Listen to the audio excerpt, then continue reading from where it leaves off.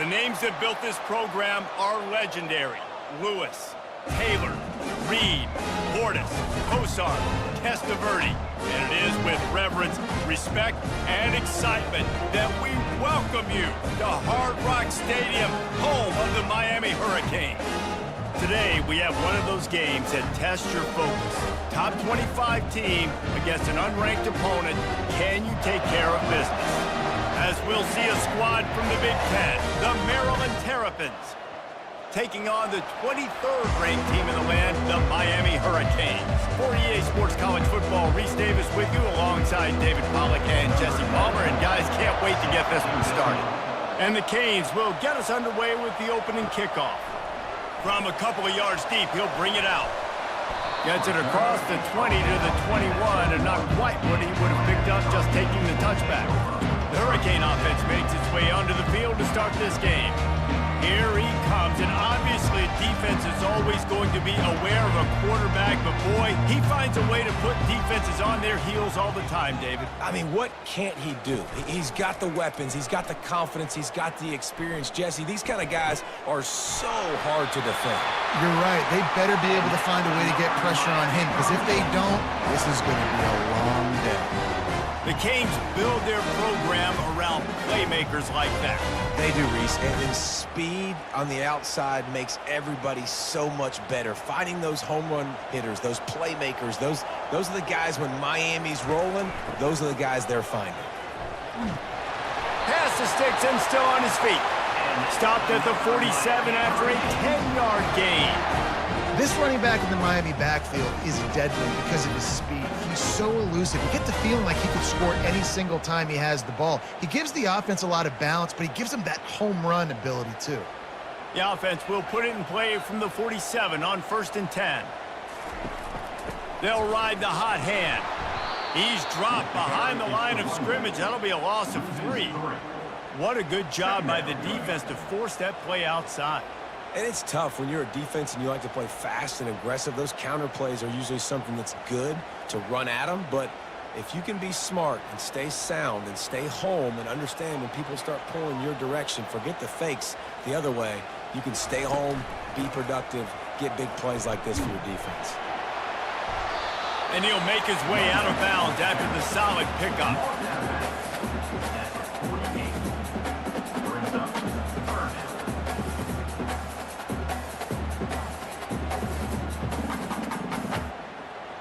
They line up, and it is a long way to the sticks from here. To the air, it's Ward. Fires to the wideout. Got him downfield. They ripped off a big one, and they get it down to the 27. This dude is just exceptional in every facet. So fluid, such a great route runner, and a big play there. And money down, 3rd down, find him. I mean, you want to find that matchup because he's going to win, and gets a good release, gets down the field. You see that's your playmaker, that's your guy. Get it to him, get the 1st down. They stop him almost immediately. Short gain there, and still a little ground to cover to pick up the 1st. Love the location of the throw on that slant pass. Put it out in front of the receiver, put it on his face mask so he can catch it and try to advance. All wideouts, no backs. Pre-snap motion, quarterback trying to get a read. He's looking to throw. Caught in the backfield. It's Martinez. He is stopped behind the line of scrimmage. They'll lose yards on that one. And a really nice job by the defense winning 2nd down. I think the quarterback thought he could dump this off, maybe get some positive yards, set up a good 3rd down. The defense did a great job responding and getting that running back on the ground. They're close enough for a makeable field goal from the 26, but they'd love to convert this 3rd and long. Throwing right. Makes the grab. They will score. Touchdown, Miami. You want to talk about a great way to start the game and set the tone early. It's so nice to have a quarterback just get himself into the game, get himself established. You make a couple throws, you lead your offense down the field, you score right off the bat. Could not have been a better start for that QB.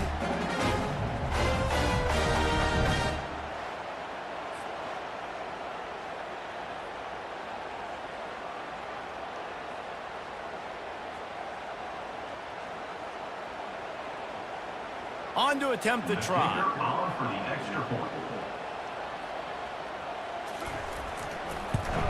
And the extra point makes it 7-0.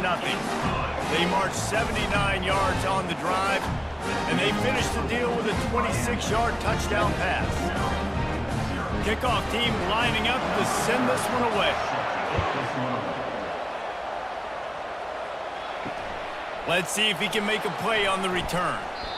Nice job by the kickoff team. Everybody stayed in their lanes, and they'll stop him at the 16.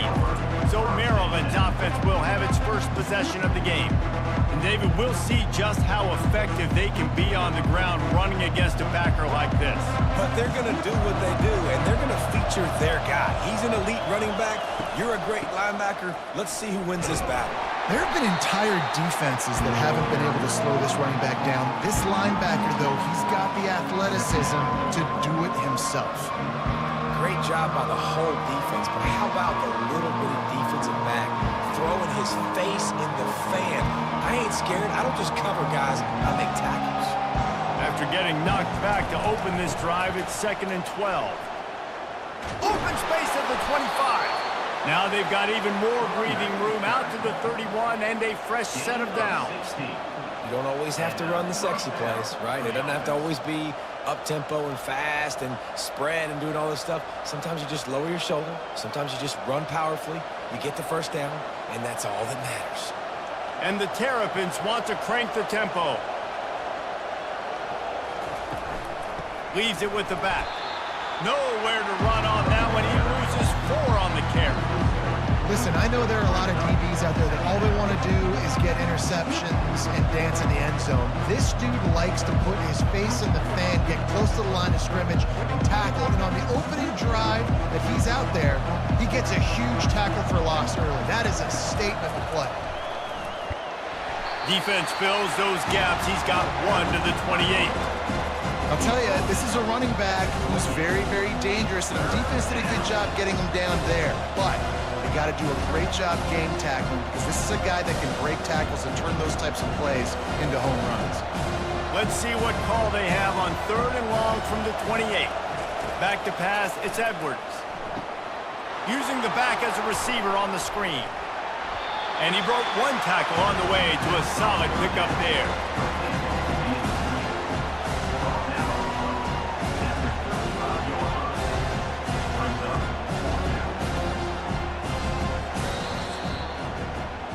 We've reached the end of the quarter, and Miami is on top. 1 period in the books, and let's take a look at the stats. 7, Maryland 0.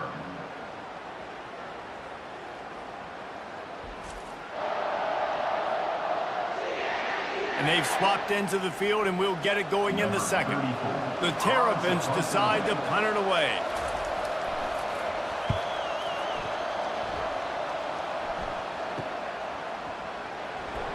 Makes a move.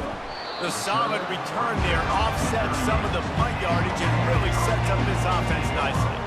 And here comes that Miami offense back onto the field. They bring him down, and he's going to lose a yard on that one. How about the defender being a heat-seeking missile? He was on radar lock. He found the football and flew down with some bad intentions. Lost 1 on that last one. It's 2nd and 11. He's looking to throw. And that's going to be incomplete. A lot of contact on the play, but no flags. It'll be 3rd down. Well, that looked like it was going to be a completion, but how about the defender making the hit and forcing the incompletion? Now facing a 3rd and long. From the gun, wants to pass. Looking to the big tight end. Makes the grab. And he was on his way. Gets it all the way to the 38. Defenses throughout the week study every 3rd down situation. You've got to be ready for what they do, how they do it, and then be able to adjust. Great job by the offense so far having success. And the Canes will snap it on 1st and 10. Hand off from the shotgun. He's there to make the stop. What a great play by the linebacker. You talk about filling a hole. Defensive line does their jobs. He comes in the hole and says, sit out, sir.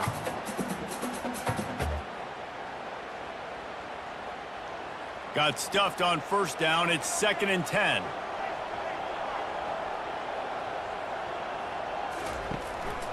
Martinez on the carry. Knocked down at the 35 after a pickup of 3.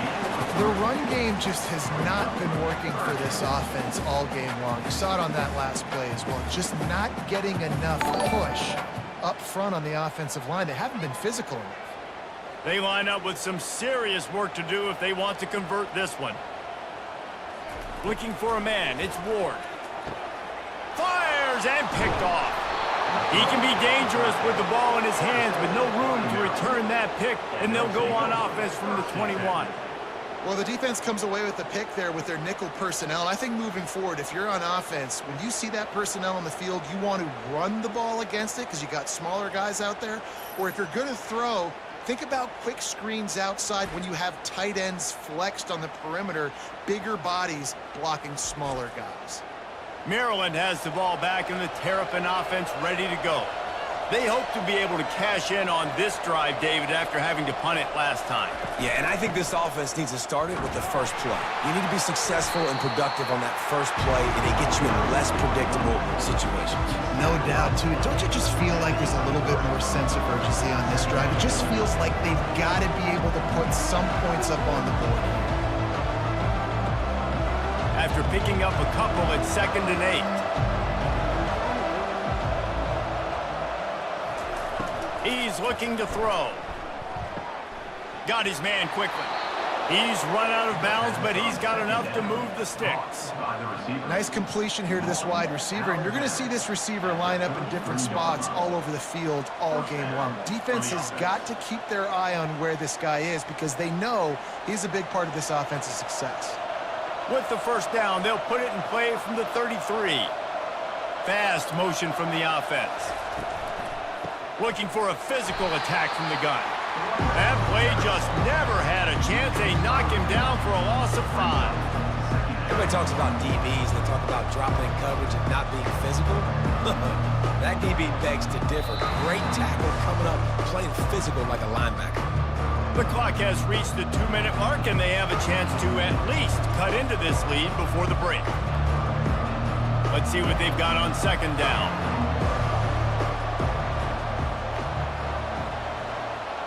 Back to throw, it's Edwards. It's complete to the left. They make the stop, but not before he takes a chunk out of what they need to move the sticks. I think really good wide receivers do a good job of making every route kind of look the same. You could tell this looked like a vertical route. So if I'm a DB, I'm bailing, and all of a sudden he sits that hitch down. Nice job by the wide receiver, creating enough separation to create a positive game. On 3rd and long, trying to have a big completion here. And he can't escape, and down he goes. Defense going to use a timeout. Can't afford to have any confusion on the call here. And the Terrapins will bring the punt team onto the field. This will be the 2nd time they've had to kick it away. Fair catch called for and taken at the 30-yard line. Offense set on 1st down. They're going to open this drive with a pass. He's going to throw deep right side. And they couldn't make the connection on the long shot. And as an offense, you want to stay aggressive. You want to keep calling these downfield shots. I know you didn't complete that one, but you want to send a clear message. You're trying to take the top off this defense. You keep calling downfield shots. You soften up the coverage. You get those safeties playing deep. That's going to open up your running game later on. On 2nd down, he'll try to make the connection. He's got him this time. He gets those chains moving, gets it out to the 42-yard line. Love the accuracy on that curl throw by the quarterback, putting it right in the numbers, right in the breadbasket of his wide receiver. That completion delivers a 1st down. He's looking to throw it. That's caught. It's Little. And just a short, safe pass play. They pick up a few. Well, we knew coming into this game, this offense was going to try and get this receiver involved and get him involved early. So here they are just finding an easy completion. It's not a touchdown, but they just want to get this guy lathered up and get him into a rhythm. They'll line up for a second down play. Throws to the wideout. A strike downfield. Touchdown, Hurricanes! Reeled it in and just made the house call. And this offense right now, they're doing some damage through the air. That's now their second passing touchdown. They thought coming into this game they were going to have some matchups on the perimeter of the field that they could take advantage of, and they've done that so far here today.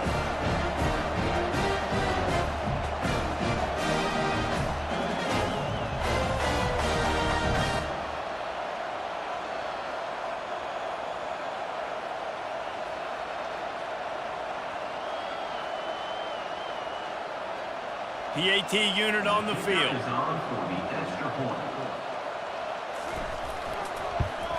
And the extra point pushes the lead to 14. Quick work on that scoring drive, just 4 plays. And they cover the final 54 yards with the explosive play in the passing game for 6. So they got the touchdown, now going to put it in the hands of their defense to finish off this half. And it'll come out to the 25, no attempt at a return. Here comes the Maryland offense back onto the field. This is when the pressure can ramp up a little bit on an offense, David, when they start feeling the heat to answer a score. And I think being down 14, you can kind of feel that way. But, dude, if you put a good drive together, this is a 7-point game, so Palmer, no need to panic. I was just going to say, David, I mean, this thing can flip quick. You go down, score, all of a sudden your defense gets a stop, or who knows, better yet, gets a turnover. This game is entirely different. Motion from the offense. From the gun, he leaves it with the back. Really nice stop there from this senior leader. Defense calls a quick timeout there, perhaps a little confusion about what call they were in. They've made third down offense a key. It'll be tested on 3rd and long from the 28. And sure, tackling there to keep him from getting to the first down marker. Timeout is called, and it's the defense wanting to make sure that everyone's on the same page for this big down. 4th down, and the punt team sends it the other way. Running it back, it's Restrepo. That nifty return sets up the offense and negates some of the yardage on the punt. One more snap coming before halftime. They believe they can run right here. He'll be brought down, and that's the final play of the half. First half in the books. Time now to join Kevin Connors in our halftime update. Guys, who's got a better seat there in South Florida than you? A captivating start to this one. And we have to start this halftime breakdown by addressing the play of this elite wide receiver. This is clearly a young man who, once he's finished playing on Saturdays, he's going to be playing on Sundays. The kid has different gears. He has a knack for finding gaps in the defense. And I can't remember a college player with that kind of catch radius. And with that, let's send it back to the guys at Hard Rock Stadium.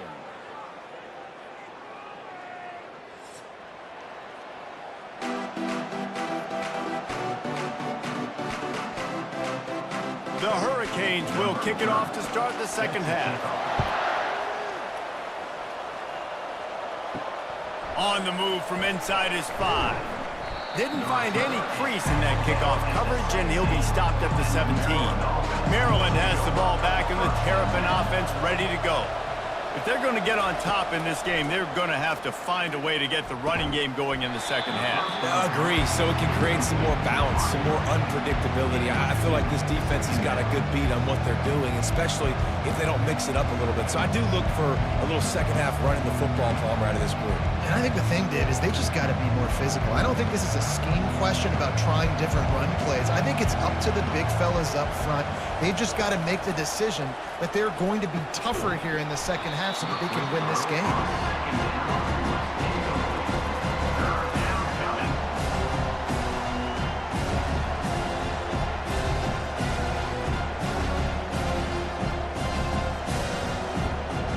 And this offense just has to find a way to convert this 3rd down, or else they are really in trouble. Scanning the field, it's Edwards. Right down the middle.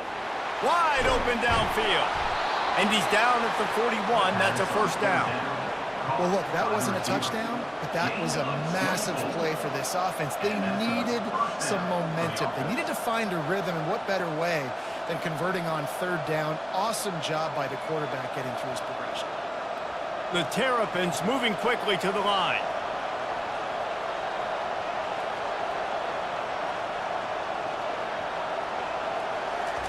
He's going to pass. He's got an open man. Boy, did he look as if he was going to go. Gets it down to the 37. Quarterbacks love receivers that can do damage once they have the football in his hands. No doubt there. Easy slant, completion, and then let your receiver go make hay once he has the ball. And the Terrapins are marching down the field.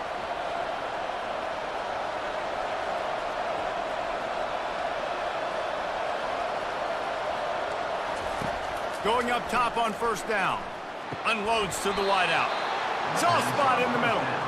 And he's knocked down immediately, but not before he moves the chains. And I love the awareness by the wide receiver on that play, because I'm not sure that route was supposed to be that deep. You got to wonder if the receiver decided maybe to adjust the route a little bit to make sure that he got the first down.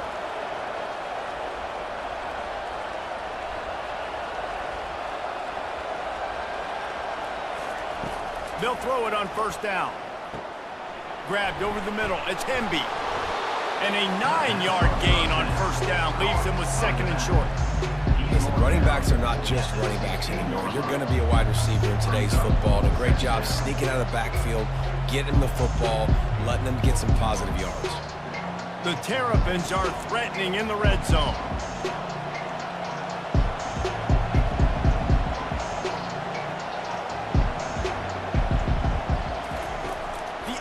Assault continues, and the pass is incomplete, jarred loose by the hit.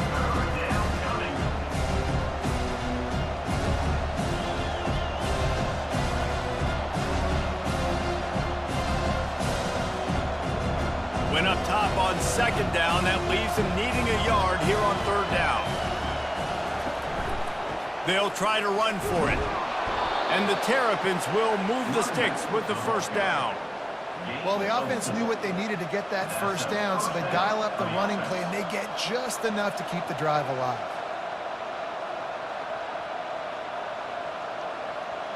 This offense hasn't found the end zone yet. Starting to move, it's 1st and 10. They'll give it to him again. He's dropped behind the line of scrimmage. That'll be a loss of 3.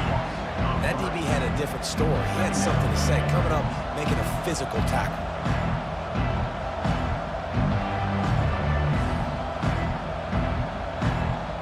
Operating in the red zone here on second down. The give to the back. He's knocked down in the backfield. He'll lose a couple. And there was no space, nowhere to go. That play went absolutely nowhere. Sometimes you just need a dude to show up and make a play, and he did. Sometimes you just need to block that dude, and they didn't. They'll snap it for the 10th time on this drive, but they need a chunk on 3rd and long. Looking downfield, and he needs a bunch. Got some room, headed to the goal line, and he'll glide his way in for the score. Touchdown, Terrapins! Man, and these hurt, because defensively you got him right where you want him. You got him backed up. Got to make him make a play, but you want to make him throw. He doesn't throw because he can do that. Look at him scramble around, make something out of nothing, and run it in for the score.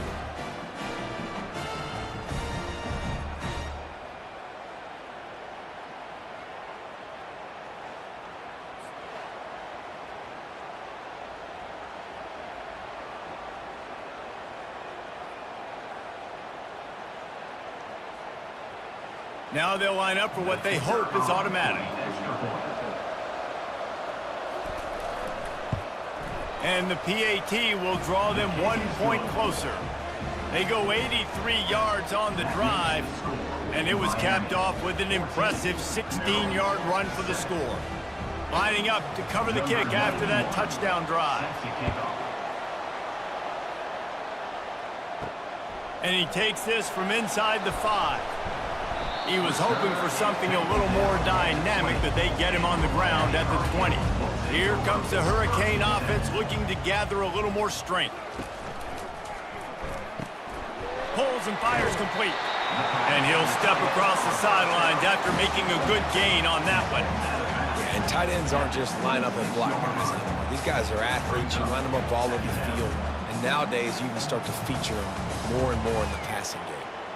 Went to the running game on first down. Now here they come again.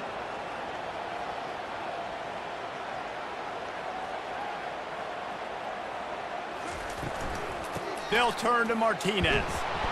And he's knocked down, but not before moving the chains. And, you know, big chunks like this don't happen unless you commit to the run game. You got to get those big boys up front into the game, understanding I want to knock people off the football, create some holes like you do here for my running back, make the game easy. They'll snap this one from the 32. It's first down. To the ground. He's got it again. Not much he could do there. Does pick up 2 to the 34. And sticking to the run. I'll tell you what, a lot of teams that are really good are really stubborn, and they continue to run the football even with little success. So this offense is going to continue to focus on running the football. You can tell. As they get set to snap it, time winding down here in the quarter. Trying play action.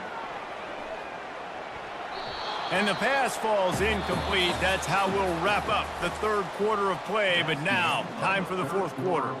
We've reached the end of the quarter, and Miami is on top. They've done the work to build a nice cushion. Now to bring it home as we check out the stats after 3 quarters. Not only is the scoreboard on their side, but so too is time as we open the fourth. Trying to move the sticks on third down through the air. Feeling some heat. Now he's going to send this one deep to the right. The defense got caught that time, and they finally get him on the ground at the 41. And they did everything right in this 4-minute type situation, trying to bleed the clock. First you get the completion, then you get the first down, and you stay in bounds. You could not execute that play any better. And the Hurricanes are rolling down the field. They'll leave it with the lone back.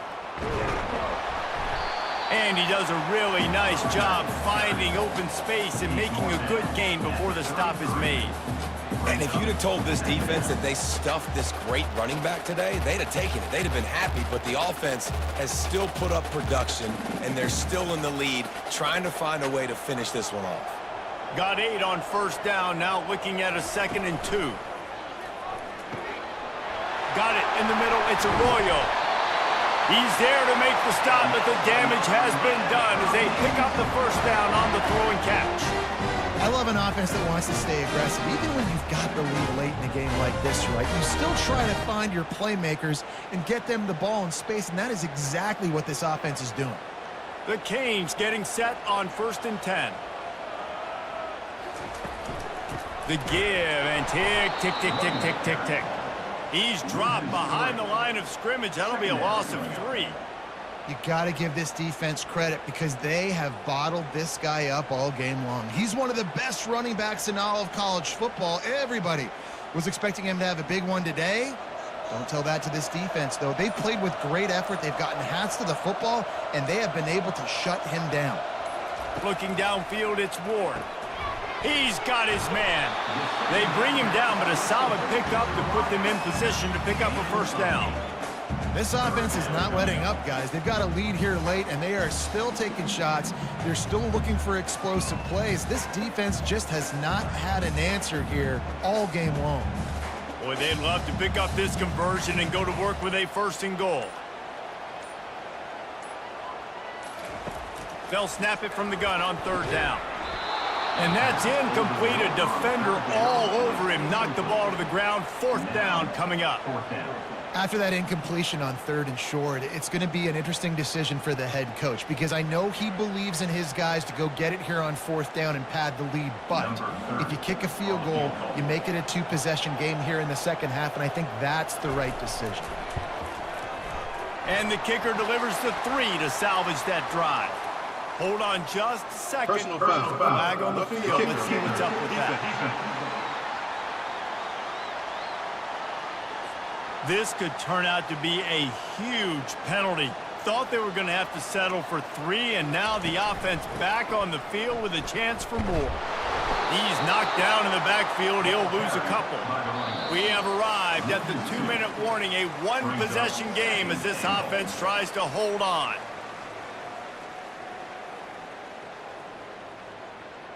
Defense rose up deep in its own end on that last play. Now a 2nd and long coming.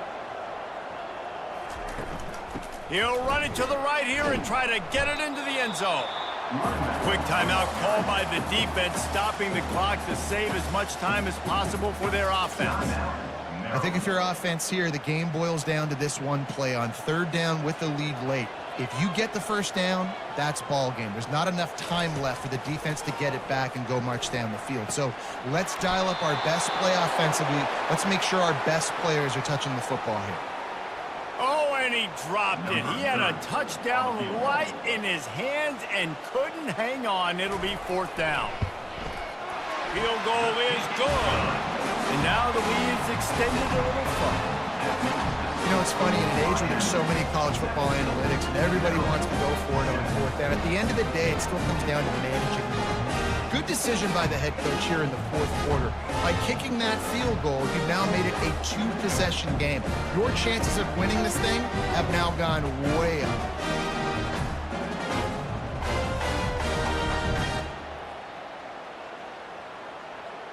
So after putting 3 on the board, the kickoff team is out there ready to boot it away. He'll bring it back from inside his 5. He was hoping for something a little more dynamic, but they get him on the ground at the 20. Here comes the Maryland offense back onto the field. They'll come out on this drive and let it rip. Just missed his man, gave him just a little too much. This Hurricane defense has been an impenetrable wall all day, not moving an inch against these guys. And it's a complete effort, Reese. It's the front. It's the defensive line owning the work up front. It's the linebackers running. It's the secondary all working together, reminiscent of the 2001 Miami defense. Under 10 points a game, putting together a performance today. He's close to the 1st down, but they're going to mark him just a little short.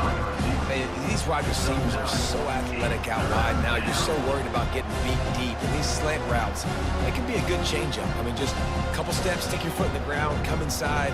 It might not be huge gains all the time, but man, it keeps that DB off balance.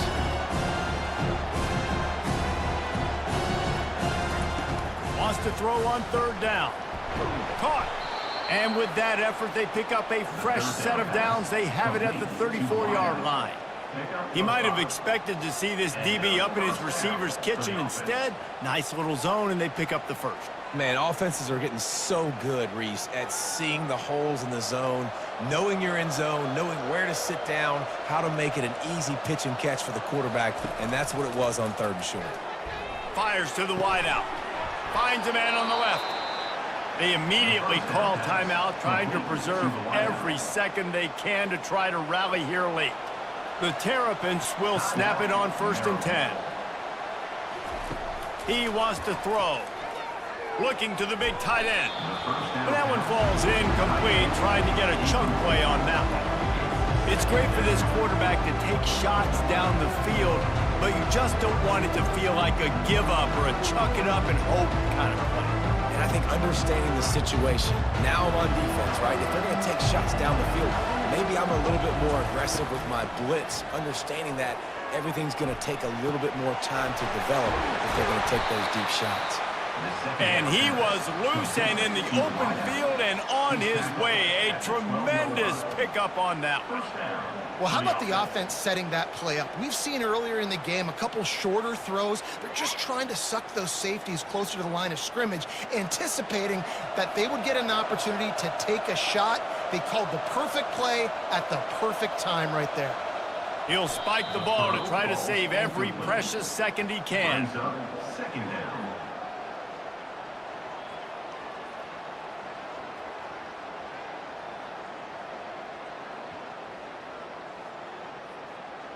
Going to work on second down in the red zone, and still some ground to cover to pick up that first down. Looking to pass. It's Edwards. Makes his connection. Timeout called by the offense. Clock stopped with 21 seconds left. I love offenses and quarterbacks that are willing to take the easy stuff. Take those easy throws that are guaranteed to get positive yards. Yeah, I'm going to take big shots down the field too. But don't forget, it's easier to pick up second and 5, third and 5 than it is when we start getting those long yardage situations. Well, on third and short and field goal range, they dial up the pass play. Quarterback was trying to get through his progressions. There was just simply nobody open. Couldn't make an accurate enough throw. Ball falls incomplete. Now setting up a big decision here on fourth down. On fourth down, looking to pass. Gets rid of it. Trying to pick up the first out of the backfield. And he'll haul it in and take it to the end zone. Touchdown, Maryland! It's not over yet. There's still a little bit of time on the clock. Obviously, that score gives you a chance, but man, oh man, do you need some miracles to happen some way to get this football back and do some damage with it.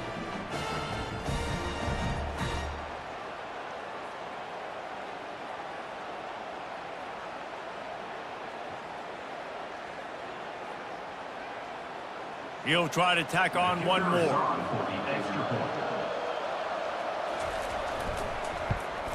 And with the extra point, every little bit counts as they get closer.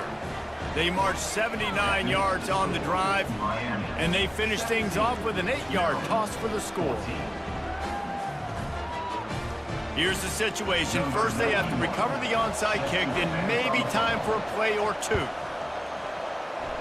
He's able to grab the football, and the hands team gets the job done. Yeah, and this is why you put your hands team on the field most of the time when you know it's coming, and you put those guys that are great catchers of the football. The first guys, what do? They go block. They go blow somebody up. The next guys catch the football, secure it, get your butt on the ground. And most of the time when you do this, the ball game is over. Tonight's final score, Miami 17, Maryland 14.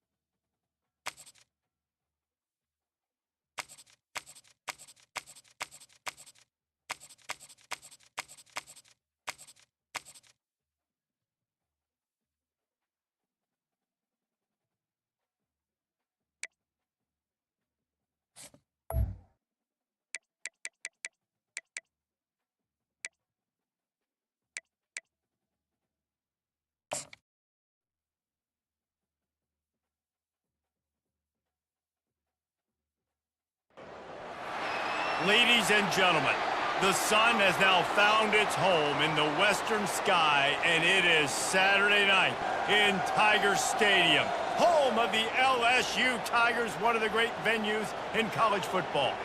We have a ranked versus unranked battle coming up here, and you know how chaos can ensue if they start smelling an upset. As we'll see a squad from the Big Ten, the Iowa Hawkeyes, taking on the 13th ranked team in the land, the LSU Tigers. For EA Sports College Football, I'm Reese Davis, David Pollack, and Jesse Palmer with me. Guys, it's time to get it going.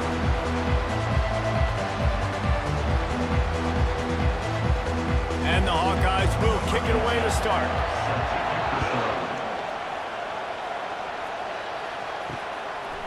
And they thought about a return, then thought better of it. They'll bring it out to the 25. The Tigers offense takes the field to start this game off. Sometimes you sense that what the kids call swagger is a false bravado. This dude is nothing but real at wide receiver. He's got that speed, and it just, you see DBs, they're probably watching him come on the field right now, and they understand it's going to be a long game. This guy can go get it. He can run. He can do a little bit of everything at the wide receiver spot. Didn't get much done on that first play of the drive. It's 2nd and 11. Off play action. And they get to the quarterback and knock him down back at the 16. And you're seeing the pass rush on the second play of the drive. They dial it up. Look at the speed and athleticism this defense has as they corral the quarterback for a loss.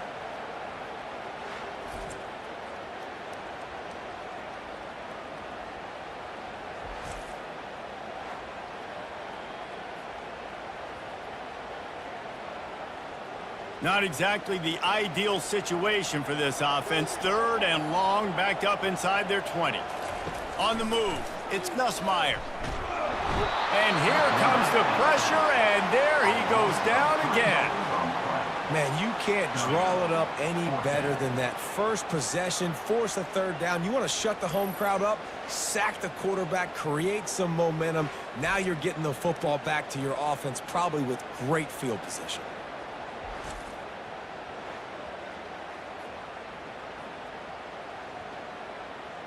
LSU will bring the punt team on the field. 3 and out, they got stuck in reverse. They hope the punt can bail them out.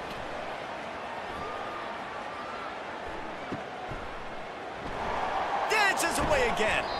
Returns like that are why you don't settle for the fair catch if you don't have to. Picks up just a little bit of yards to help out the O. So Iowa's offense will try to get something started with their first possession. As we take a look at our impact players for this game, David, what do you look for to make an impact from your leaders?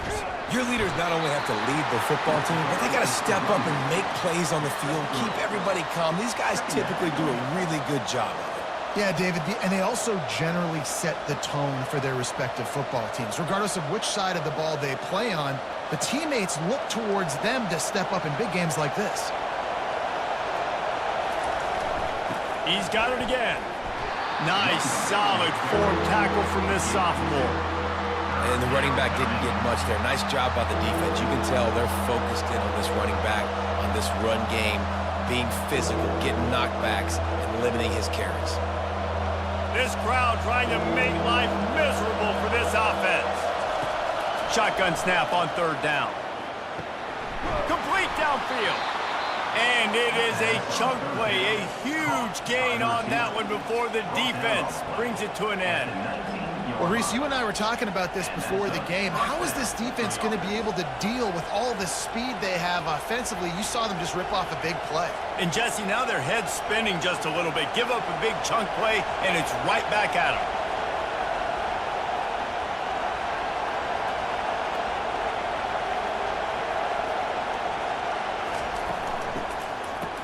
It's reverse. He's knocked down in the backfield. He'll lose a couple. For an offense, to make the wide receiver reverse work, you've got to have a lot of guys doing a good sell job. Running backs have to behave as if they're actually going to keep the football, and everybody else on offense has to be yelling out, run! To try to make the defense over-pursue, but no Oscars being handed out on that.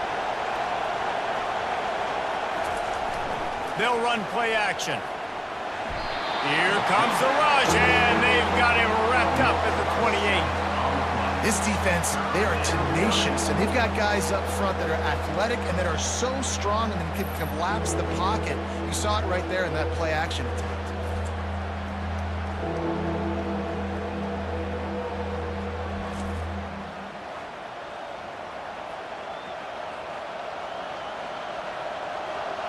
Here comes this home crowd as the defense tries to get off the field on third down. Looking downfield, it's McNamara. He makes a catch. And he's not going to get there. The defense stands tall and makes the stop. And I love QBs that understand when they need to put some extra sauce on the football. You see your guys sit down in the zone, running a curl, boom, fire that puppy to him, get it on him now so he can catch it before he gets destroyed. Nice job by the QB putting a little extra sauce on it. No good. Kicker tried to tack a few more on the scoreboard, guys, and couldn't do it. Well, the upright playing the 12th man on defense, knocking that ball down. That looked like it had a chance to be good.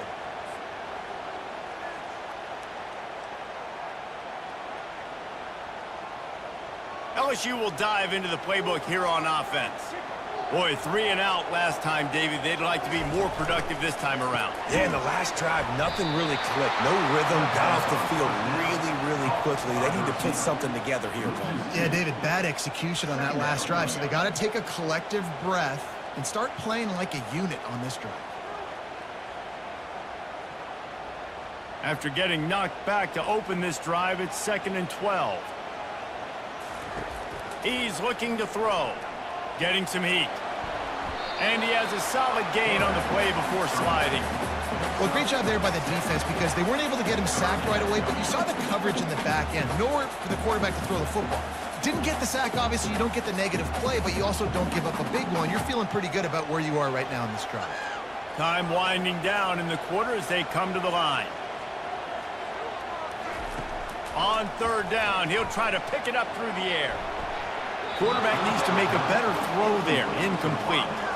Offenses know and work on it all week. Third downs, we got to be really good.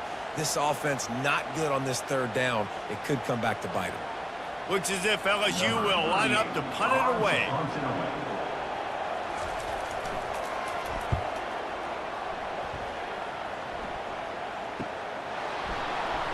Good job by the coverage team, and that's how we'll end the period. It has been all defense all the time in the early going as we wrap up the first quarter, and the stats certainly reflect that.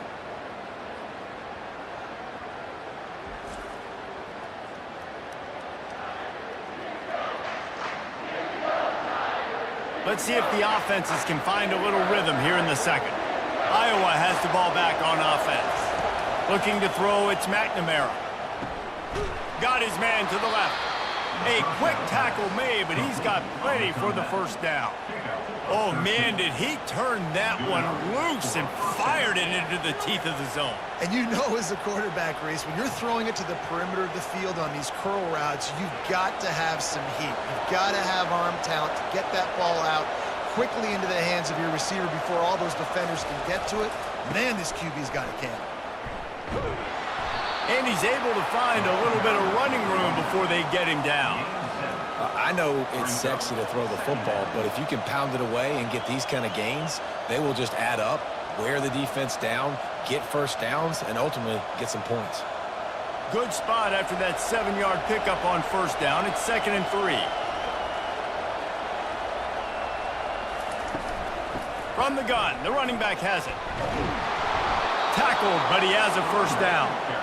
All right, well, look, I know the defense was feeling real good about their run D coming into this one and how they've been playing up to this point, but finally, David, the offense breaks through and they finally generate something positive on the ground. And I can't tell you how easy it is. When you're going to throw the ball consistently, and I know it, I'm going to pin my ears back, and I'm going to get to the quarterback. It makes life really easy on the defensive line. But when you can have balance, now the defense doesn't know what's coming.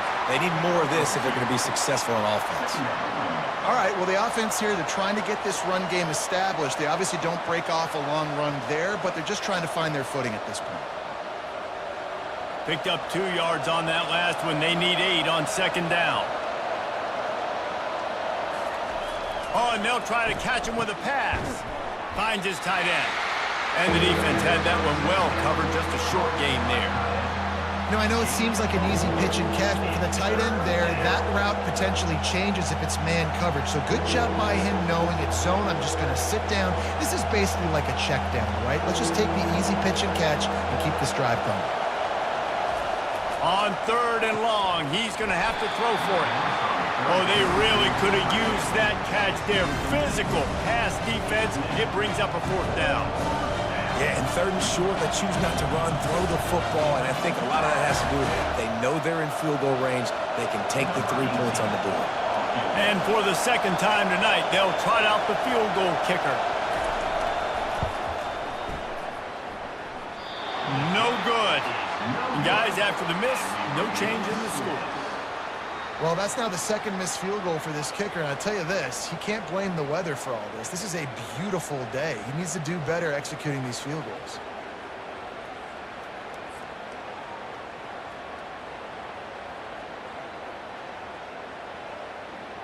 The Bayou Bengals will run the offense out onto the field. The last time we saw this offense, we had to look quick. It was a 3-and-out, Jesse. He just had no rhythm in that last drive. So someone's going to have to step up and make a play, David, and get this thing going. Yeah, let's find some juice. Find your guy. Find those plays that you know you can run inside out, forward, backwards. Get some first downs. Get some positive momentum. After getting knocked back to open this drive, it's 2nd and 12.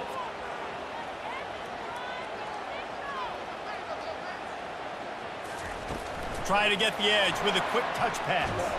The defense wouldn't let him loose, and even though it's a completion, they lost yardage. Got to give the defense credit.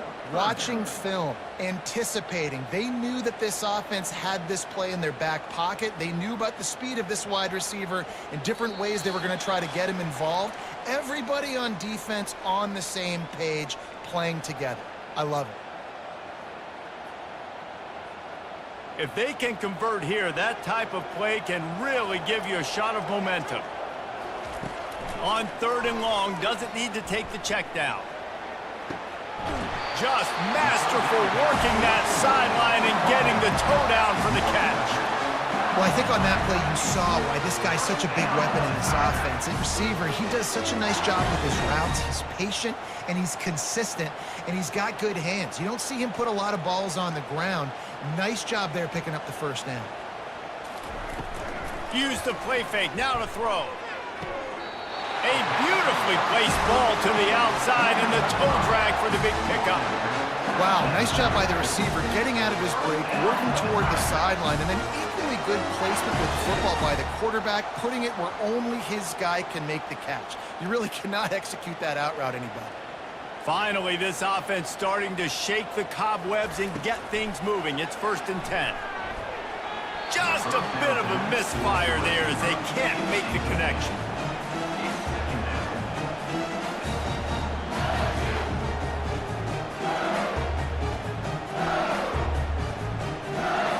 Ball still spotted at the 34. It's 2nd and 10 after the incompletion. Back to throw, it's Nussmeier. This time he's got it. They're able to get him stopped just shy of the first down marker. Well, you hear all the time that the tight end's the QB's best friend. You saw a perfect example of it on that last play, right? Second down, you need to pick up some positive yards to keep this third down manageable. Really nice job of executing there. 3rd and short from the 26. Pretty easy field goal range, but they'd love to pick up the first. And they'll finally get him down after a terrific pickup. When you're a playmaker like this guy is, your coaches are going to dial up plays intended for you, especially on third down. That's what you saw in that last play. There was no question where the quarterback was going with that football. All week long, they decided on the biggest downs of this game, we're going to target our best player, and we're going to make sure that he gets looks. It doesn't matter with... And into the end zone he goes. Touchdown, Tigers! And I just love the execution by this offense. Late in the half, man, you want to take the lead. You want to get that momentum on your side, and they do it. They finish it with the passing game. And I'll tell you what, keep that passing game up. You can keep this lead, keep the momentum, and keep putting up numbers.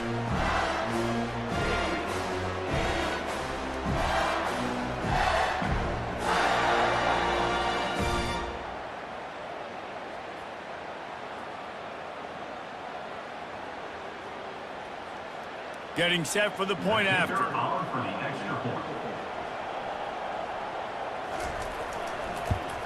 And with the extra point, they get the first 7 of the game. They took it 64 yards right down the field. And they closed the deal with the 7-yarder for the score. They got the late touchdown on the board, now about to kick it away and hoping the defense can keep them from answering. Here he comes from inside his own 5. Nice job executing all of the assignments as they put a stop to that return at the 22. Iowa has it back on offense, hoping to ride the wave to the end zone. Oh, he had him right down the middle, and it just squirted right through his fingers, and they miss an opportunity for a nice play on first down.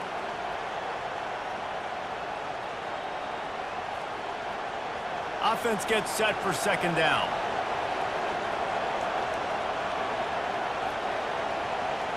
Looking to throw, it's McNamara. Just had to get rid of that one. Good job to fight another play. And how loud is it in this building? This is crazy. These fans are going absolutely nuts. And I used to love when the fans got involved, and I'm on defense, because it messes with the snap count. It messes with the communication, and it can really rattle an offense. The give is to Williams. Picks up just a few before he's brought down, not really willing to take a risk there on 3rd and long. Quick timeout by the defense there, trying to make sure everyone has the same call.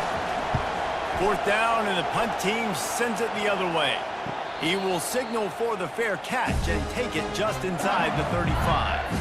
Inside 30 seconds to play here in the second quarter. They've got it 1st and 10. Looking to move it through the air. Grabbed in the middle, it's Taylor. And the tackle is made, but not before that completion gets them 30+.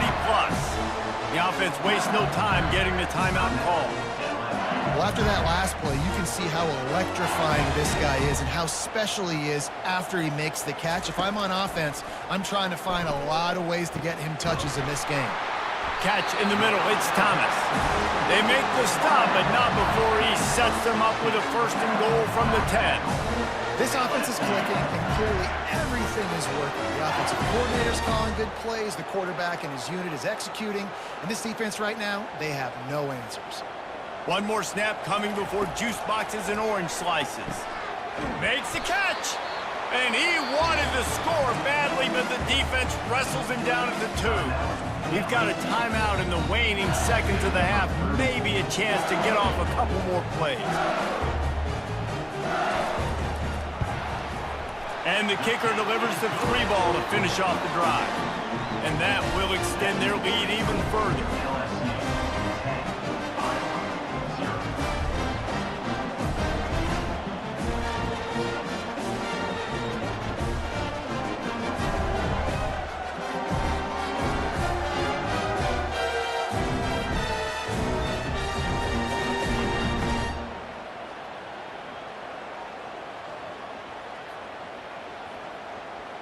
That late in the half field goal always gives you a little boost going to the locker room, and they'll need to finish off these final few seconds and not allow them to answer. From inside his own 10, he'll try to help out their field position. That's going to wrap up the first half here, and now we join Kevin with the halftime update. Guys, who's got a better seat there in Death Valley than you? A captivating game so far. And I get it. A lot of coaches will say the difference between winning and losing comes down to stopping big plays and getting big plays. But if you ask me, it's more about how good you are on 3rd down and how efficient you are in keeping drives alive. Those 2 stats can help you break the will of even the best defenses and help you come out on top. And with that, let's head back to Tiger Stadium in Baton Rouge. LSU ready to boot it away and open this second half.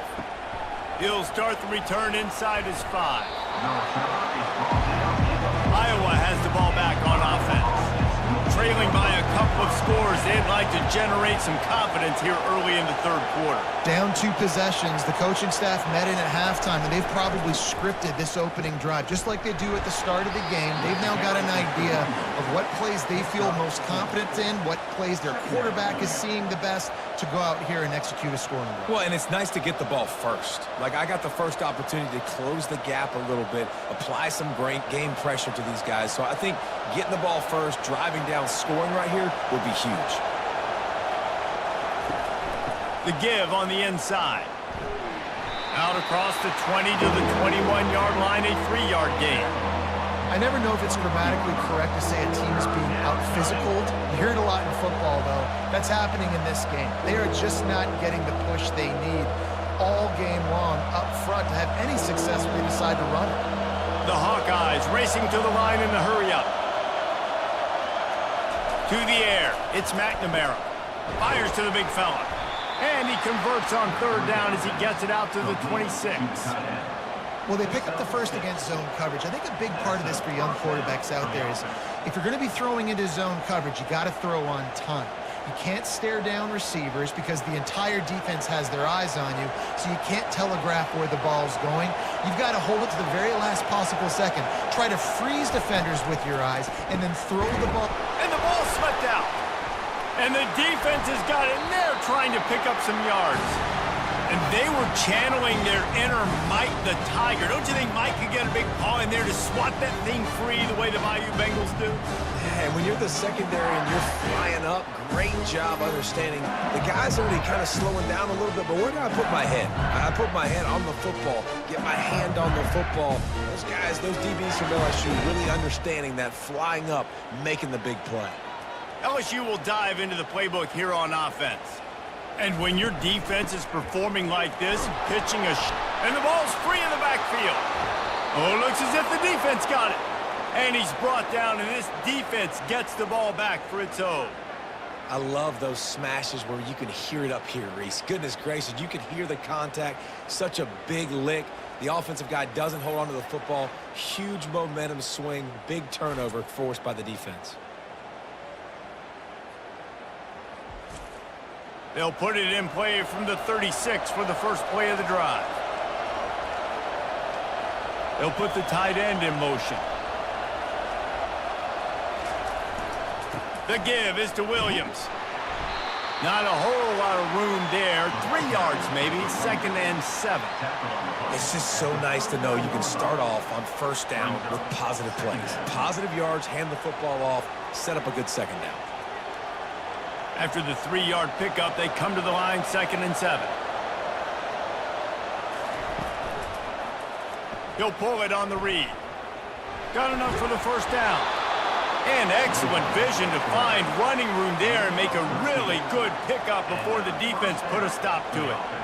Man, what a luxury when you got a quarterback like this that you can run design run with. Just gives such an advantage in the numbers game in the box. And it's not as if that surprised this defense. Defensive coordinator knew all week it was coming, and still it was effective. And knowing it's coming and being able to catch a guy like that runs, remember, that's not a quarterback. That's a running back, are two different things altogether.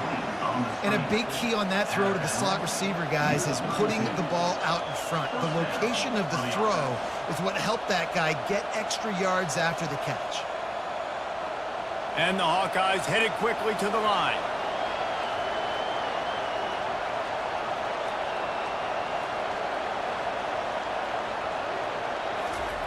Wants to throw on first down.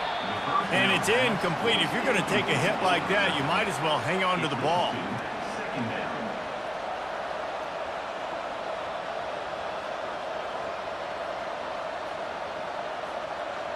Now on 2nd down.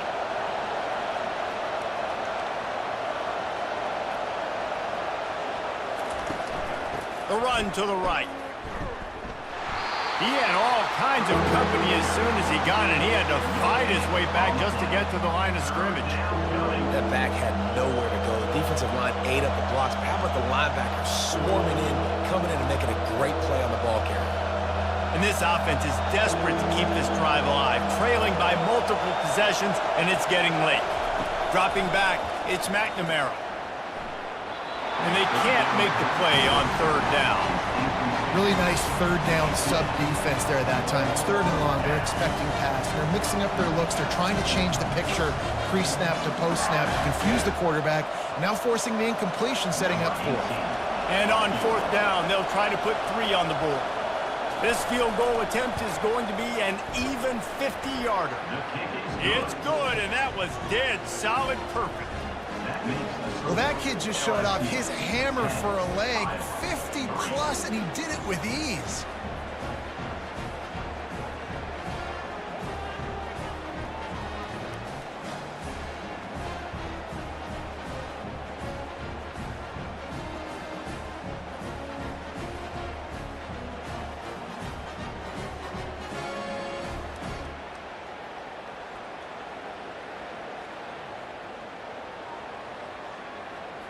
After putting up the field goal, they're set to kick it away. On the run from inside his own 5. He was looking for some running room, but not much to be found as he stopped at the 18. The Bayou Bengals will run the offense out onto the field. And in a low-scoring game like this one, David, every possession is magnified. And I think more than anything, it just gets frustrating. And you got to put that behind you. You got to see what this defense has been doing to be so successful. Caller, now use it against him. Yeah, David, I think for a play caller, this is tough, right? It's like you have to have the perfect play on just to get a first down. In these types of games, I think you're just trying to get guys out in space, see if a dude can break a tackle. Maybe that generates an explosive play, and it breaks this trend. Gets it to the 46-yard line. First down for this offense. Death Valley has a well-earned rep of being intimidating. It is nice to be the quarterback, to have everything on your side. And have everything quiet. It's the loudest place by far that I ever played. I mean, for an entire game, they are on their feet, yelling, screaming. Now listen, we can't play all the words they're yelling, Reese, but they are an intimidating play. And a good job in coverage there as they stop it after just a few. They've done a really good job creating the matchups they want out of the spot. Yeah, dude, get that guy matched up on a linebacker. That guy matched up on a safety. Keep him away from the corners by putting him in the slot. Get him the football. Let him make plays. Off the play fake. Catch in the middle. It's Taylor. And he was on his way, and they get him down at the 30.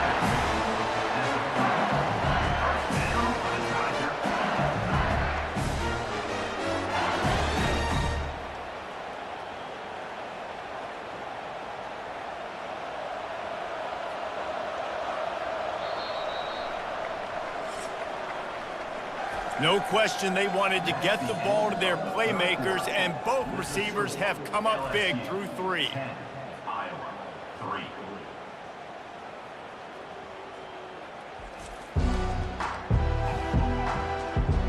One quarter to go, and might we have the makings of a classic fourth-quarter finish. LSU moving the ball quickly down the field.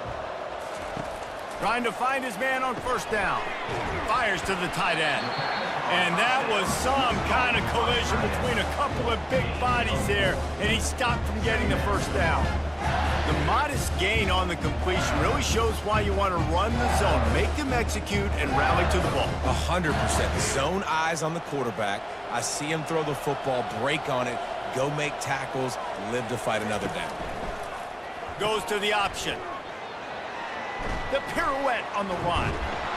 And he'll run across the sidelines after the good gain. And there's a coachable moment for that young man right there. It's a nice run. Your team's got the lead late, but because of that, you cannot go out of bounds before you get to 2 minutes. If you go out, the clock's going to stop, and that's a coachable moment, something he'll learn from moving forward. To the air, it's Nussmeier. And the defense makes a play, and they get the quarterback down at the 26. 3rd and inches, and the offense trying to throw the football. The defense, they weren't fooled. They just got upfield, and they got pressure on the QB.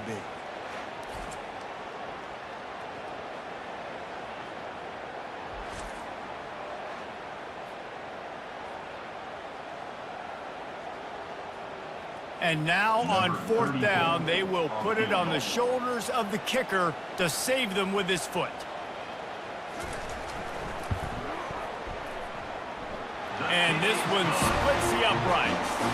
And they'll push that lead out a little further.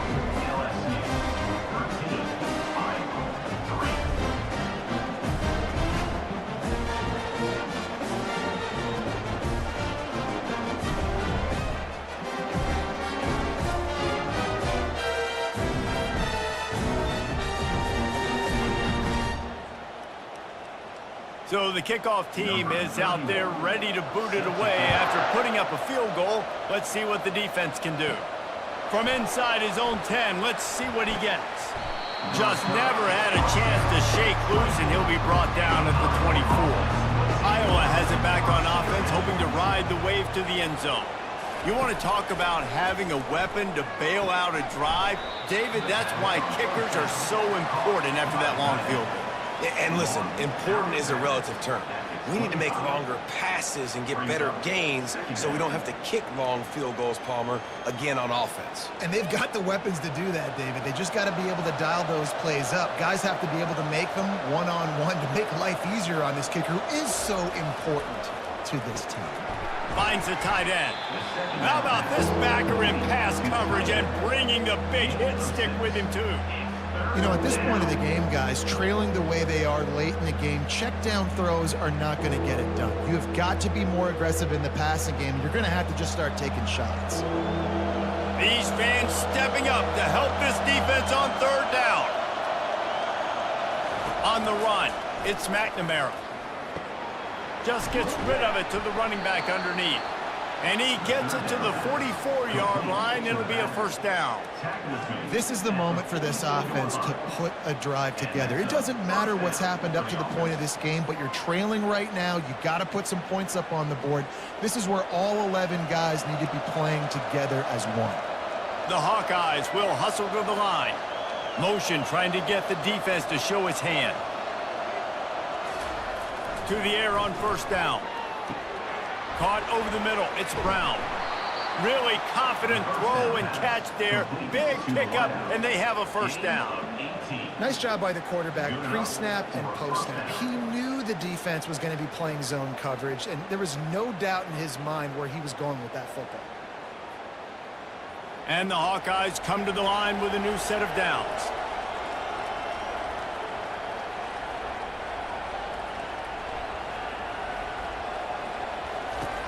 Back to the air one more time. And he'll chuck it into the cheap seats there and save the down. Nobody getting open there.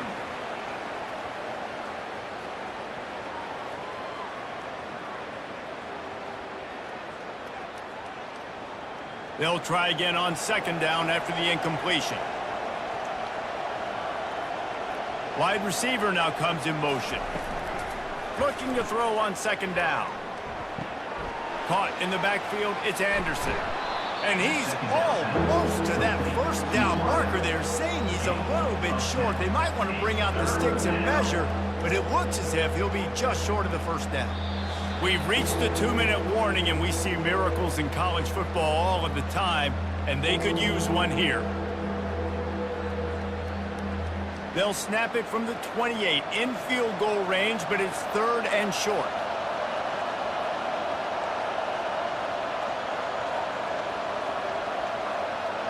To throw, it's McNamara. Complete. There to make the stop, but he is a weapon out of the backfield in the short passing game, and they've got a 1st down. They were able to make the completion, but he had to pick his way for just a little bit. Needed a little more help to spring him for some yardage.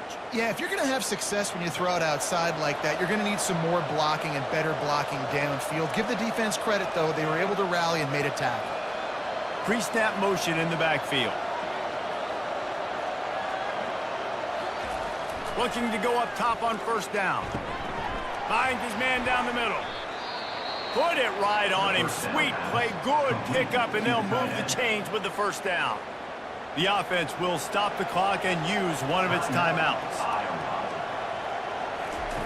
He'll come out throwing on 1st down. And he drops it. Just took his eye off of it at the last minute. And you got to put that one on the receiver. That's just a flat-out drop. That's a good throw by the quarterback. That's a catch that receiver needs to make. Going to work in the red zone, they can pick up the first down without getting it into the end zone. Wide receiver coming across in motion. He'll try it again on 2nd and 10. Grabbed in the backfield. It's Anderson. And he's a real nowhere man tackled in this no-gain land. Yeah, nice job by the defense. That's what you're supposed to do. As soon as they catch the football, you want to limit that yards after the catch, and he went nowhere after the catch. Nice job by the D. Sprinting to the line to try to get this one off. Clock's running. On 3rd and long, he has to throw for it. He's got it on the move.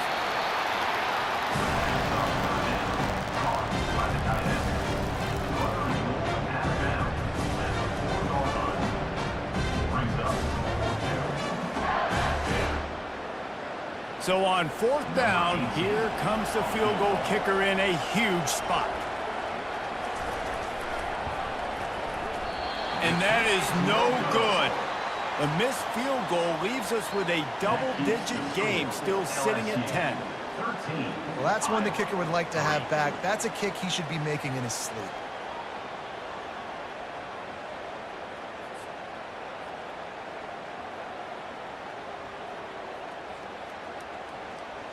LSU will dive into the playbook here on offense.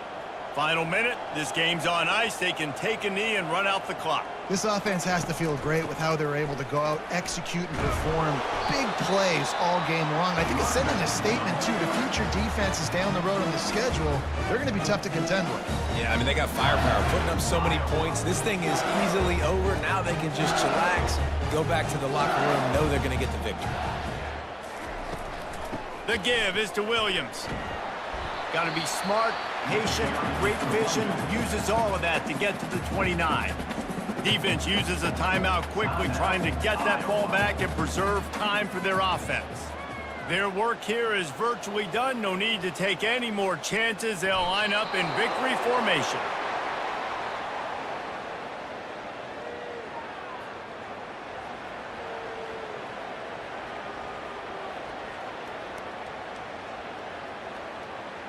LSU will bring the punt team on the field.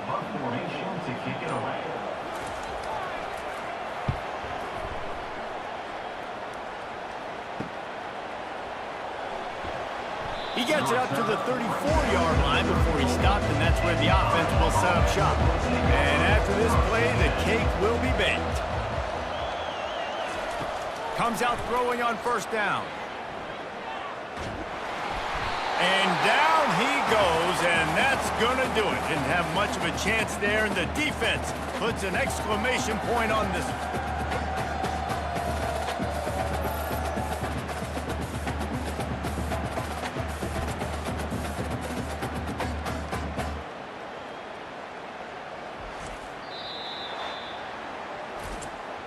Tonight's final score, LSU 13, Iowa 3.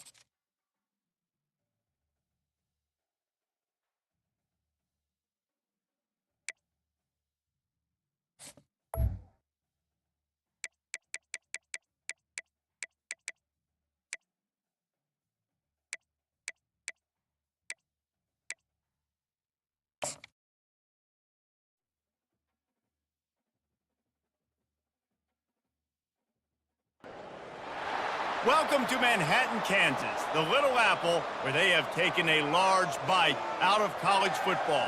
The man for whom the stadium is named, Bill Snyder, built this program from the losingest in the history of college football to a formidable foe and home of the Kansas State Wildcats. What a game and what potential drama we have in store. You've seen this script before.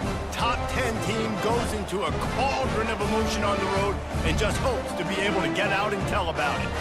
As we'll see, the number 10 team in the country, the Missouri Tigers, taking on the 19th ranked team in the land, the Kansas State Wildcats.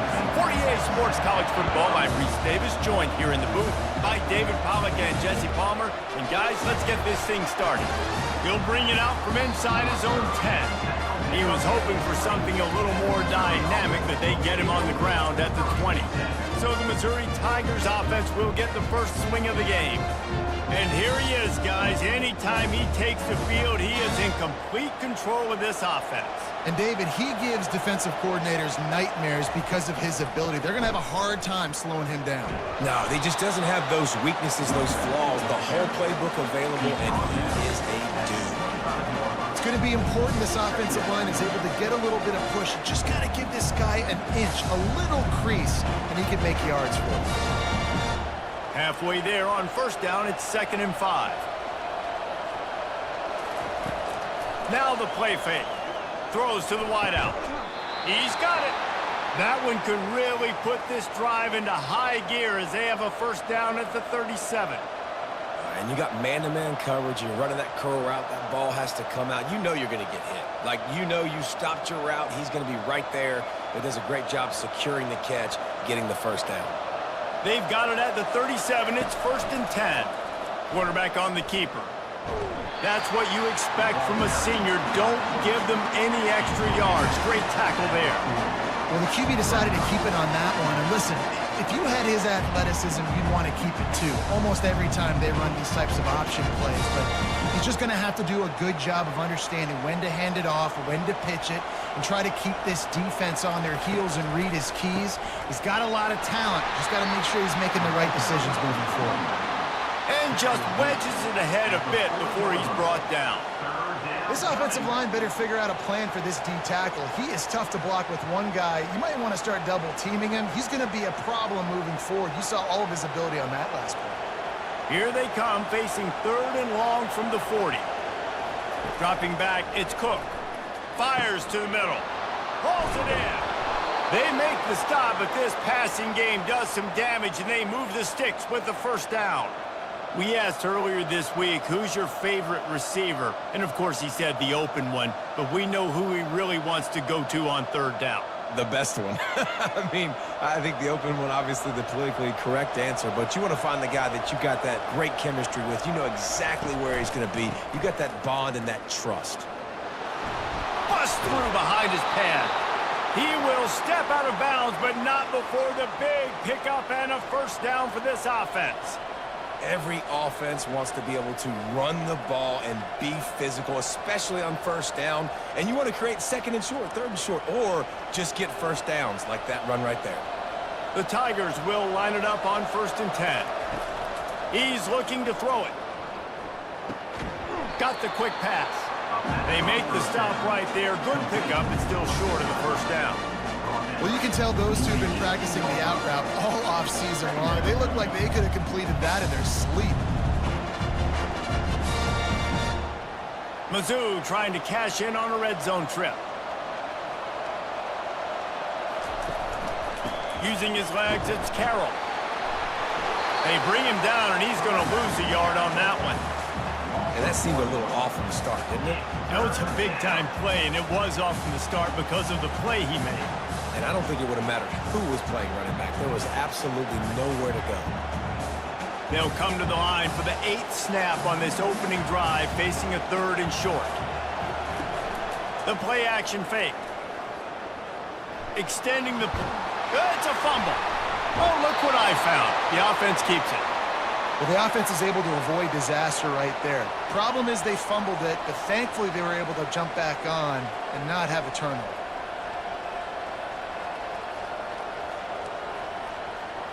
Inside the 15, 1st and 10 from the 14. From the gun, they'll try to impose their will. Not a lot of daylight there. Let's give him 1 to the 14. Man, that D-tackle is a freak athlete. Did you see him come out of his stance and beat the offensive lineman, getting to the running back? Cat-like quickness. Operating in the red zone here on 2nd down. The give to the running back from the shotgun. They bring him down, and he's going to lose a yard on that one. Man, what a play by that defensive lineman. You could say he was channeling his inner Pollock. And that's what defensive linemen do. Big, fast, one of the most athletic players on the field, getting in the backfield, just beautiful. You know, you could have shown a little humility there and said, "Aw, shucks," or something. Aw, shucks, or something. They'll try to pop the draw.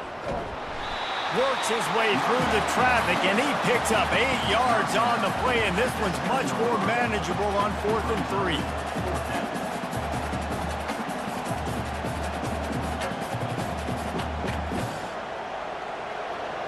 Number 19 on field. That's the end of the Defense has dominated the early part of this game, and the stats point that out emphatically.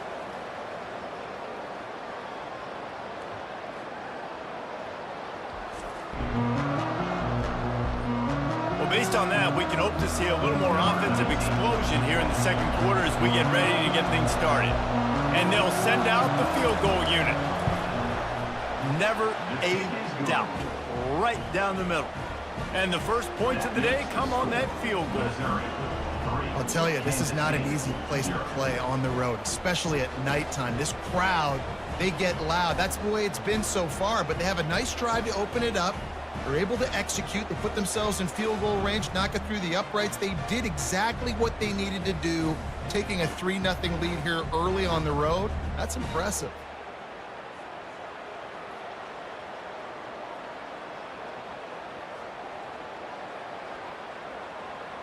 After putting 3 on the board, the kickoff unit ready to go. From inside the 10, here he comes. Nice job executing all of the assignments as they put a stop to that return at the 22. The Wildcats offense taking the field. First chance we have to see them today. And what a great matchup we have of 2 highly productive runners, David. And I like the competition aspect of this, Reese. Like, I'm watching what you're doing on the other side, and I'm going to prove I'm a better running back than you. Both these guys are looking to be the man today. And both guys can go the distance, right? These 2 running backs seem to get better as the game goes on. So which defense can be more physical, step up, and at least slow the other guy down? That kind of pickup on 1st down, and you can take a shot here on 2nd and short. They'll go right back to him. They get him on the ground at the 36 after a pickup of 5. This is an offense that really sees their identity as being able to run the football. Nice job there picking up the 1st down. They'll snap it from the 36. They've got a 1st down.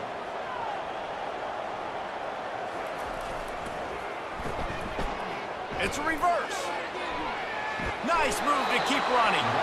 Just sort of a relentless run, getting everything that was available to him, and they'll mark him down at the 40.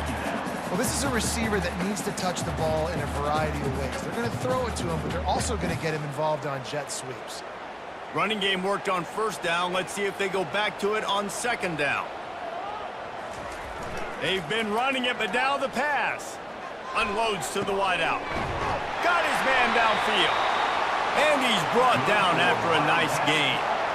Just outstanding execution, continuing to work his way back through the football. Yeah, and everything about this route looks vertical. The comeback, it looks like it's a go. I'm thinking speed, and then he sets it down. QB puts the ball on the money, and he makes the play.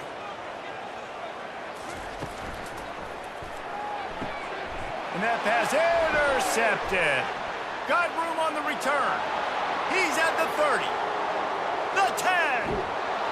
Touchdown Tigers. What a great play by the defense and paying it off with the interception return. With points for the defense, What a play by this defense with the pick six. And how about the defender? Exactly what you're supposed to do. Breaks on the football, makes the interception. Everybody on defense, we turn to offense. Go lay some blocks so my guy can get it and take it back to the house.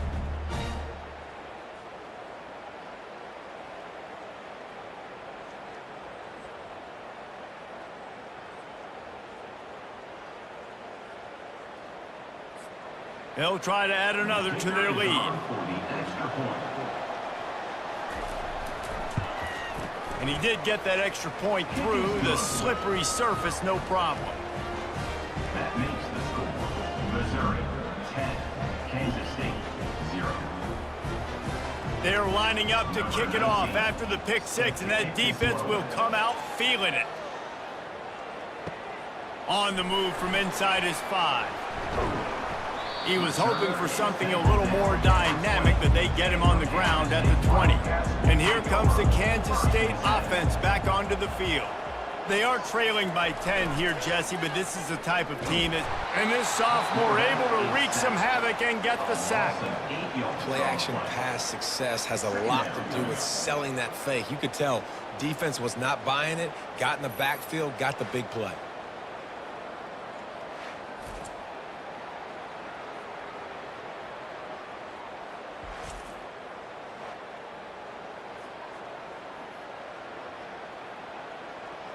So they'll try to salvage this drive on 2nd and long from the 12. Trying play action. Now sliding to his left. And he gets out of there and gets some yardage and gets down without taking any punishment. Well, that's just an amazing individual effort, trying to get back as much yardage as possible to set up a third and manageable situation, right? Nice job in the open field, understanding the situation. You obviously cannot take a sack at this juncture on the drive, so do what you can do to put your offense in a good position here on 3rd down. Johnson wants to throw it. Quarterback moving. And he can find a receiver, and down he goes. We've reached the 2-minute warning, and this thing has been one-sided, and they hope to at least have something to feel good about going into halftime. K-State sends the punt team onto the field, ready to boot it away.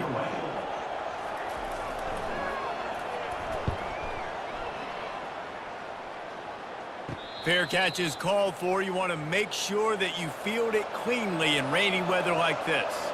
Missouri has the offense ready to go on the field. They'll throw it on 1st down. He finds his man. And a good job of coverage by that defense, just a short pickup. Wow, the quarterback knew he had to get that one to his receiver quickly on the end route. Did you see the velocity on that throw? Right on target with that last pass. Now it's 2nd and medium. He's looking to throw. Going to try to pop one on the screen.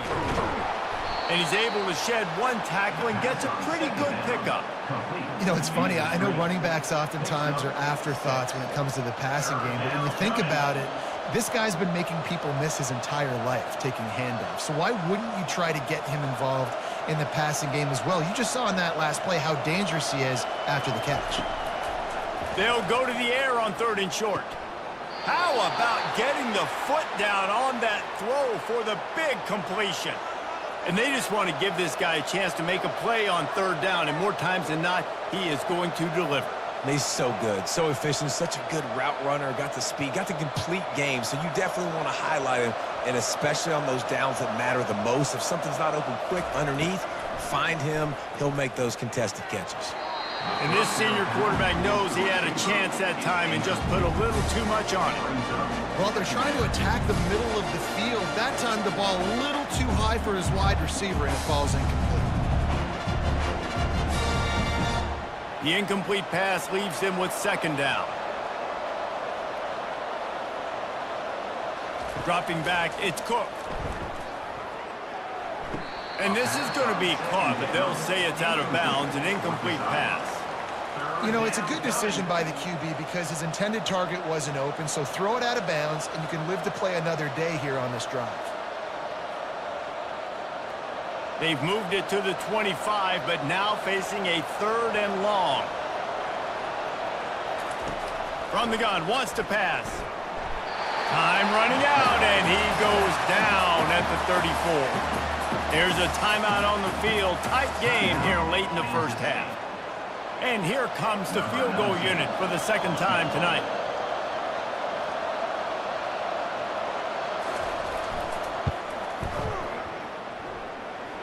It is true as he puts 3 on the board.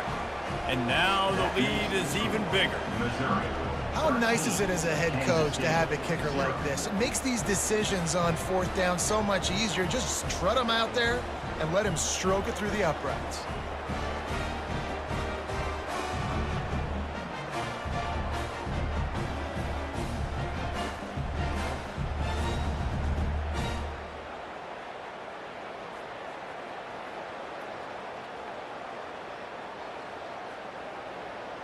So they put the field goal on the board and about to kick it away, and hoping that'll be the final points of this first half. From inside the 10-yard line, he'll bring it back. Just never had a chance to shake loose, and he'll be brought down at the 24. K-State has the ball back, and the Power Cat offense returns to the field. Running out of time here in the first half, and they do have a chance to make this a one-possession game. And so you got to locate your best players and get them the football on this drive. You're down in the game. There's obviously a lot of football left, David, but on this drive, in this 2-minute situation, best players got to touch the ball. And this could get into pressing mode, right? Like you go into the half down a couple of scores, it starts to, the pressure really mounts. Good opportunity to take some of that pressure off, get some momentum, energize this squad going into halftime. 3rd down conversions are a huge stat, and this one would be a doozy if they can pull it off. And he's not going to make it. The defense denying him the 1st down. Referee signals timeout. It's the defense wanting to make sure that they have everything just right with a big play coming. Kansas State will have to punt it away.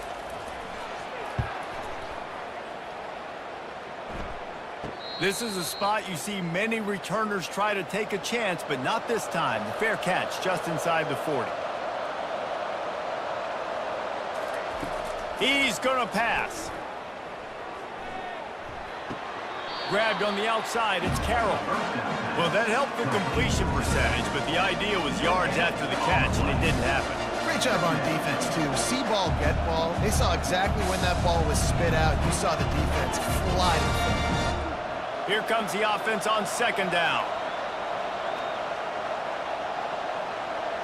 Back to pass, it's Cook. What a job to lay out and make the catch. Quick timeout call by the offense after the play. Just a few seconds remaining here as they try to put something up before halftime. Going up top on 1st down. And it's incomplete. It was wild, high and wide on that one. And sometimes you got to know when to give it up, right? As a quarterback, you feel it. You can't hold it that second too long when bad things can really happen. You can tell the clock went off, and he was throwing that puppy away. Wonder if they'll throw it again after the incompletion. 2nd and 10 from the 49. This time it's complete. They finally make the stop. That's going to make those halftime stats look a little bit nicer as we head to the break.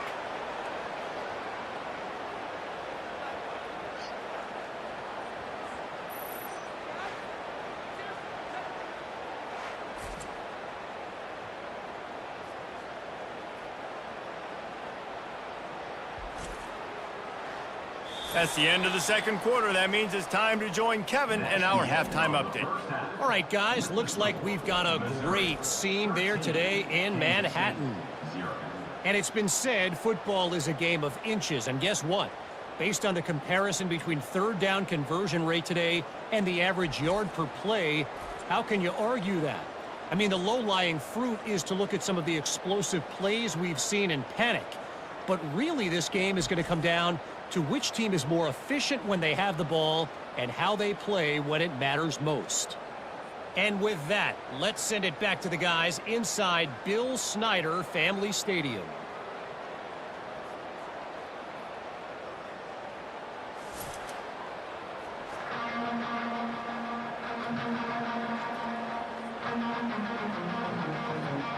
Missouri will put a foot to it to start us in the second half.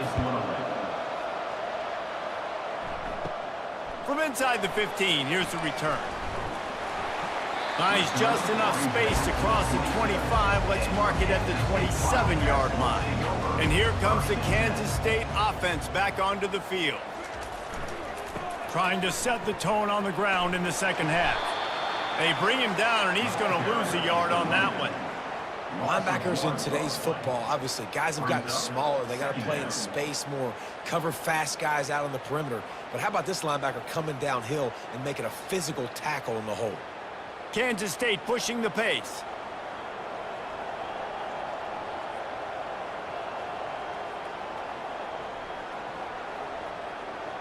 Wide out in motion. They'll go right back to him. Defense in the right spot. They stop him after a gain of 2 to the 28. And a lot of times you want those big plays. You want those splash plays. But sometimes you're going to take some losses. You're not going to run the football overly well. But if you continue to run it, you can at least create some balance. You at least have the threat of it. Otherwise, you're just going to abandon it, and now it's just going to be a passing game. 3rd and long, and he'll try to throw for it. And the defense is all over the quarterback, and down he goes.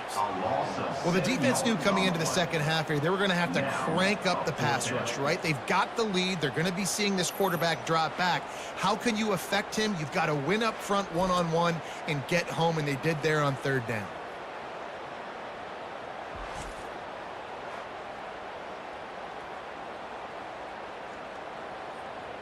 K-State sends the punt team onto the field, ready to boot it away. 3 and out, and not much choice but to get rid of the ball. Fair catch is called for in the midst of all this rain. Concentrate on one thing: make the catch. They'll try the run. And he'll pick up 1. It brings up 2nd and 9.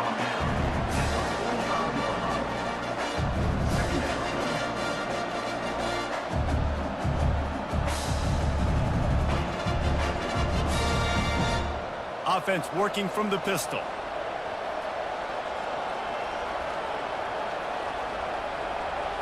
Back to throw, it's Cook. Quickly complete. They make the stop, trying to pick up just a little bit at a time to get to that 1st down marker. This slot receiver gives defensive coordinators nightmares. You have got to double him virtually on every pass play. He better have safety help over top. Otherwise, this guy's a threat to score every time they throw the ball. He's looking to throw on 3rd and short. Floats it out in space. They were banking on the yards after the catch, but that went into the negative column. And I'm banking on the ball coming out quick. When I'm a defense and understanding 3rd and short, understand they're going to throw the ball really quickly, try to make a play. The defense knew it, broke on the football, made a nice tackle to force a 4th down. Missouri will have to send out the punt team. He ought to be able to use his first punt to pin him deep. Make sure that there's not going to be a return on this when ball's out of bounds, and I think they'll mark it right around the 25. They use the end around, first play of the drive. That'll get the eyes moving. He's got enough for the 1st down. They'll spot it at the 37. This offense can break off explosive plays, throwing it and running it and doing it in a variety of ways, and I like how they get their receivers involved. Nice job there on that jet sweep getting the 1st. They've got it at the 37. It's 1st and 10. Wide receiver shows motion. Here's the handoff. And you can forget running in the middle against this defense. That back had absolutely nowhere to run the football. Actually, is he counting? I think he's counting to make sure there's only 11 guys on defense. They got nothing on the last play. It's 2nd and 10.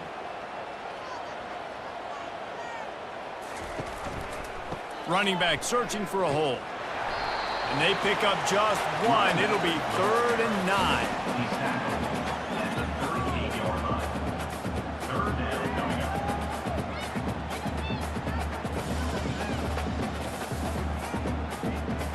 And this offense can ill afford to come up empty on this drive, already trailing by multiple possessions. Johnson looking to throw. You know where to go, and the ball is loose. And the defense has it. Everybody reverse skate. And he's brought down, and this defense gets the ball back for its own. It's raining in this game. It's making the football slick and slippery. And you know ball security is going to be a massive issue. Both coaching staffs have preached about that to their teams in the locker rooms before taking the field. And these guys really need to do a better job of holding on to the football.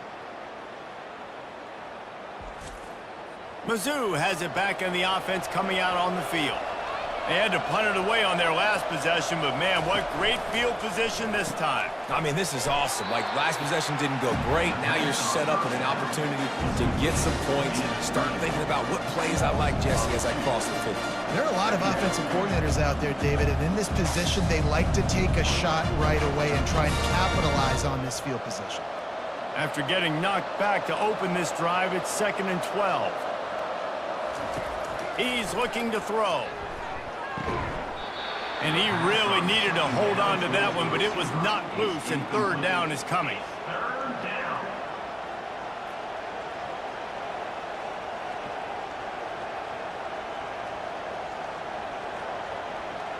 They line up, and it is a long way to the sticks from here.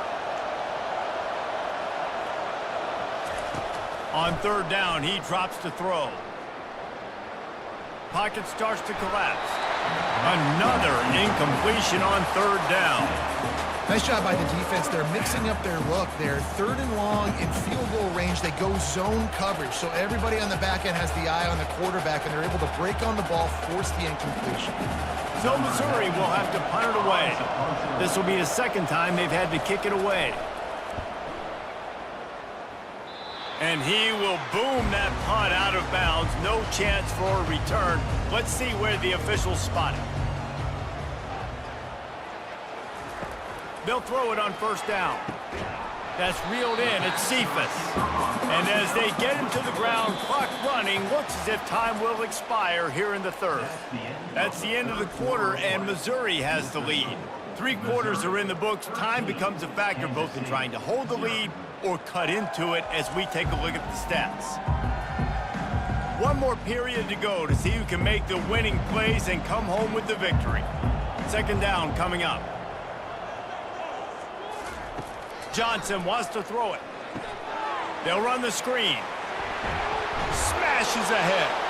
They make the stop, but not before the screen has hit them for a 1st down, and much more. Really good execution by this offense.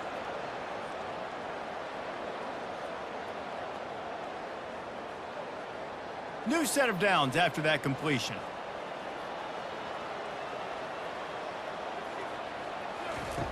He wants to throw. Takes a hit as he fires. Hit hard as he released the ball on that 1st down pass, and it never had a chance. And this is why this team is losing this game right now. They cannot protect their quarterback. He's already been sacked a bunch of times. Almost got sacked right there. This guy doesn't have a chance with the way this offensive line is playing. After the quarterback and receiver failed to hook up, they'll try it again on 2nd down. He's looking to throw. Finds his man. It's Brown.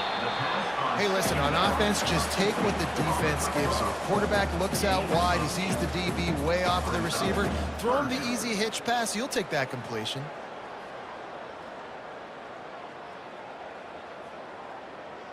Passing game very effective on 2nd down. What about here on 3rd?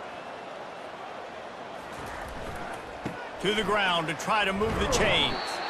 And they're able to get a 3rd down stop here. See if they go for it on 4th. How about the job by this defense today? They knew what they were getting into. A really good running back. We talked to him this week. It was the main focus point of this offense, stopping the run game, stopping the run game. Boy, have they showed up and showed out and answered that challenge. On 4th down, they'll throw for it. Makes the catch. He's got enough. Not much of a 4th down gamble when it's that much of a sure thing. An easy conversion for this offense. Well, down 2 possessions. Good news is you get the completion. Bad news, though, did not get out of bounds. You know right now, saving the clock, that is at a premium for this offense. And the Wildcats come to the line in the hurry-up.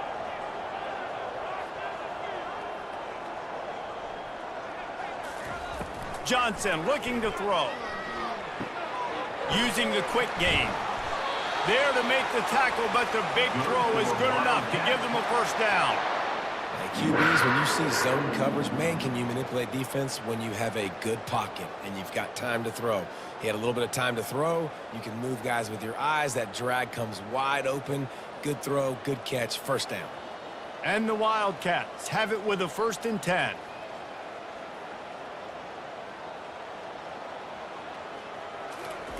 Now from inside the red zone. Moving out of the pocket. And the quarterback bought some time, but not enough. Down he goes with the sack. Man down on the play as the officials take a break to let him be checked out. They've got some serious work to do to keep that last one from messing up this drive. 2nd and 19. He's looking to throw. Got a man. It's Brown. And they'll stop him just short of the first down, just inches away from moving the sticks. Well, we see another catch by this guy. This defense is going to need to do a better job of tackling the catch. In coverage, I know they want to slap the ball away, but if you can't do it and force the incompletion, you've got to at least make sure you're able to drag him down to the ground as soon as he catches the ball. We hit the 2-minute warning, and this offense is desperate to make something happen and do it in a hurry. Tight quarters deep in the red zone, but they can pick up a first down without scoring. 3rd down. Looking to scramble. And he's sprinting. He'll take it all the way. Touchdown, Wildcats!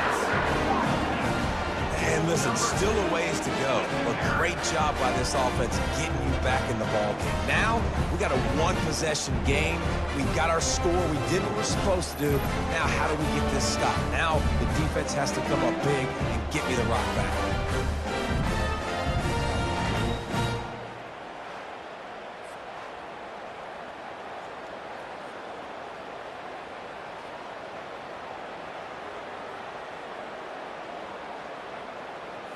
Lining up to add another. Kicker on for the extra point. And it's up and good as they draw just a touch closer. So a scoring drive there of 83 yards, and they punctuated it with a 5-yard touchdown run. The kickoff team out there getting set. Looking for an alley from inside his own 10. Nice job by the kickoff team. Everybody stayed in their lanes, and they'll stop him at the 16. Missouri has the offense ready to go on the field. They keep it on the ground. Clock is their friend. Guys, you want to be productive here and not go into a shell, but you've got to take care of the ball.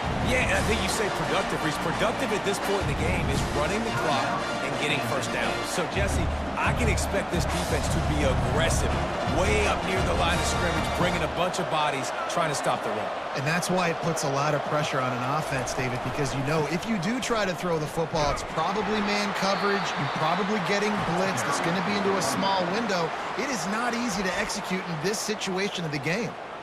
Yeah, and I'm not surprised. I mean, you put the ball in your best player's hands. Like, late in the game, you've got to trust your guy. I'm interested to see what they do here on 3rd down coming up. Let's call it 3rd and interesting, right? Top clock ticking down. Do I trust my QB to throw the football? I got the lead. I want that clock to continue to roll. Timeout called there by the defense, desperate to get the ball back and save as much time as possible. Finally, some signs of life from this offense, which has done nothing in the second half. It's 1st and 10. A win is a win is a win. Victory formation, this offense ends the game. They didn't do much throughout the game. If I'm them, I'm probably taking that game ball and going and giving it to my defense. But they got the victory, get to take the knee, watch the clock run out.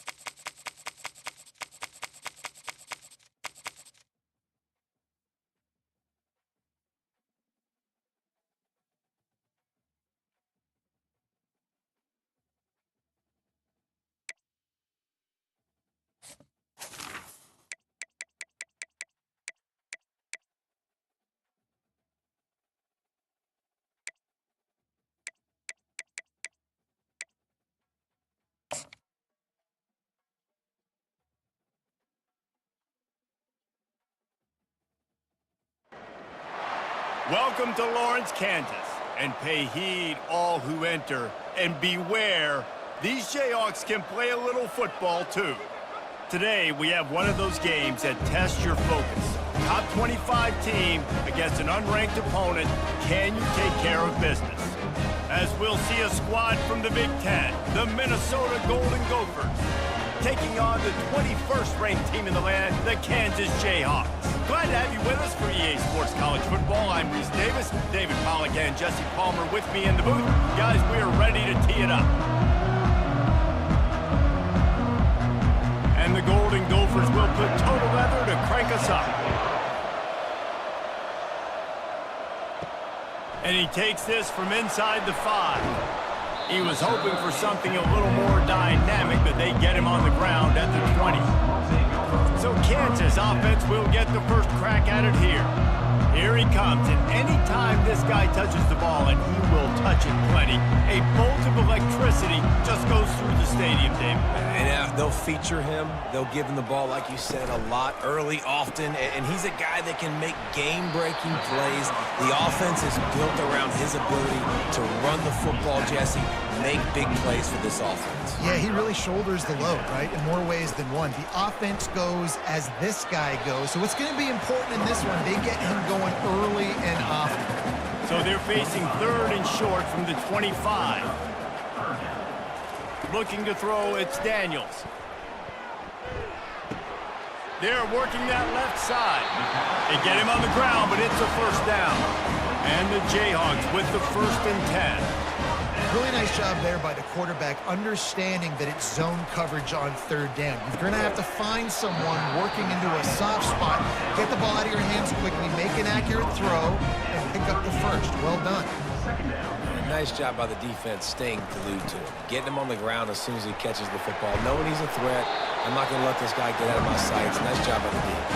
The Jayhawks have their offense in high gear.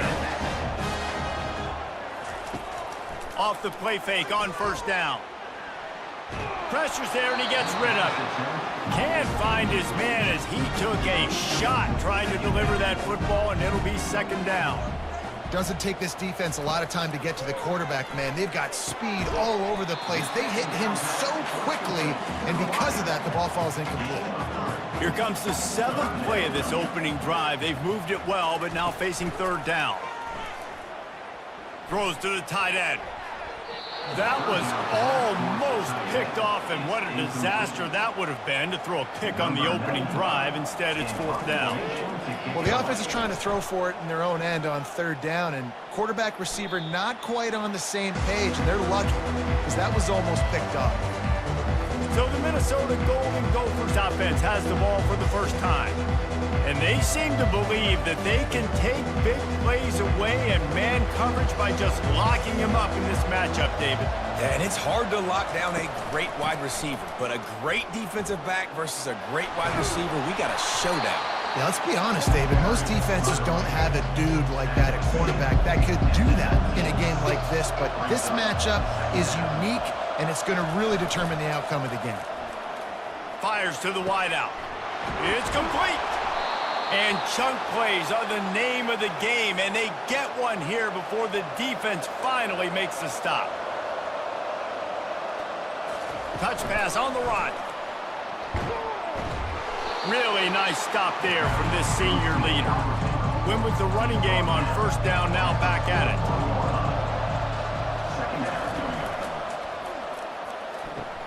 Quick completion on the out. And he goes out of bounds after coming up with positive yardage there.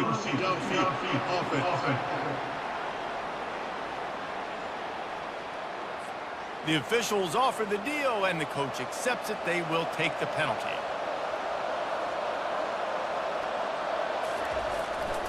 Power football with the run.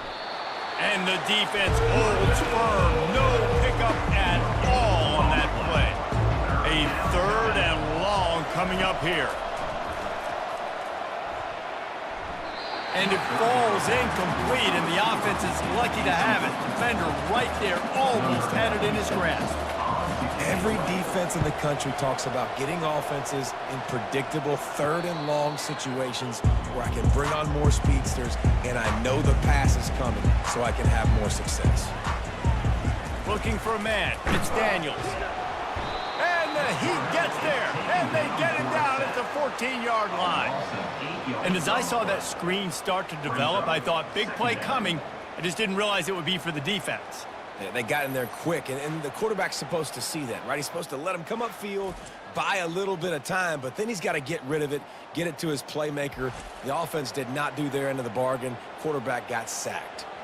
They need something that goes forward this time on 2nd and long from the 14. Handoff from the gun. And they'll bring him to the ground after a short gain. You make up the game plan and not a lot on the play sheet for this. 3rd and long from inside their own 20. Throws for the tight end. And that ball is picked off. Looking for more room. And they capitalize not only on the pick, but on the great return to improve this field position. And that's the advantage right there of having your dime personnel on the field. You've got an extra DB. You've got an extra guy out there who's really good at covering. So for quarterbacks, you've got to be so good and precise with these passes because they've got speed in the back end. They're able to come away with the pick.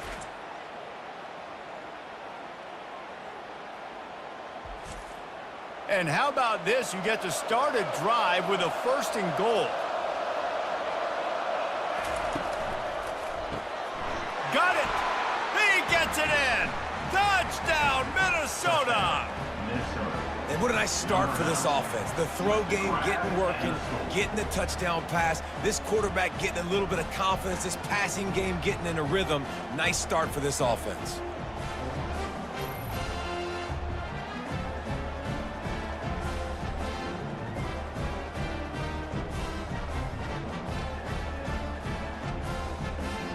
Ready to try the point after.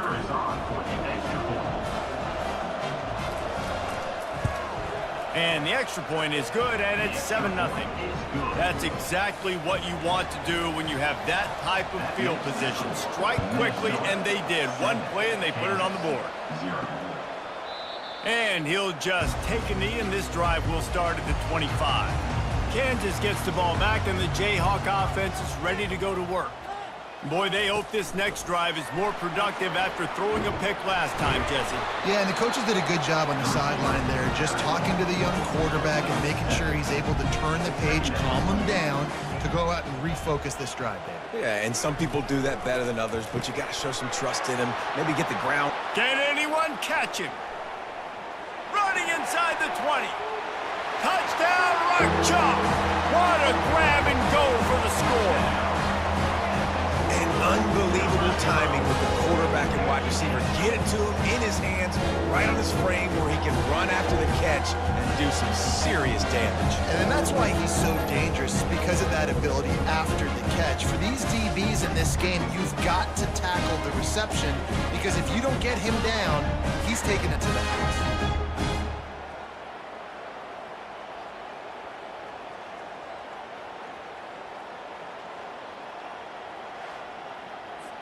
Lining up for the PAT.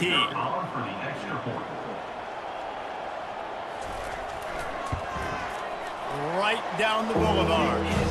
They wasted no time on that drive. Got it on their 25, and 2 plays later, they're in the end zone. Here's the return from inside his 10.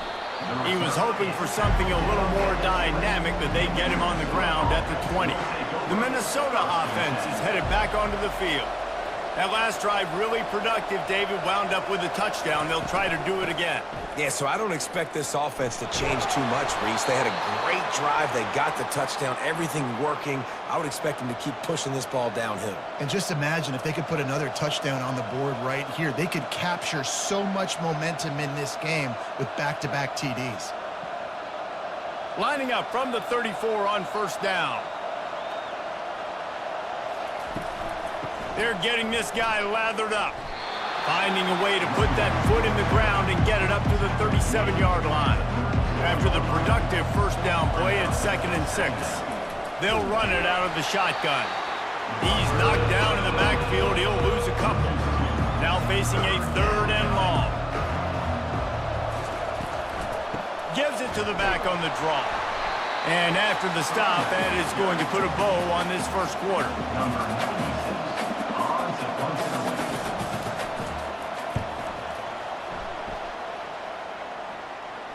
Fair catch called for and made. That's the end of the first quarter. Absolutely nothing settled. Deadlocked after one period of play as we have a look at the stats.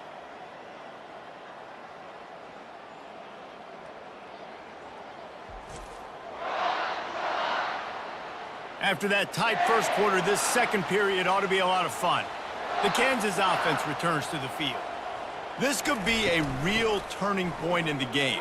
They scored a touchdown. They got to stop.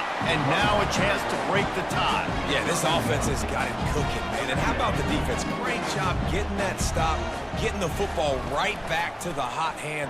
Now this offense, Palmer, has a chance to take the lead. All kinds of running room. And they'll finally catch up to him, but not before a big chunk of yardage is picked up.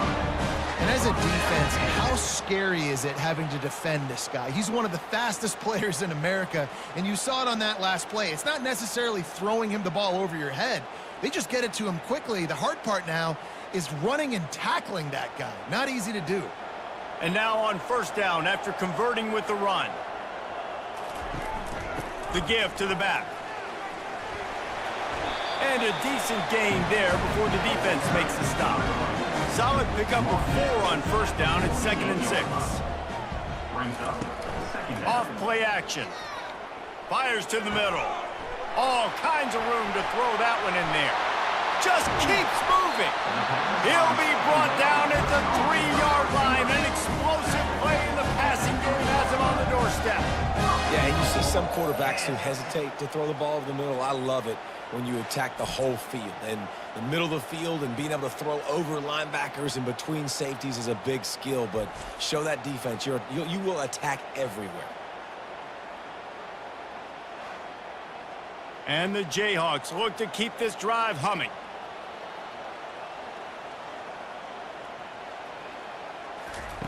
Touch pass on the jet sweep. Great penetration by this defense, and they knock him down behind the line. A loss of 1. Can the defense stop them again on 2nd and goal? Snap it to the back. Just a solid stop by this sophomore. This whole red zone offense thing has been a little shaky. They've been stopped twice already. Maybe they ought to try to score from deep. Quarterback keeper. And he runs it in for the score. Touchdown, Rock Chalk Jayhawk.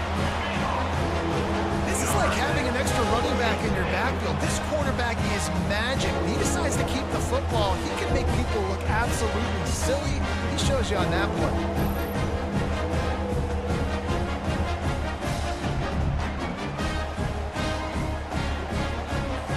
Lining up to tack one more onto that lead. And he did get that extra point through, no problem with the frozen tundra beneath him. About to kick it away after scoring the touchdown.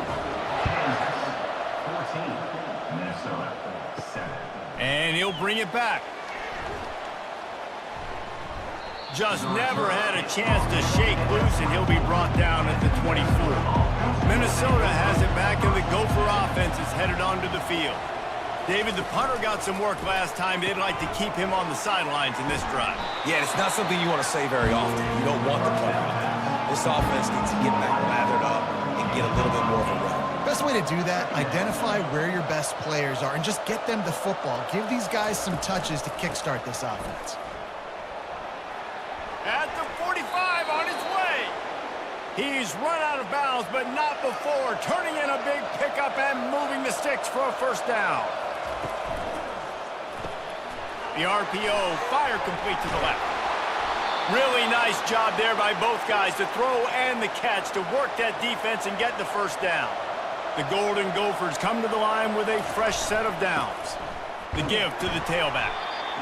The big defensive tackles in the middle, they're not always the best pass rushers, but they are strong, and I say country strong. They put their hands on you, you feel it. They lock people out on the line of scrimmage. They create separation. They wrap running backs up, and usually they don't get in the midst of those big boys. They They line up with some serious work to do if they want to convert this one. They go to the draw. Just what this offense was looking for. Sets them up at the 26 with the first down. We've reached the 2-minute warning, and we have ourselves a ball game, and they have a chance to take the lead here before the half. That's caught. It's Spencer. And they pick up just a few on that completion. And now on second down for this offense. He's looking to throw. Quarterback floating away from pressure. Got some room headed to the goal line. And he'll sprint in for the score. Touchdown, Golden Gophers! Number 16. And I love that this offense stuck to it, stuck to the run game, didn't panic. They got down, but they answered the bell right before the half, and they got this thing right where they want it now. They can tie this football game and hopefully go into the half with a lot of momentum.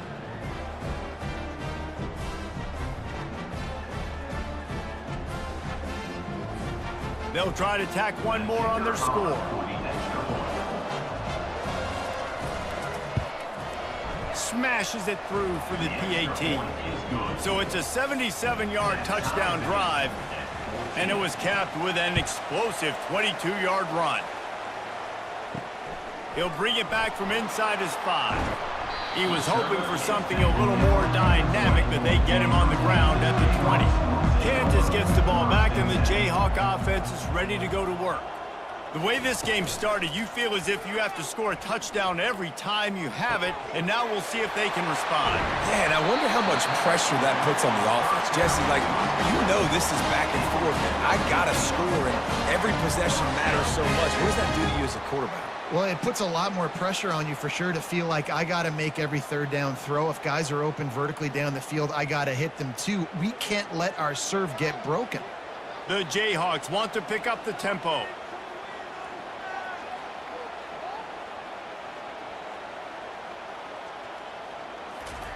Looking to move it through the air. Throws to the wideout. Fires a bullet. Now it's picked off. Taking it the other way. And they'll close in on him after a good return on the interception. This is obviously not a great start for this quarterback here. 2 interceptions already in this game. He's got to do a much better job with his decision-making.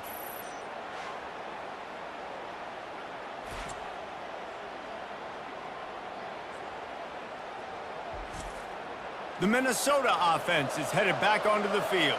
How big is this drive? Scored a touchdown the last time they had it. Defense gets a stop, and now it's up to them in a tie game. All right, so if you're the offensive coordinator here, let's dial it in. Who are your best matchups and best playmakers to take advantage of this golden opportunity? Yeah, and I'm interested to see this defense, too. Like, the momentum is clearly not in your favor. How do you get it back? How do you make a big play? Do you be more aggressive here to try to get the football back to your offense? Offense calls a timeout here. Critically important to make sure they have the right play called and everyone on the same page here. A little screen to the running back. Finally run out of bounds, but he has this offense rolling with a first down. A new set of downs after the completion. Wants to throw on first down. They're setting up the screen. He's run out of bounds, but a big play on that one, and it'll be a first down. Fresh set of downs after the completion. Wants to throw. It's Brosmer. Got it set up on the outside. And he goes out of bounds after a nice pickup on that one. I'll tell you what, if you want to be overzealous and you want to be a blitzer all the time, I like running the screen right behind him. Did a great job throwing the screen. Almost broke this one for a long game, but it just keeps the defense a little bit more honest if you want to start bringing a lot of pressure. On second down, wants to throw it. Grabs it in the middle. The offense will quickly use a timeout. They pick up the first down on the drag route. I know that seems like a simple route, but it's actually a lot more complex than what it looks like because that route changes based on whether it's man or zone. If it's man coverage, he's flying across the field. If it's zone... Fires toward the end zone. Fires it into traffic, and it's picked off. And he's brought down, and this defense defense gets the ball back for its own. Now, that is how you get it done as a defense when you're playing cover one. Like, you got the middle of the field safety, but everybody else is manning up. Nice job running with this guy, seeing the football, breaking on it, making the interception, making the big play for this defense.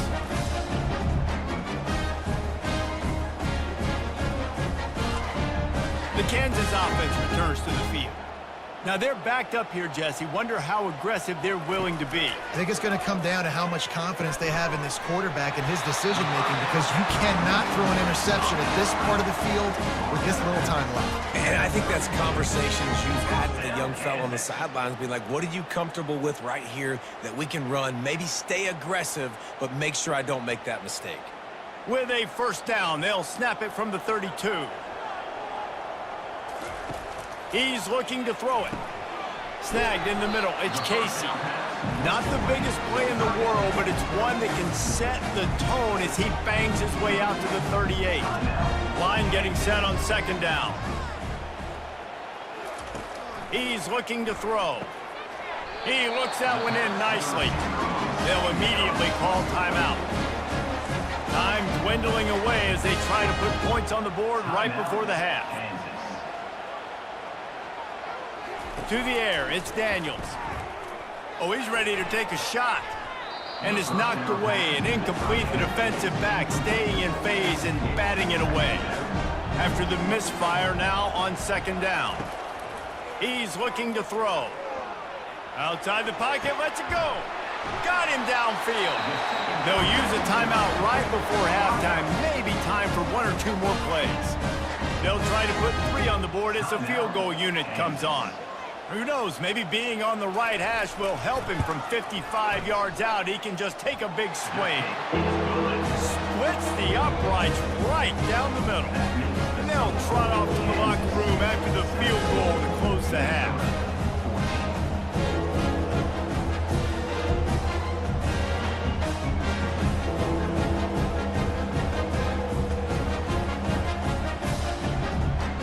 We played 2 quarters here. Time to go to Kevin Connors in our halftime update. All right, fellas, looks like we've got a great atmosphere there today in Lawrence. These two defenses have really been up to the task so far, and it's hard to ignore how each of these two secondaries have impacted things. They've stayed true to their assignments, covering each receiver like a blanket. And you know what else they've done? They've wrapped up and tackled. And with that, let's kick it back to the guys at Kansas Memorial Stadium. And the Jayhawks will try to kick this one deep to get things underway in the second half. From inside his own 10, he'll try to help out their field position. Just never had a chance to shake loose, and he'll be brought down at the 24. Minnesota has it back, and the Gopher offense is headed onto the field. Trying to set the tone on the ground in the third. He is going nowhere. Stop at the line of scrimmage. Got stuffed on first down. It's 2nd and 10. Right through his hands and incomplete, and he'll want that one back. It'll be 3rd down. If they can convert here, that type of play can really give you a shot of momentum. On 3rd down, going up top. And the Heat will get home, and the quarterback goes down at the 17. On 3rd and long, you know what's coming. It's exactly where you want to get an offense. The passing game has to come out. You go nickel, bring some more speed on the field, and the defensive line gets home and gets the sack to force the 4th down. And the Golden Gophers will call on their punt team. Doesn't say much for your drive when you're looking forward to the punt.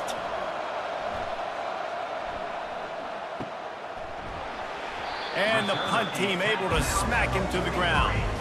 Kansas gets the ball back, and the Jayhawk offense is ready to go to work. He'll keep it himself. Got enough for the first down and wants more. And they'll finally get him down after a terrific pickup.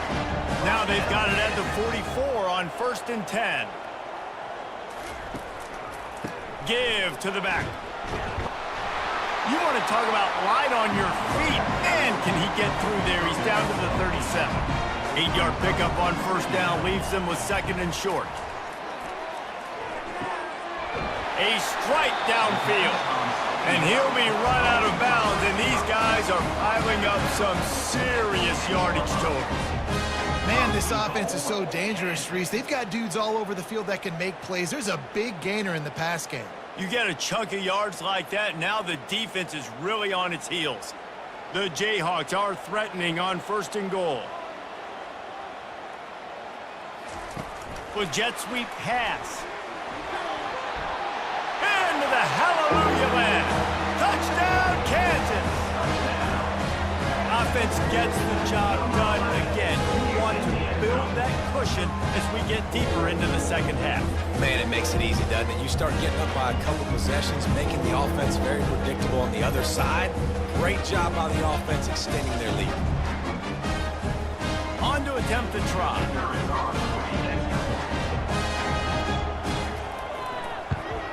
And with the extra point, they push the lead out a little further. Almost ready to kick it away after scoring the touchdown.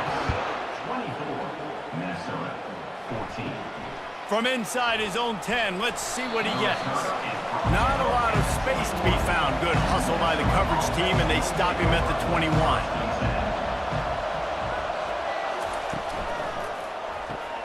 Pulled it, finds his man on the left. They get it out to the 36 and on the move after a pickup of 15. That's a way to give yourself some breathing room. Now the second play of the drive from the 36. To the air, it's Brosmer. Dances away. He's going to run it. On the run, and he'll slide to avoid the hit. A nifty pickup there. And here comes the offense on 2nd down.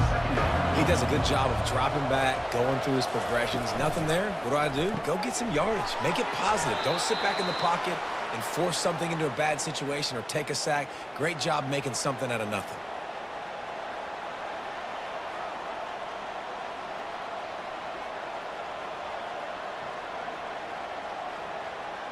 The Golden Gophers will have it 1st and 10.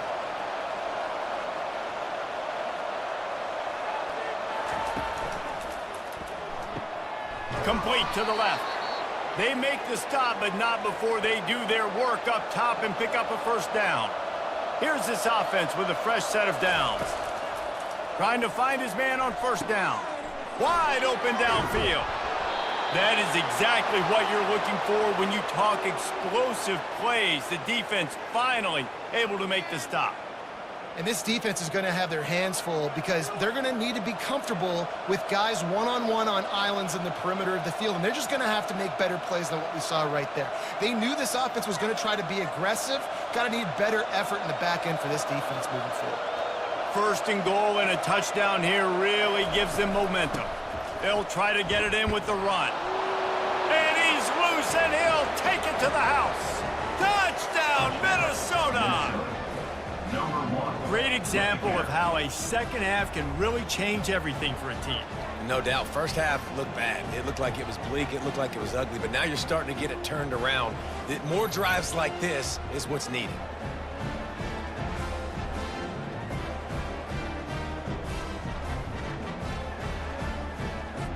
PAT unit on the field.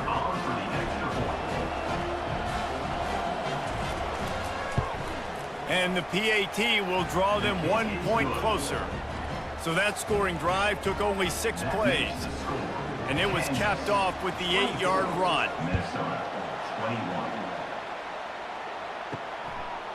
Fielded in the end zone, it's Wilson. He's brought down at the 16. Would have been much better off to take the touchback. The Kansas offense returns to the field. David, they'd love to do what they did last time and put this one in the end zone. You ain't lying. They did a great job. The offense was clicking. Everything went well. Palmer, they executed and got the touchdown. And they really were in a nice rhythm as well. I'd love to see that here on the next drive, too. Just keep doing what you're doing. Everything seems to be working, and you seem to have this defense on their heels.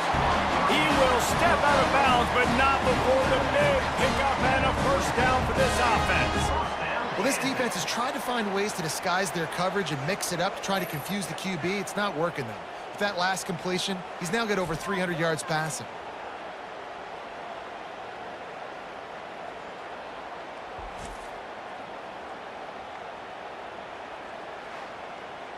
From the 44-yard line, the offense snaps it on first down. They'll leave it with him. Nifty little dance step. And he'll step out of bounds after a very productive play. Got 6 on first down, now a lot of options on 2nd and 4. Trying to impose their will with the run. One-step wrap, two-step squeeze. This junior knows how to get him on the ground. And now on 3rd down after that last run. He'll do it himself. That just never had a chance as they controlled the middle of the field and stopped him in the backfield on 3rd down. How about the defensive end understanding football, understanding that I got to keep outside contained. I'm responsible for the quarterback. Good job playing his responsibility. And how about getting that sucker on the ground? He's a pretty good athlete to be able to corral him, tackle him right in the middle of the field, and get him to the ground. Makes the quick grab. He's run out of bounds, but not before turning in a big pickup and moving the sticks for a first down. That was a really nice catch and an even better run after the grab. Yeah, and get the ball to your playmaker. What's good about having him in the slot is he can go either direction. You can get him matched up on somebody that's not as fast, and you watch, he can run away from those linebackers or safeties. Not much can impose your will on a defense like popping a big run. Especially when they know you're going to run it, right? This offense right now is just more physical. They're more physical up front in the trenches. And this running back and his ability to break tackles, that is just so demoralizing for this defense. Finally run out of bounds, but he has this offense rolling with a first down. That's the end of the quarter. Kansas has the lead here. They've built a cushion. They've got a nice lead. Now the task is finish the deal as you take a look at the 3rd quarter stats. Offense picking up steam. 1st and 10 from the 31. He's going to pass. Lets it fly. And they dialed up a shot play, but they couldn't make the connection. Let's see if they go back to the air on 2nd down. Well, the quarterback knew where he wanted to go with the ball. His intended target just wasn't open, so the quarterback made sure he put that football in the slot.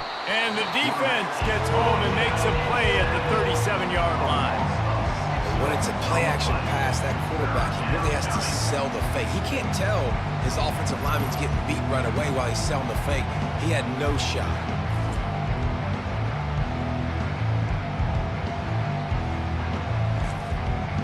A field goal attempt from here would be 54 yards. They'd love to pick up a few on 3rd down. Looking to throw, and he needs a bunch. Buys a little time with his feet. You just feel like throughout the course of this game, this guy's just going to have to make plays like this, right? Things aren't always going to be perfect, and protection's not going to be ideal. You're going to have to play with some effort, make some scrambles, make some things happen when plays break down, and at least try to put your offense in good positions. Wasn't able to get the first down there, but now he makes this decision a little more interesting here on 4th.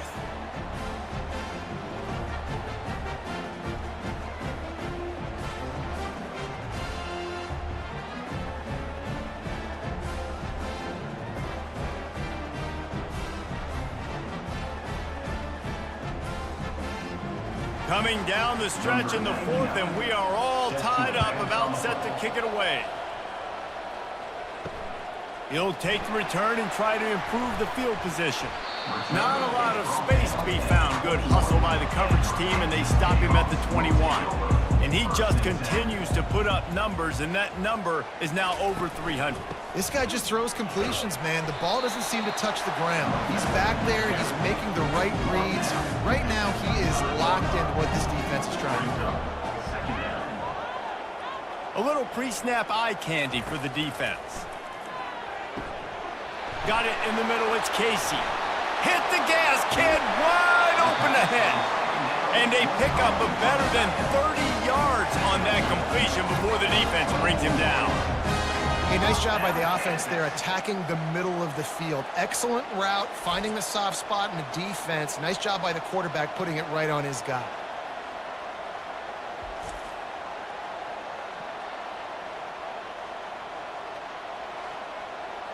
It's one thing to get that huge play. Now you got to cash it in with 6. 1st and 10 from the 24. Leaves it with the back. Able to scrounge 3 yards out of that one somehow. It's 2nd and 7. Tried to pound it on first down, now back to the line. Gets it out quickly. Tackled immediately after the catch. Pivotal moment, perhaps even a decisive play coming on 3rd and 3. They'll try to power their way ahead. Didn't get much, picked up a yard, and that will leave them with 4th and 2. So here we are on 4th down, and this field goal kicker is going to face all the pressure in the world. Didn't make him sweat at all. It's good. And they go back on top. All field goals are not created equal, guys. Kicks in the 4th quarter to take the lead. They just seem to carry so much more weight. So give that young man credit for getting out there and knocking that thing through the uprights with all of the pressure, all the eyeballs on him. He delivered. After that last field goal drive, they're set to kick it away. Here he comes from inside his own 5. He was looking for some running room, but not much to be found as he stopped at the 18. The Minnesota offense is headed back onto the field. To the air on first down. Unloads to the wideout. He's got an open man. And he'll have enough for the first down at the 42. Big chunk play to start this drive. Now they'll really try to take it to this defense. Pulls it in. It's Spencer. And they reacted well to the completion, but it was too late to keep them from getting the first down.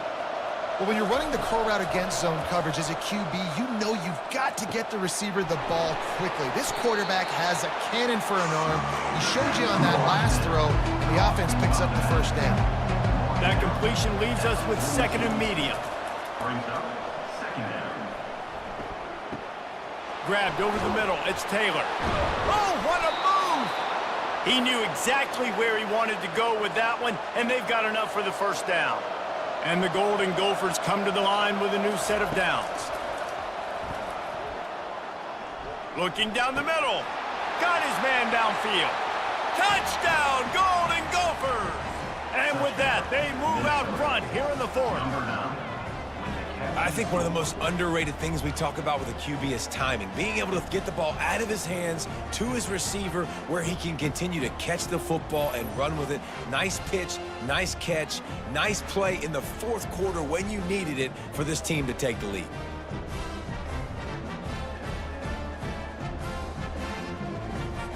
They'll try to add another to their lead.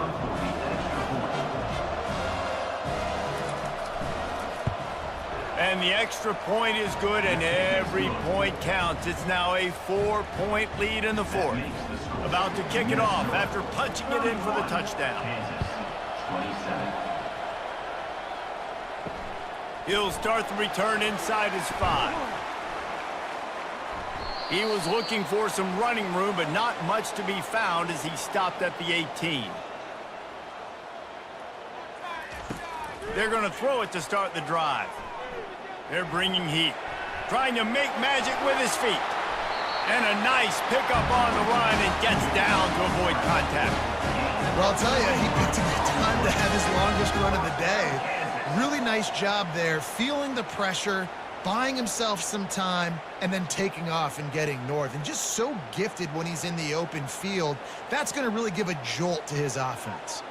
They couldn't draw up a better way to start a drive, and now they've got it 1st and 10 from the 41. Here's a throw downfield late. And they won't make the connection, looking to make a big play there. This offense has a 2nd down play. Back to pass, it's Daniels. All kinds of room to throw that one in there. And they exploited that soft spot, and they get it down to the 35. Calling a timeout here, you have to avoid making a mistake in this situation. Looking to go up top on first down. Oh, look out, the ball's free. And what a break to get that football back. At this juncture, that would have been catastrophe.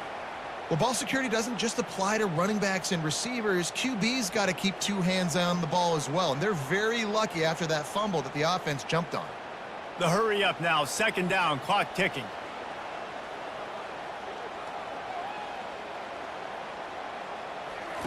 He's looking to throw. Fires to the wideout. got him downfield. They make the stop, but there is a flag on the field. We'll see what that's all about. Personal foul.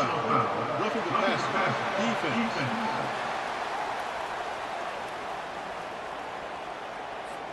An ill-advised play by that defender as he makes contact with the quarterback well after the throw, and it'll cost his defense. It's complete!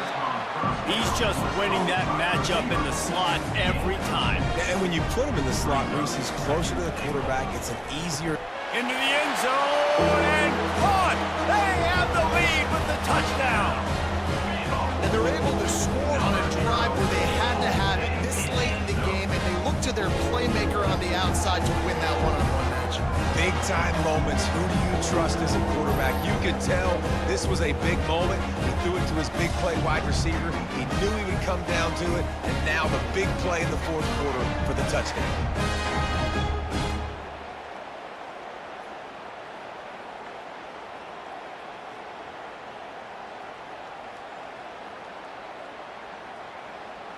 If he can make this one, the lead will be 3. He's got it, and the lead is up to a field goal. So that scoring drive took only 6 plays. And the clutch late score that almost certainly will be the game winner. He'll return it. Not nearly as much as he'd hoped when he brought it out of the end zone. He'll be stopped at the 15. Minnesota has it back, and the Gopher offense is headed onto the field. And if you list the priorities here, Jesse, first thing, get your kicker into his comfort zone. It's a balance here between being conservative and being aggressive. You know that a field goal obviously puts you in a position to win this game, but, David, I don't hate being aggressive here either. No, I'm going to be aggressive. I'm not leaving it up to my kicker if I have a choice. I trust my offense. I make the plays I know I can make. I watch the clock, but I stay aggressive. Remember, all they have to do is get it close enough for a field goal here. Finds his man. It's Taylor. The offense will use a timeout with 25 seconds left. Got to move quickly here. They need to get it to field goal range. He's going to look for a man on 3rd and short. Working that left side. And he's chased out of bounds, but not before he gets the first down, stops the clock, and has them on the move trying to get the late score. Looking for a man. It's Brosmer. Fires to the big fella. They make the stop, but the sweet rolling catch is plenty to give him a first down. The offense uses a timeout. 15 seconds left to play. Timeout called by the defense, and 15 seconds to go in this one. Oh, he missed it. No good. And after the miss, they're still down by a field goal. Well, you got to wonder if the pressure got to the kicker. 4th quarter, down by 3, just did not get all of it. That's one he'd like to have back.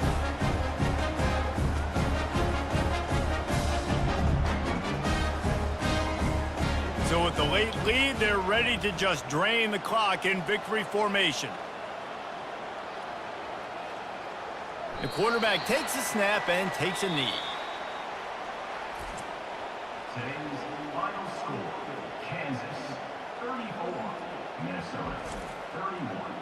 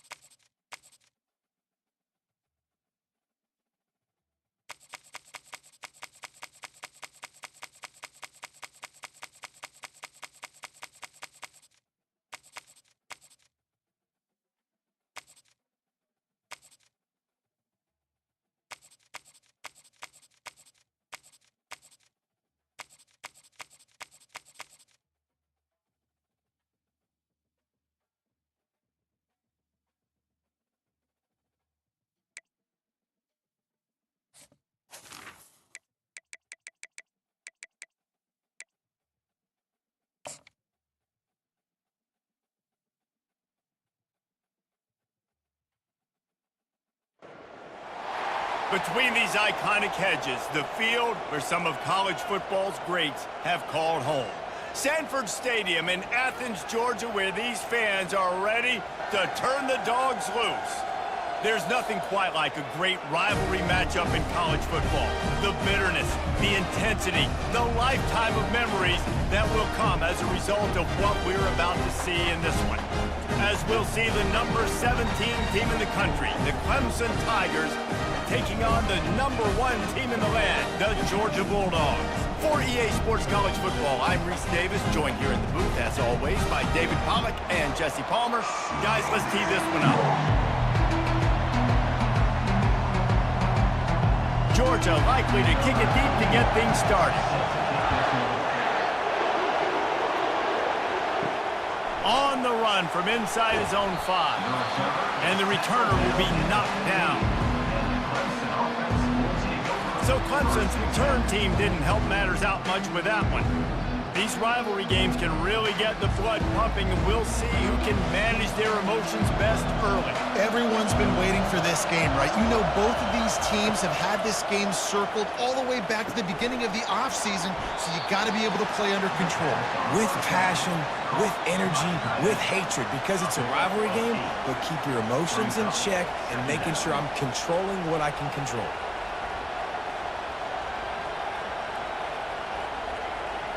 This crowd, full throat, splitting the eardrums and letting them know it's going to be a long day. From the gun, the give, looking for room. The Tigers have a first down. Really nice run there. This guy's so exciting to watch when he's out in the open field. Kind of reminds me of old Clemson greats like C.J. Spiller and Travis Etienne. When they got into the second level, you just held your breath because you thought there was a chance they could break it off for a touchdown. This guy has that same dynamic playmaking ability. Back to throw, it's Klubnik. Good timing on the quick out. That's the kind of play that can really get you going as they have a first down at the 43. Clemson has just been prolific at the receiver position. More scheme or more talent? I'd argue it's both, David. Yeah, I argue more talent over the years, just dudes on the outside that win. And you know what? I think Clemson, as much as anybody in the country, has always featured those guys. And you want to play one-on-one with those guys, or you want to give them a cushion, like they'll throw it right now. And they've always believed in those guys out wide. And you know what? They usually come through for them. Really nice job there making a play with his legs. And I'll tell you, you think recently about Clemson quarterbacks and guys like Taj Boyd, Deshaun Watson, Trevor Lawrence, they were all dangerous throwing it, but they also all have the ability to make plays with their feet. And that's one thing this guy can do. He truly is a dual threat quarterback. They go to the ground. He's knocked down in the backfield. He'll lose a couple. Well, the most insightful analysis I can come up with on that one is that didn't work. Back to the drawing board to see if there's something that works a little better soon. Or if I can quote the great Reese Davis, that was very ungood. Not a productive first down play. After losing yardage, it's 2nd and 12.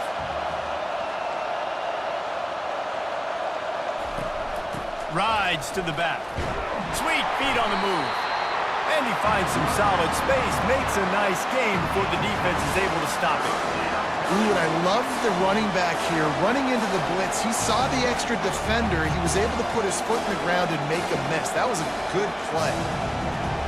Better find the earplugs. Here comes the noise, backing this defense on 3rd down. From the gun, wants to pass. Throws to the wideout. Right on the money to the outside. He dragged the toe, and how about the ball placement? Only the receiver could get it. There's a reason 3rd down is called the money down. What a great find by the quarterback. Great job finding his receiver. At the end of the game, you look at 3rd down percentages. It tells a huge story, and it goes a long way in deciding who wins a football game.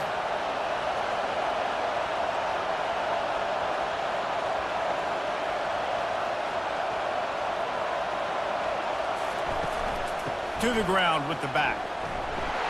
Able to pick up a couple before he's knocked down. They mark it at the 10. At the 10-yard line. Brings up 2nd down.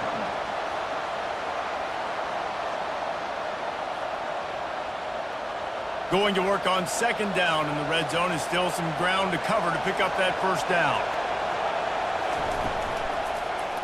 He'll pull it on the read. They get him on the ground at the 3-yard line, but this defense is taking some punches. Yeah, and after the QB calls his own number and all these options, obviously multiple plays, he decides to stick with it, get some positive yards, and now what's next off of that? What's my next read off of that? How am I going to mix things up and keep this defense off balance? They'll run play action. And that defense gets to him, and down he goes at the 9. The defense just simply not fooled by the play action. Oftentimes as an offense, you're hoping the run fake's going to slow down those pass rushers, but man, oh man, they had their ears pinned back.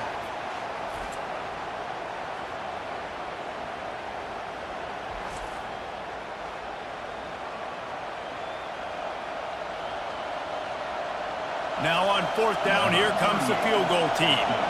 He'll boot one from the right hash. He ought to be able to navigate that angle from this distance. It's good. And that'll put the first points of the game on the board. It's 3-0. Clemson 3, Georgia 0.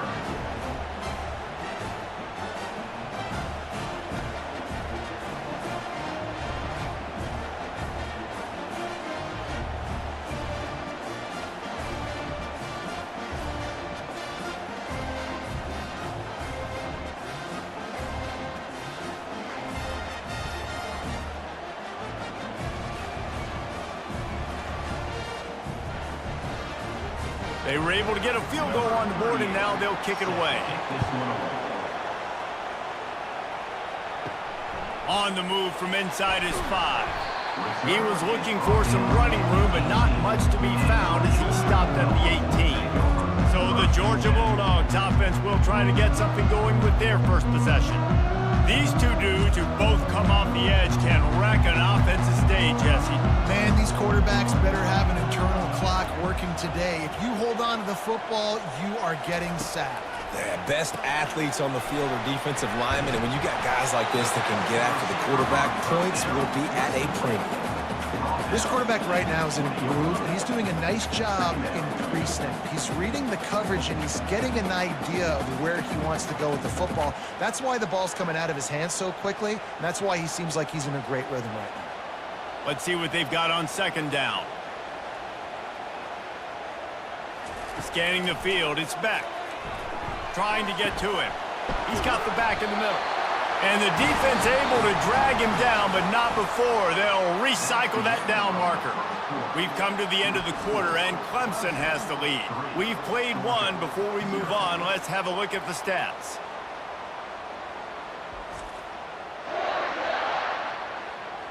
Heading in the opposite directions now as we crank it up in the 2nd.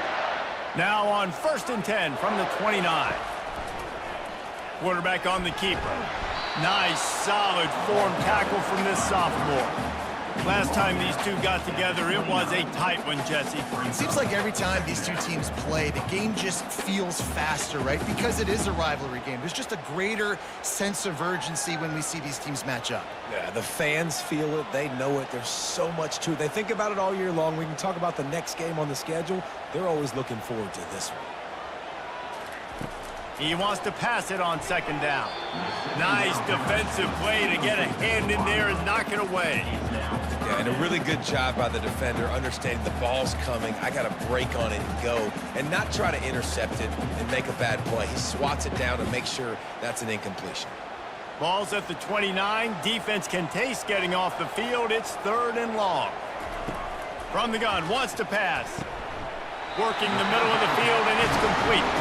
Ripping off a pretty good chunk of yardage. They've got it out to the 41 with a 1st down. It's hard for an offense to win when you get in predictable situations. What a great job understanding where the 1st down marker is. I got to get a big gain, got to get that 1st down. Nice job, great nose for the 1st down.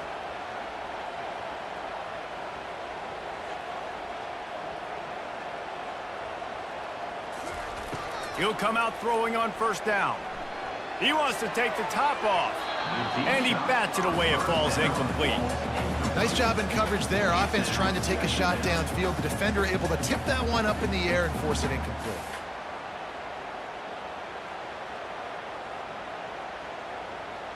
And the incompletion brings up a 2nd down for this offense. Leaves it with the running back. Creating some space, getting just enough good blocking, and they've got it up to the 47-yard line. Keep pounding away at this defense and make them play the run. If you can get this many a chunk, they're going to have to commit more guys to the box, more guys to the run. Then you open it up for the passing game. They've been able to control the ball. This is the 7th play of the drive. It's 3rd and 3. Looking downfield, it's Beck. A strike downfield. Lots of green grass as he gets it to the 31. And a really good job by the quarterback being very decisive. He saw his matchup, he went for it, he attacked it, got the positive gain. I would say he's going to find that guy a few more times today. Georgia ready to dial it up on another 1st down.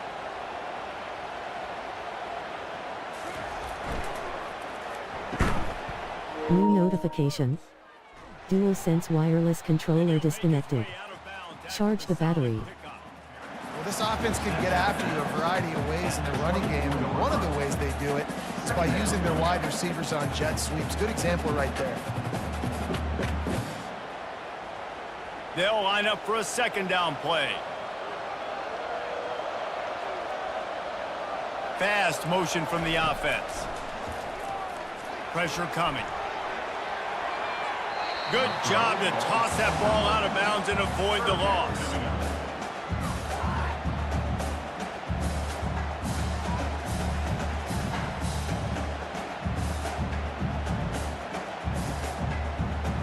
Here comes 3rd and short from the 24, and this offense does not want to send out the field goal unit.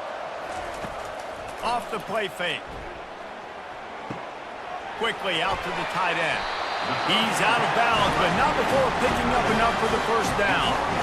They didn't get too greedy there. They knew what they needed, and he gets it just past the sticks. Yeah, and I'd like to see the defense maybe be a little bit more aggressive, a little more in the face, because QB sees easy access. I'm going to throw the football. My receiver's got a little bit of space. He can get the 1st down. I'd like to see the defense make him work for it a little bit more. And the ball is intercepted. They make the tackle after the turnover, but hang on just a second. There's a flag on the field. Let's see if it stands. They'll decline the penalty here, and the result of the play stands. 1st down here for the offense. They'll go to the ground. Maybe picked up a couple as he gets it to the 14. You know, runs like this oftentimes are like a boxer in a boxing match. Obviously, it's not a knockout punch, but these are body blows. And as the game goes on, these small gains are going to turn into longer runs.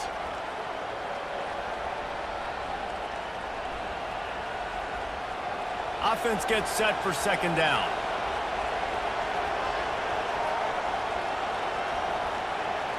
Looking to pass. It's Klubnik. Wide open downfield. And this junior quarterback shows you why the scouts love that big arm of his. Man, it's so important when you play QB. I got to know when to put some air on it, and I got to know when to rocket that thing in there. Work in the middle of the field. He knew he needed the rocket. Threw it in there. Great job, great catch. They've got it 1st and 10 from the 25. Got his man.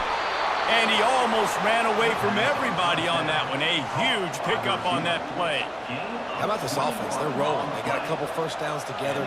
Defense. Next, what's your response? What do you got? You got to make some adjustments here. Offense will try to strike on 1st and 10.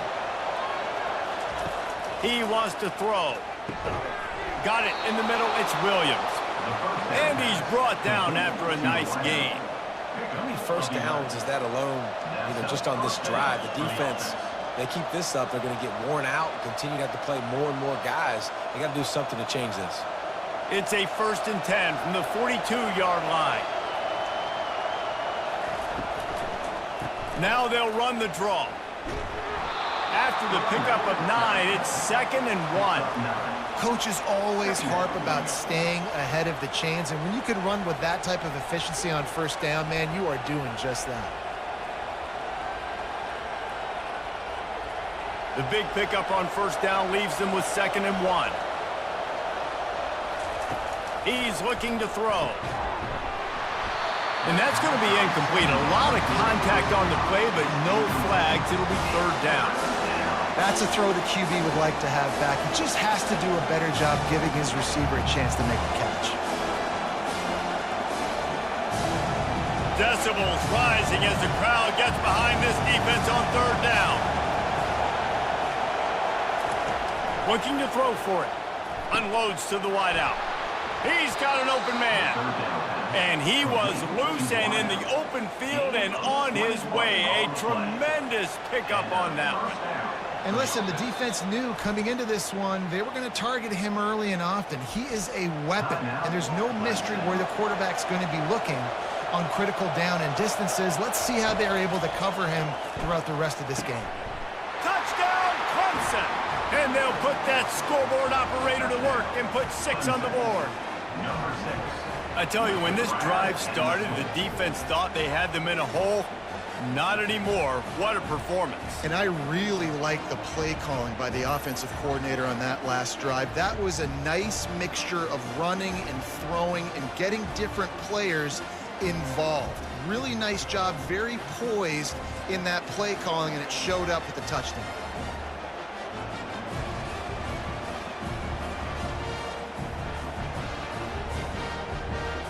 Now they'll line up for what they hope is automatic.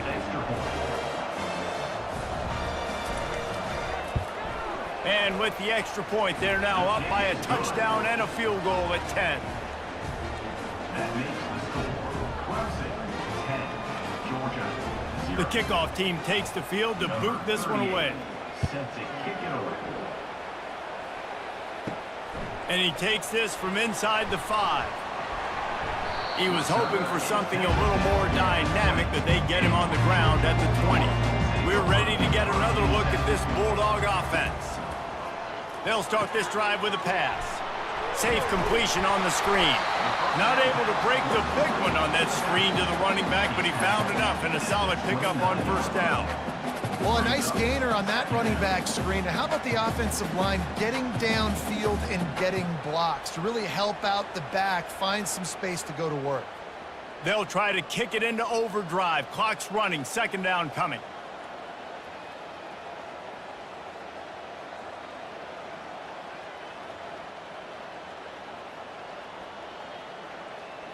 On the move, it's Beck.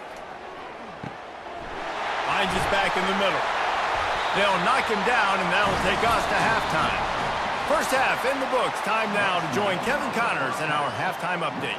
Thanks so much, guys. And I need not tell you, rivalry games always bring out a ton of emotion. And no surprise, we saw just that in the first half today. And I get it. A lot of coaches will say the difference between winning and losing comes down to stopping big plays and getting big plays.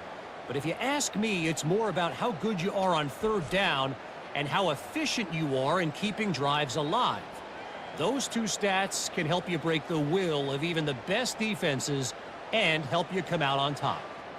With that, let's throw it back to the guys to see how this rivalry matchup plays out.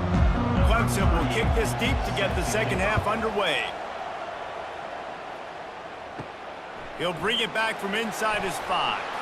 Really disciplined job by the coverage unit to get down there and make the stop at the 19. And Georgia ready to go back to work on offense. The sledding has been tough. Scores have been at a premium, Jesse, and every possession seems like it could switch the momentum of the game. Yeah, Reese, for this offense, just feels like they just haven't been as physical. And for this offensive coordinator, David, he's having to go deep into the playbook just to try to generate a first down. Well, and the good thing is there's not a ton of game pressure because the other side's not scoring either. But if you can find that one thing get that one positive play, and then maybe you get those juices going and something can start to build. Just gets it to the 28, pickup of 1.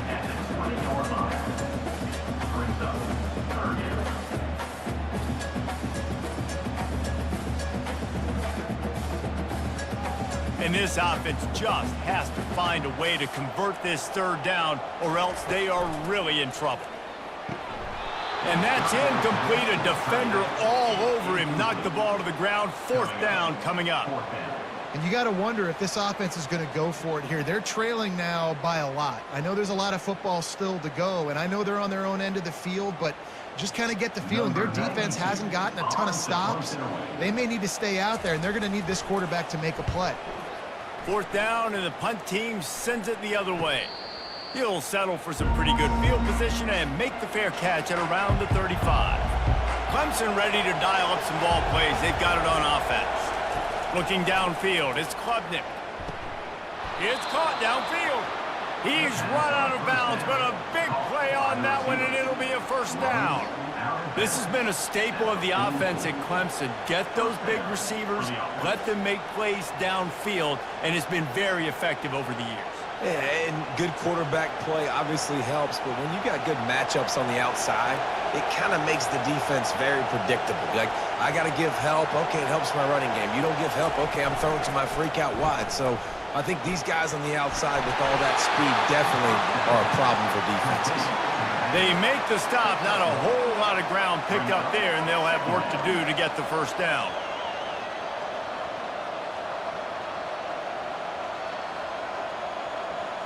On 2nd down, will they go back to the ground game?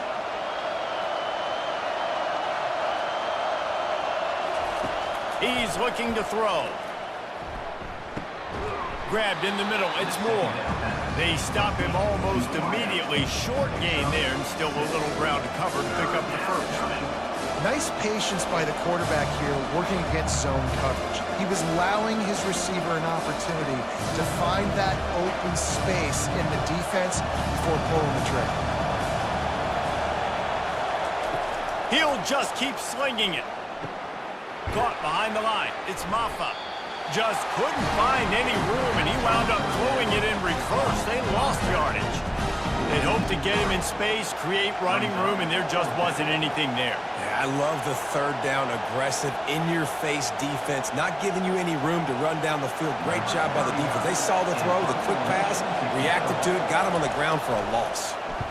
4th down, and the punt team sends it the other way. He won't be able to return this one as it goes out of bounds. We're ready to get another look at this Bulldog offense. Give to the running back. Able to pick up a couple before he's dragged down at the 19. And these defensive tackles just eat people. They swallow human beings when you get near them. They're so big, so strong. And when those guys, those running backs come in, they just need a mitt. They put one mitt on a running back, and he usually falls to the ground just because of their sheer mass and strength.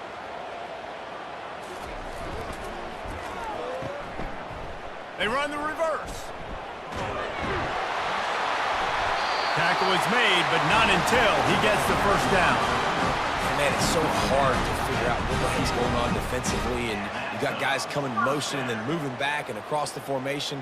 I like it sometimes when it's just basic for an offense. You're just running a wide receiver across the formation. So hard to adjust, and he quickly picks up, 5+ yards like it was nothing.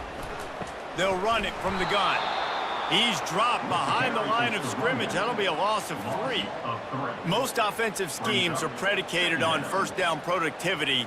That will not go down as a productive 1st down play. No, it will not, Reese. Give this defensive line credit because they were able to get penetration right off the snap and force a negative play.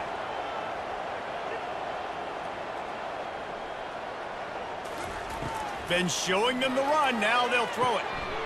Catch in the middle. It's Delp. And they'll finally catch up to him, but not before a big chunk of yardage is picked up. The Dogs pick up the 1st down through the air, and the Georgia faithful starting to howl and bark. And we've seen that in the past with Georgia. Maybe you get a little bit conservative, a little bit too much reliant on great defense, run the football.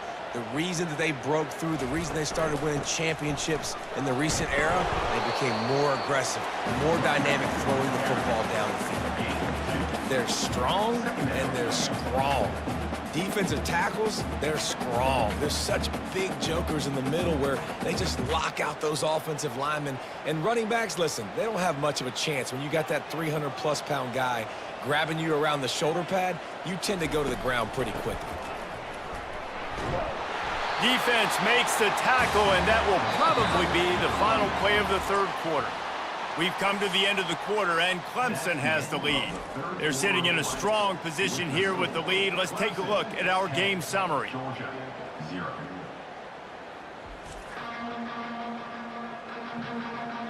Not only is the scoreboard on their side, but so too is time as we open the fourth.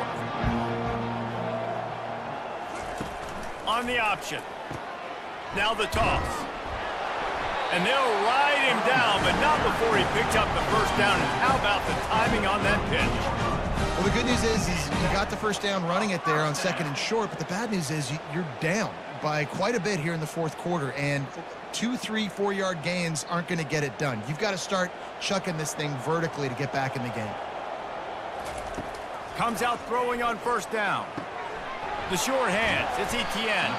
Strikes first, delivers the punch, and works his way to the 31. This offense has their work cut out for them, man, because the coverage has been so tight. And if you're not throwing to the sideline or you're not getting past the sticks, this defense is going to tackle you inbounds like they just did on that last play and bleed the clock. Tune in to the Ocho, 8th play of the drive coming up. Caught near the sticks. It's dealt. Nice pitch and catch there, and they'll have enough for the first down. I don't know who on defense is going to cover this guy. Honestly, he could be a problem for this defense over the middle of the field in the passing game.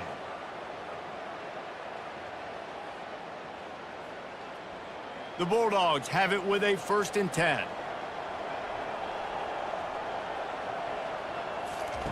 They're in the red zone, and they'll pass it. Let's it fly. He's got it in the end zone. Touchdown, Georgia. Before that score, considering last rites, now all of a sudden, they're not dead yet. In fact, they're feeling much better, and they're alive, and they've got a chance. And I'm looking on the field right now, I'm looking at their sideline. They're energized, Reese. After that last score, all of a sudden, they believe they can come back and win this game. This is a totally different-looking team than what we saw earlier.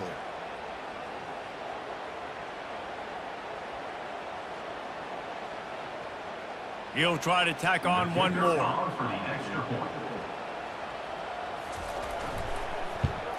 And with the extra point, the lead is cut to 3. It's 10-7. They go 83 yards on the drive, and they close the deal with a 16-yard throw for the touchdown. The kickoff team out there and ready to go.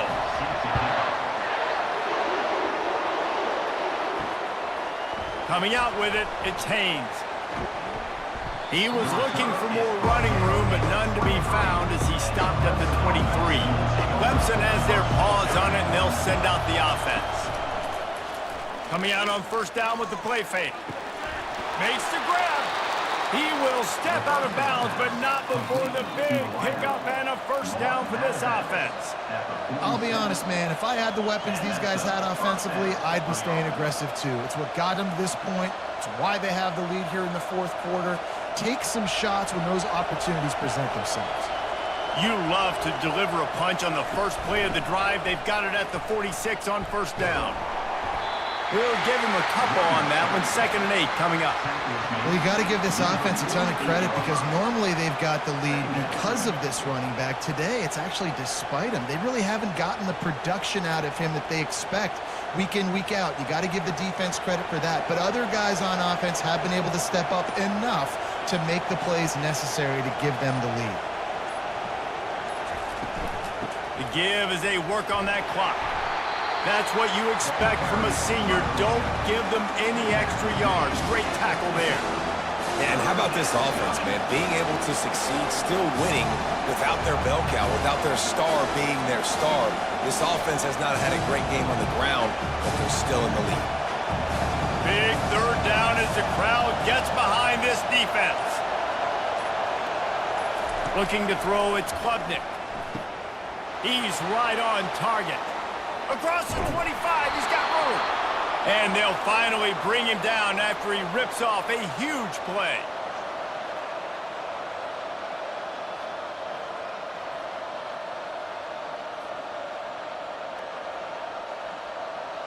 Linebackers moving, trying to confuse the quarterback. They've got him wobbling after that big play now to pay it off on 1st and 10 from inside the 15. And they try to run inside, and there is nowhere to go. Quick timeout called by the defense, stopping the clock to save as much time as possible for their offense.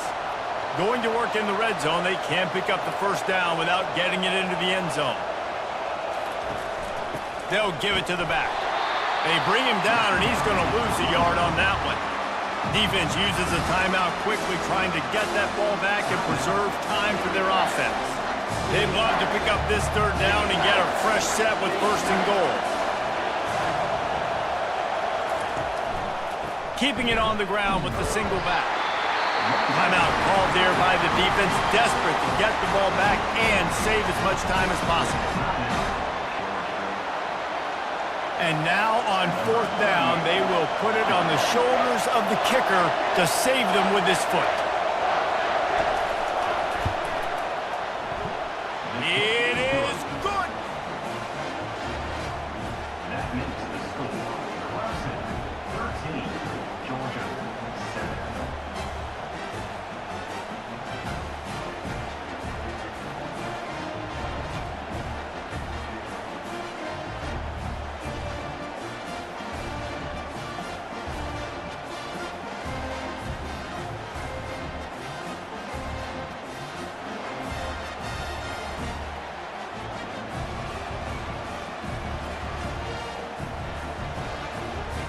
After putting up a three-spot, the kickoff unit set to go.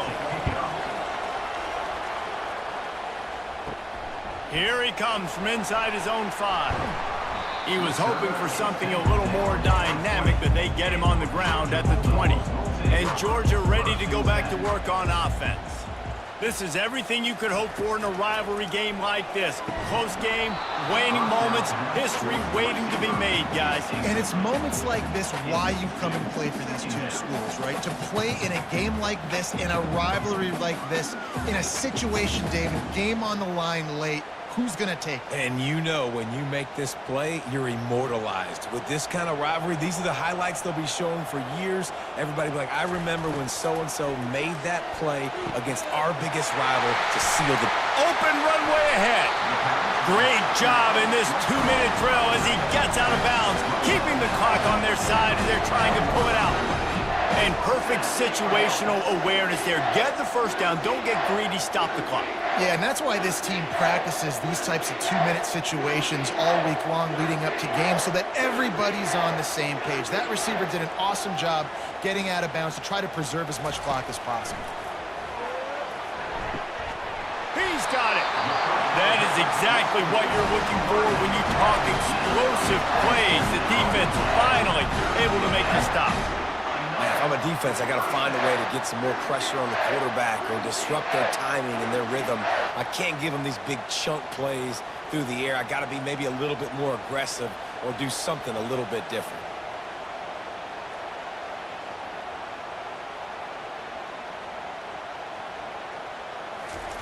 From the red zone, he's going to throw it. Catch in the middle, it's Bell. He's brought down quickly. Minimal gain there, still a bit short of the first down. And quarterback dropping back, understanding I'm getting zone coverage. All I got to do is be a little bit patient, manipulate that defense a little bit. My wide receiver runs that drag, and I get the first down. Clock's running, and they'll try to get to the line warp speed for second down. And they spike it and get the clock stopped. Ball's incomplete. Brings up third down.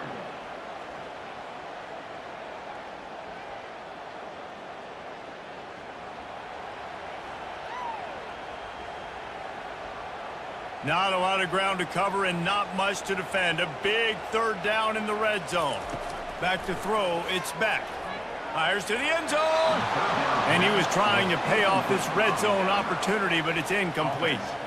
And if you're the defense right now, you've given up some yards on this drive, but you've got a possession lead. You just need one more stop after that last incompletion setting up fourth down. Do you blitz? Do you try to speed up the QB? Let's find out and watch. Gotta have it here on fourth down. He caught it. He did not get there, and they'll have to give up the football, and they might have just seen this game slip away. Looking for space. It's Maffa. They bring him down, and he's going to lose a yard on that one. And that's exactly what I want from my offense. Like, listen, they're out of timeouts. I want this clock to tick. Now, we have seen some college coaches across college football continue to run the football and also give up the football and give a gift to the other team. This one's over if I just take a knee.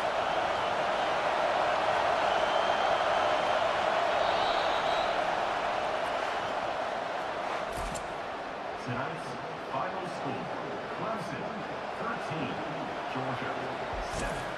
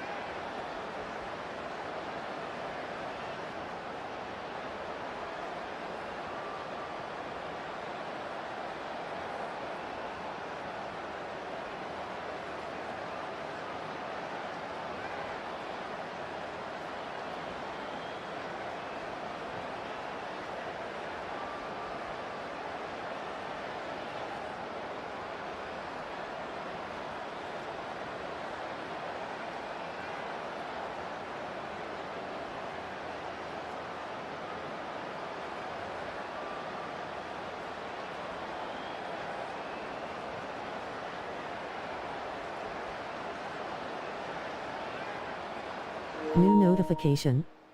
DualSense wireless controller connected. Empty battery. Charging.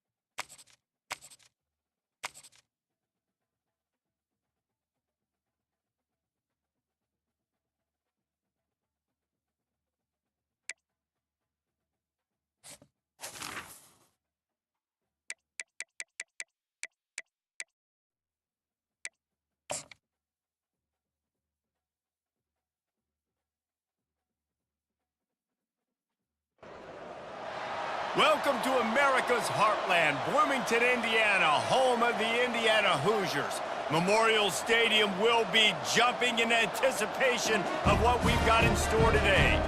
We believe we've got a great one in store today, and we've got a team that makes it into the top 25. Now when you go on the road, that's when you prove you belong. As we'll see the number 18 team in the country, the Oklahoma State Cowboys, taking on a team from the Big Ten, the Indiana Hoosiers. For EA Sports College Football, Reese Davis with you alongside David Pollack and Jesse Palmer. Time to get this game started. And the Cowboys will kick it off to get us underway. He'll start the return inside his 5. Not a lot of space to be found. Good hustle by the coverage team, and they stop him at the 21. So the Indiana Hoosiers offense will have the first possession of the game. And here's the man they want to get the ball to in this passing game. This is the type of receiver, David, when he's covered, he's still open. He's still putting that hand up in the air. Coach, I'm still open. And more importantly, his quarterback knows that. They're going to move him all over the field. They're going to feature him on offense. They're going to make sure he gets a lot of touches, whether he's open or whether he's open, because he's always open.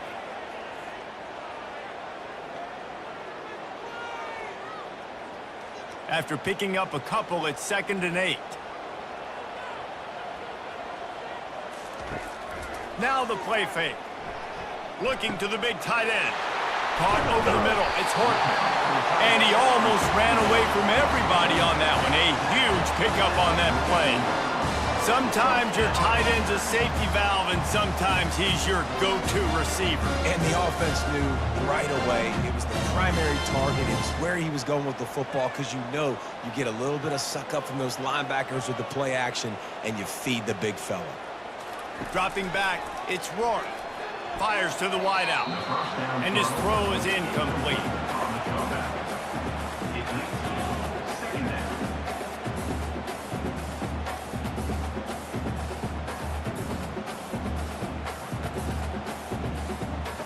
Now on 2nd down.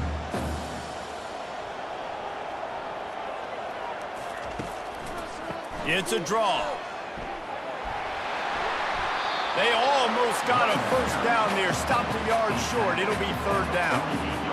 Draws and screens are a great way to slow down really aggressive pass rushers. It allows the defensive ends and the defensive tackles to run upfield. The offensive linemen kind of push them upfield, go down to the next level, try to sneak in a big play. On 3rd and short, they'll try to pick it up on the ground here.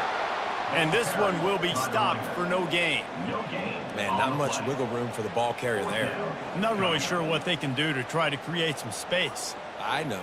Block better. How about the offensive lineman push some guy backwards and make some holes? And the Hoosiers will punt this one away. First punt of the day, and he'd love to lock them up close to their goal line. And that one will find its way into the end zone for a touchback. The Cowboys offense headed onto the field. Our first look at them today. This is just a great matchup to watch on the outside, and who can win downfield in the passing game. Man, this reminds me of 1997, Charles Woodson versus David Boston. Two physical athletes that are going to be going toe-to-toe all game long. Yeah, two alphas, two guys that play the positions where you have to have such confidence, cornerback, wide receiver. Let's see this throwdown.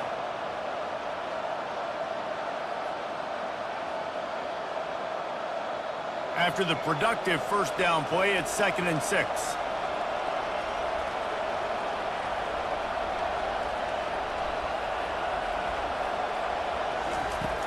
The play action fake. Quickly to the tight end. And good coverage by the defense, just a short gain. I'll say this, man. In college football, you see a lot of bad tackling. You didn't see it right there. That was an awesome job. First off, being there at the point of attack. Once the tight end made the catch, there was no doubt he was going down. Great job form tackle. They'll try to move the chains on 3rd and short from the 25. Got his man quickly. Good job running that route to get past the sticks because he got nothing after the catch. These two guys, just on the same wavelength, they make clutch connections all the time. And that's practice, man. That's all summer. That's all spring. Just so many hundreds and thousands of balls where you know exactly when that guy's going to break. You know he's a stud. You're going to feed him, especially on these 3rd down situations. Past the sticks, and he may get more. And a really nice run and pick up there before the defense avoided disaster and stopped the really big play. First down, physicality wins football games. Being able to run the football and create balance. And right here, just choose up another first down, gives you another chance to maybe continue to run the football. And I feel like this guy, too, is just an explosive play waiting to happen. His vision, his quickness, and he's got a burst. If you give this guy just a crease, he's going to hit it. And right now, he's doing some damage on this defense. Offensive linemen love to run the power. Why? You run power. You run power. Then you can play action. You don't want that defense to be sitting there saying, it's a pass, having to pass block every play. You got to keep defenses off balance.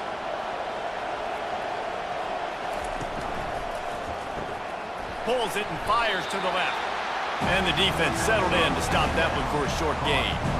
And offenses nowadays, they're really just counting numbers. How many guys do you have out wide?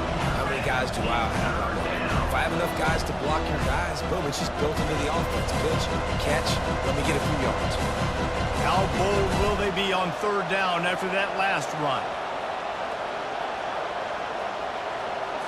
To the air, it's Bowman. Feeling some, and he's all bottled up, and now it's worse. The ball's loose. Oh, the fumble, and the defense got it. Touchdown, Hoosiers! The defense takes matters into their own hands. Defenses talk all the time about forcing turnovers, and to do that, you got to get so many hats to the football and swarm, and the ball sometimes comes out, and what do? You pick it up, take it back to the house. What a play by the D.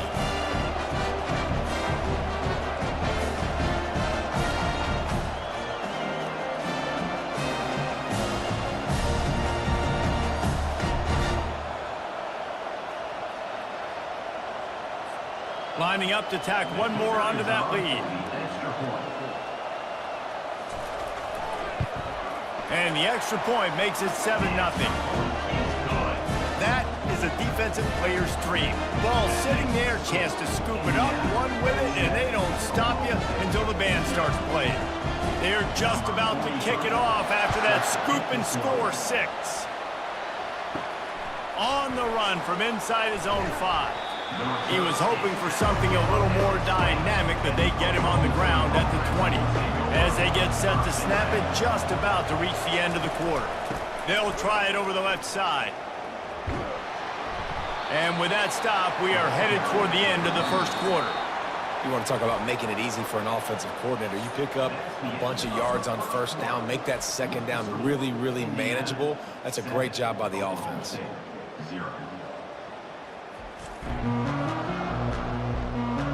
Now to see if these guys can get back in the game as we open the 2nd quarter. Ready to fire from the pistol. The give to the back. Forges ahead, picks up about 3 to the 29. You know, I think a big part of this isn't necessarily scoring a touchdown on that play, but you're just trying to get your offensive line in the rhythm of the game. Let those big fellas get lathered up.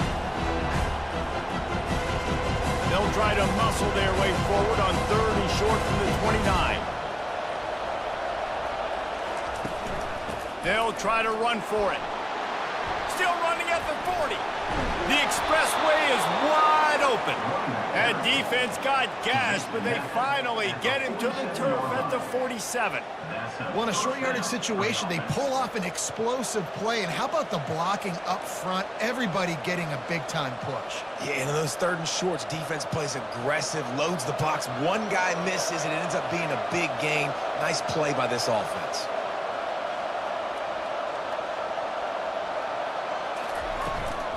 Out of the gun, the inside handoff, looking for a crease.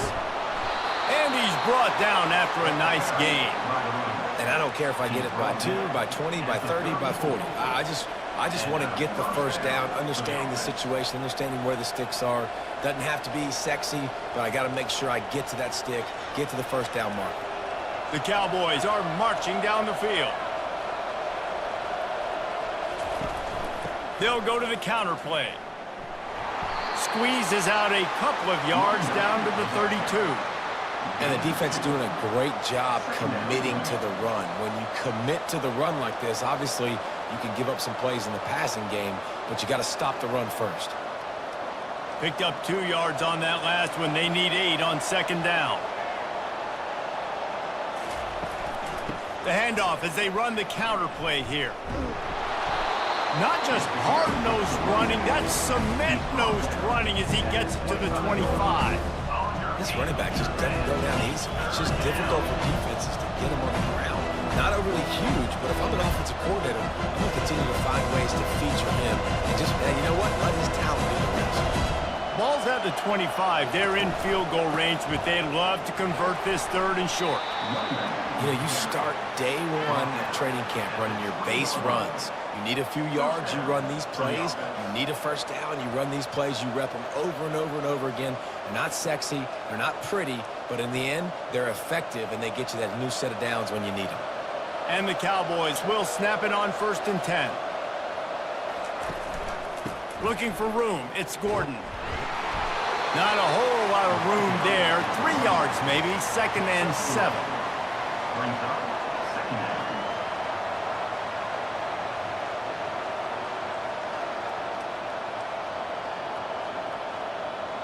Got a little work done on 1st down, now back to the line. The clock has reached the 2-minute mark, and they have a chance to at least cut into this lead before the break. Here comes the offense on 2nd down. To throw, it's Bowman. They've got the screen set up. And the completion gives them a fresh set of downs and keeps this drive moving. And a great job by the QB finding the running back, get him the football where he can do some damage after the catch, and most importantly, get the first down. And backed up, 1st and goal. This defense fighting to hold the lead and carry it to the locker room. Using the back as a receiver on the screen. They'll mark him down at the 2. The excellent execution on that throw and catch. You can hand it to him, you can throw it to him. Either way, he's making his presence felt. Those are your favorite plays, Reese, the him plays, right? Finding ways to get him the ball because he can make plays, whether it's running or receiving out of the backfield. They're going to continue to highlight this guy. False start, offense. So the decision has been made, and the coach will take the penalty. Can the defense stop them again on 2nd and goal? He's looking to throw. Caught close to the marker, it's Foster. Touchdown, Oklahoma State. And they made it to the house when they found that 6 points waiting on them. Yeah, and the passing game comes through, man, and we need more of that in the 2nd half. An extra point away from tying this football game. You trailed a little bit in the 1st half, stayed calm. If this passing game can continue to heat up, look out in the 2nd half.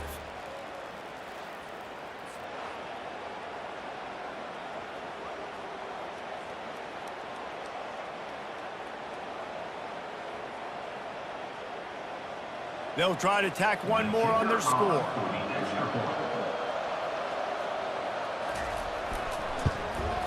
And it's up and good. So a drive there of 84 yards, and they close the deal with the 7-yarder for the score. All tied up and just about set to kick it away. On the move from inside his 5. Delivers to contact. Couldn't find a way to create that broken field as he stopped at the 25. Indiana sends the offense onto the field. They just didn't quite find the rhythm on that last drive, Jesse. They had to punt it. I think they got to be more physical, David. I think up front they got to do a better job getting blocks and establishing this running game. And how easy does football become if you're the more physical team? If you can threaten the run and then run play action, it opens up the whole offense at your disposal. And this will be incomplete. A big hit there forces second down. Well, that's just a great play by the defender and great timing. It was the hit that forced that incompletion. On the run, it's Rourke. Throws to the wideout. Got his man downfield. Put it right on him. Sweet play, good pickup, and they'll move the chains with the first down. Well, this offense knew coming into this game they wanted to try to attack the middle of the field in the passing game, and they're able to execute the in route there. It's a first down. They'll stop the clock to reset the chains. Offense up tempo. Looking to move it through the air. Unloads to the wideout. Just flying through the air like a superhero to make the grab. Timeout called by the offense, and now they just have one remaining in the half. Wants to throw on first down. Got him downfield. Touchdown, Indiana! What a catch and run for 6. Man, he didn't just put it on his numbers. If he were throwing it at a front porch, he would have put that right in the keyhole. What a precise pass. Right in the keyhole, right on the button, right on the face mask, whatever it was. Great throw, great timing. Nice job by the quarterback.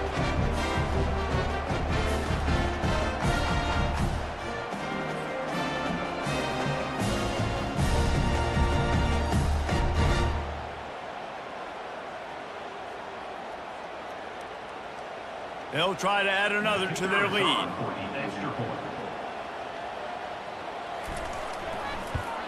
And the extra point is true, and they're on top by 7.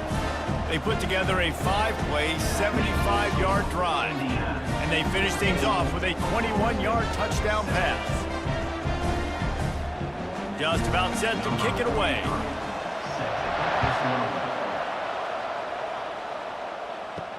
And he takes this from inside the 5.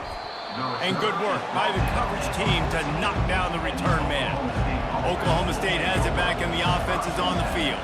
Now you find out just how much of a gunslinger you are. Will you roll the dice here late in the half, David? And you know the defense is going to be really, really conservative, so I think it's an opportunity to be able to take a shot, see how much of a chunk you can get before then you decide really, Jesse, how you want to finish the half. You just can't turn it over and throw a pick if you're the quarterback here. You have got to be so smart if you're going to be aggressive with your decision-making. That's going to wrap up the first half here, and now we join Kevin with the halftime update. Thanks, guys. A first half that saw a little bit of everything there in Bloomington. And it's been said football is a game of inches, and guess what? Based on the comparison between third down conversion rate today and the average yard per play, how can you argue that?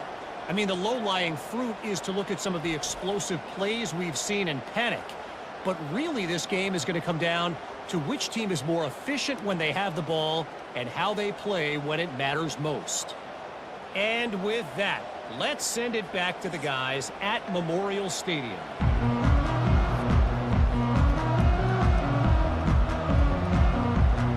The Hoosiers will boot it away to start the second half. He'll bring it back from inside his 5. Nice job by the kickoff team. Everybody stayed in their lanes, and they'll stop him at the 16. Oklahoma State hoping to get the Pistols firing on offense. They start this third quarter one-possession game and hoping to get an early drive going. This offense is ready, and they're ready to take the field here and see if they can get something established. They don't have to change everything and reinvent the wheel. They've had some successes in the first half, so let's get that continued here on the opening drive. Yeah, and I love getting that break at half to go talk with my coaches and pick my offensive coordinator's brain so I know exactly what I need to do to attack this defense, and I get ball first. They'll throw it to the back on the screen. They make the stop after the catch, and still some work to do to pick up that first down. Love the execution there on the screen. The running back shows pass protect. Last second turns around, so he's able to get the ball. The D linemen have already run past him. Now he can turn upfield for a big gainer. The Cowboys want to crank the tempo.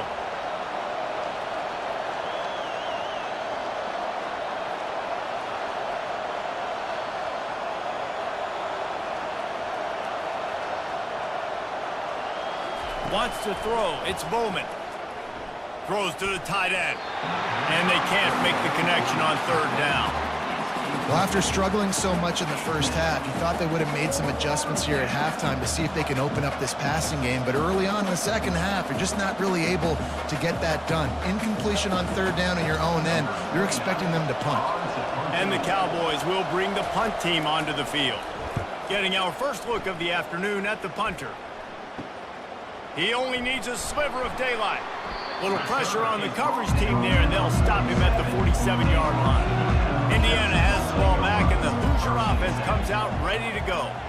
That last drive, an absolute aerial assault for the touchdown, Jesse. But it was a nice job in play calling, too, David, just giving the quarterback some easy looks and reads so he could go out and execute. And he knew exactly where to go with the football. Everything looked really, really easy. He was hot. The ball was coming out of his hands. The defense better do something different. And now on second down for this offense. Wide receiver now comes in motion. Quarterback touch pass on the jet sweep. Well, and on these little push passes, timing is so important. You're trying to snap it right as he's getting a full head of steam. When he gets the ball, he's hitting the outside, David. It puts the defense in such a difficult spot. You immediately have to be rotating when you see that motion, so everybody's got to communicate and kind of bump over. That's why offenses love to run it. It makes the defense communicate and see if you can just get him out of a spot. Got the first down, looking for more. He gets the job done on third down. They move the chains. It's at the 37. Well, that's kind of the advantage of third and medium, right? Is the defense, you keep them guessing. You can throw it, you can run it. That time they hand it off, and they pick it up. And you can see the D drop back a little bit. It creates a little bit of space. The running back blasts through, gets the first down.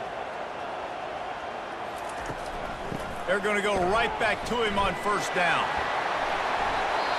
Well, right away after picking up the first down, they go right back to their playmaker at running back. And I love the push they got up front, getting a hat on a hat, opening a huge hole for the back. And you become so hard to defend when you can run the football successfully on first down. You're starting like that. Now what opens up? Play action. Now you're making me play pass and run. This offense, if they can create that run physicality, now it opens up everything else. You want to talk about building a drive around a guy, first on the ground and now using him in the passing game. And you get so much bang for your buck because you can split him out wide. You can fake it to him and throw it. This is the guy that really stretches the field and makes you decide how you want to defend him. A linebacker, a safety, whatever it is, it's usually not good enough when he's receiving the ball in the backfield.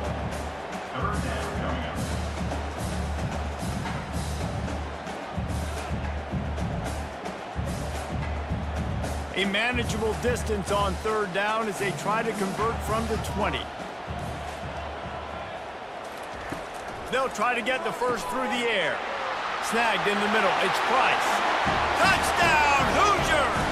Made the grab and finished the deal in the end zone. These two guys, they just shared a glance, and they knew exactly what to do, Dave. And how many times do we hear that? The quarterback talk about it after the game and go, hey, I just looked at him. He knew what I saw. I knew what he saw. We're on the same page. We've done this before. That chemistry equals big plays.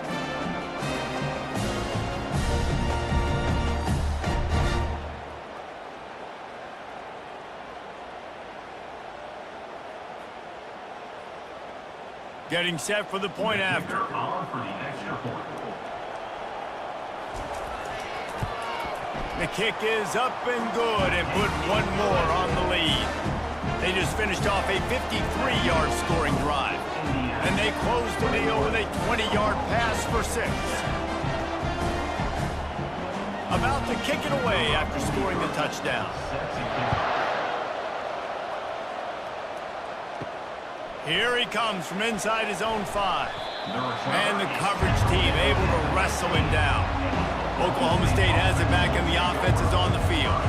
Now we'll get a chance to see if they can answer that last score, trailing by 14, Jesse. Yeah, and at this point of the game, I feel like offensively, you should go back to what's been working for you in this game. Don't be afraid to dial up plays that you've already had success with, running it and throwing it. It's okay to repeat plays down 14 at this point. And I would also say, Palmer, kind of understanding that my defense is not playing great, so I know offensively I got to put some good possessions together here, make something happen on this side of the football. And maybe he'll get back to the line of scrimmage, but no more than that. Boy, there wasn't much room to wiggle for that running back there. Not at all. Great job by the defense getting in the backfield quickly, closing up all the holes, nowhere to run. And this offense just can't afford not to get the first down here. Already trailing big, and the clock is not their friend. A little screen to the running back. They finally get him stopped, but what a good job by that front wall to set up the screen and create some lanes for their running back. That was just a perfectly choreographed screen. The line got out on time. The running back had a wall in front of it. And I think the quarterback did a really good job of selling pass and then kind of dodging the pass rush, getting it to the running back, and then let him do the rest. You got him in space, he'll pick up yards in a hurry. They bring him down, and he's going to lose a yard on that one. I'll tell you, this defensive end, not only can he pass rush, but he can play the run as well. You see him beat the offensive lineman there trying to block him and get in the backfield to make that tackle for loss. That was impressive. Second down coming up. To the air, it's Bowman. Fires to the tight end. There to make the stop, and we've played 3 in this one. Clock strikes 0 here in the quarter, and Indiana is on top. And they've built a comfortable lead after 3 quarters of play. Let's take a look at how we've gotten here. One more period to go, and we'll see just how much fight they've got left in them. Ball's at the 29. Defense can taste getting off the field. It's 3rd and long. And the incomplete pass will bring up 4th down. After that incompletion, 4th and long now on your own side of the field, you're trailing in the 4th quarter. What's your go-to play call here in the passing game? Where is the matchup that you trust in to come up with a big one to give yourself a chance to stay alive and win this game? Coach has no choice here. The offense has to stay on the field, down multiple possessions this late. 4th down attempt coming. And they finally make the tackle, but this will be a pretty easy conversion for this offense. And on the heels of that last big play now, you'd love to keep the momentum going and score quick. How about staying aggressive? Try to throw this thing into the end zone. You need to get the ball back, and you need to save as much time as you can. The Cowboys moving quickly to the line.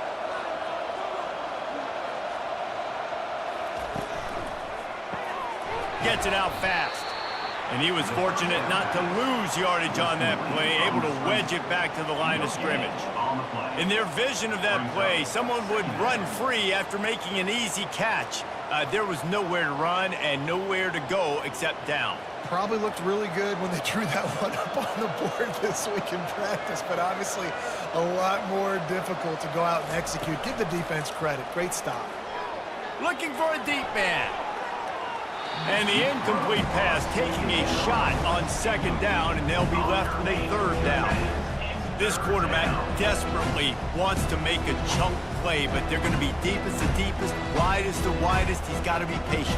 No doubt. Situational football is probably one of the most underrated, under-talked about things, like understanding the situation.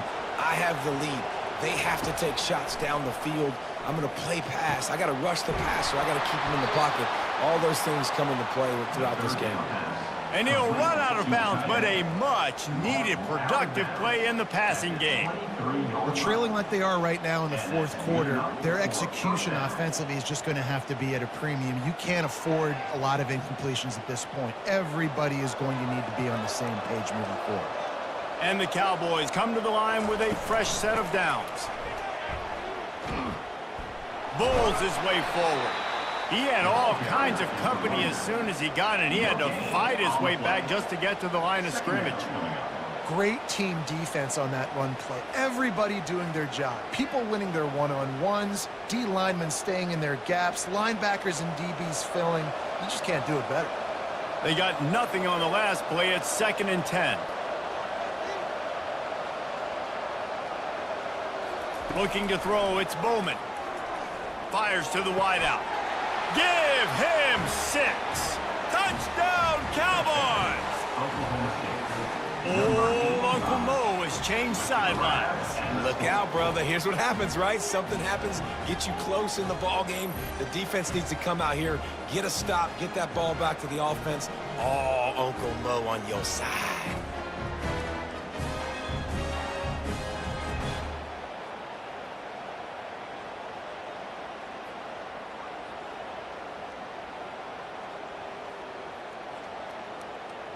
Lining up to add another. Kicker is on for the extra point.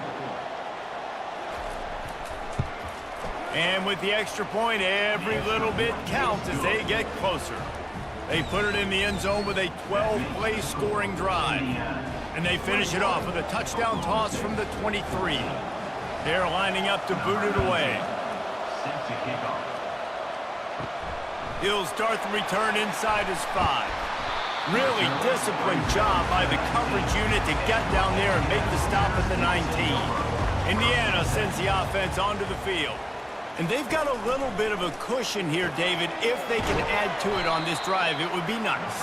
And it definitely makes a little bit of a difference. Knowing I'm up by more than a field goal, obviously, Jesse, my mindset switches, and I know I can't make mistakes. Yeah, and David, I don't think they have to reinvent the wheel on offense here. What they've been calling has been working. Just get back to doing what you're good at. Clock continues to run, and they'll be happy to wind it all the way down before they snap it. Looking to pass on 2nd down. And the quarterback goes down at the 11-yard line. Just a great job defensively, making him go through his progressions, and he really didn't have time to do it. And that's exactly what you do in zone coverage. You drop in your spots, you read the quarterback's eyes, make sure you take away that quick stuff, and a great job rushing the passer and getting the sack.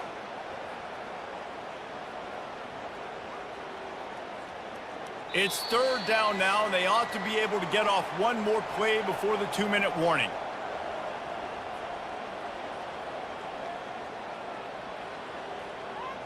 I'm not positive, but that 1st down marker might be in the next county. The give, and tick, tick, tick, tick, tick, tick, tick. He's knocked down in the backfield. He'll lose a couple. Quick timeout called by the defense, stopping the clock to save as much time as possible for their offense. And the Hoosiers line up to punt it away. 3 and out, they got stuck in reverse. They hope the punt can bail them out. Not going to risk a return here. He'll make the fair catch. Here comes the offense on 1st down. They're going to open this drive with a pass. Get it out on the screen. He makes the stop, and a nice pickup there on 1st down. Leaves them in 2nd and manageable. And how about the defense? How big was that stop? Forcing the punt, getting it back to the offense, and all of a sudden, you feel the momentum now on their side. Trying to get a rhythm in the passing game, now on 2nd down.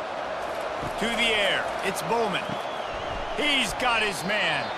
They'll wrestle him down just short of the 1st down. I don't even think they're going to bring out the chains to measure this one. You just get the feeling this defense is going to make it hard on them, right? They've got the lead, it's late, and they're going to try to tackle everybody inbounds. Offense is going to have to really work for this and be smart. You got to attack the sidelines. You got to throw 1st downs. You got to keep this thing moving vertically down the field. Throws to the wideout. Got it in the middle, it's Owens. They immediately call timeout, trying to preserve every second they can to try to rally here late. Love to see the fearlessness of a quarterback to work the middle of the field. And he's got so much confidence in his own arm talent to be able to get that football there before the defense can break it up. I don't think that's the way they drew it up. Incomplete. Brings up second down.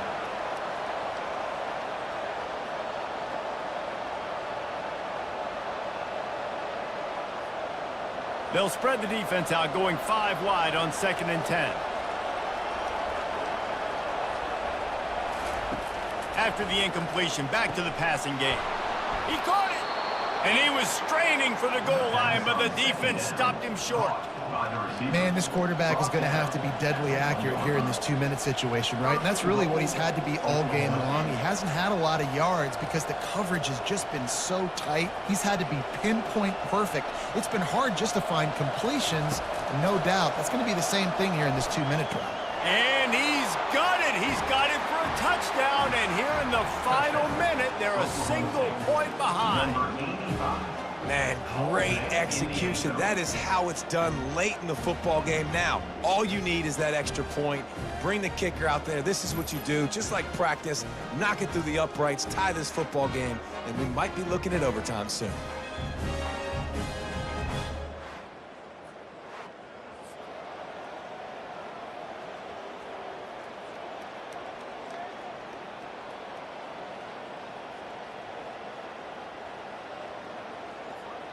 So you think this is automatic? They need this one badly. And that extra point was good, and we are deadlocked here in the 4th. So that scoring drive took only 6 plays. And they've got it locked up in the final minute after the touchdown and extra point. We've got a dandy going here, all tied up in the 4th quarter and about to kick it away. On the run from inside his own 5. Good job by the coverage unit to put a stop to that return. Indiana has the ball back, and the Hoosier offense comes out ready to go. He wastes no time and comes out throwing. Makes the grab. It's Price. Boy, you complete a pass like that, Jesse, get into plus territory, and now the defense starts feeling the heat. And in these situations, coaches always tell their quarterback, just get a completion, get the drive going so we can get some momentum, put the defense on their heels as we try to move into field goal range.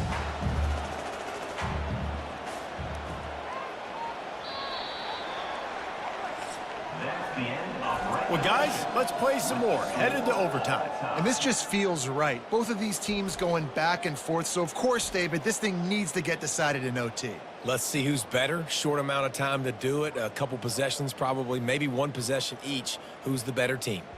All right, guys, so here we go in overtime. And just to refresh everyone's memory, alternating possessions starting on the opponent's 25. And you want to play defense first because you want to know what you need. That's a key philosophical approach for most teams when it comes to overtime, David. Yeah, and remember the rule change a couple years ago, too, and the second overtime and 2-point conversion. So all this stuff is situational type football that you better have worked on throughout these weeks of the season. Dropping back, it's Rourke. Through his hands and incomplete. He normally makes that catch every time. It's 2nd down. Man, that's one you expect him to make in his sleep, right? He's one of the better receivers in the entire country. He just dropped that one over the middle of the field. And here comes the offense on 2nd down.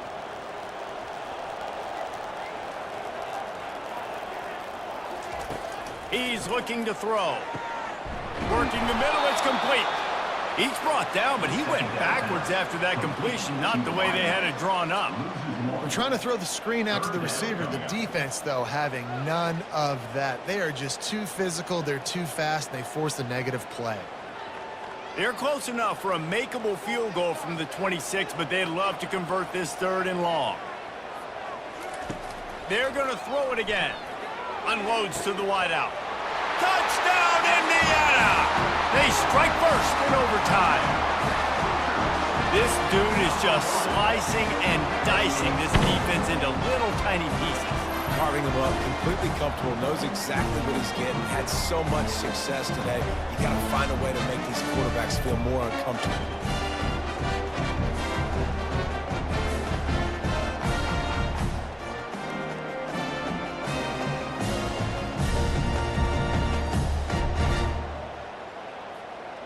Now to push the lead to 7 in overtime. And the extra point makes it a 28-21 score.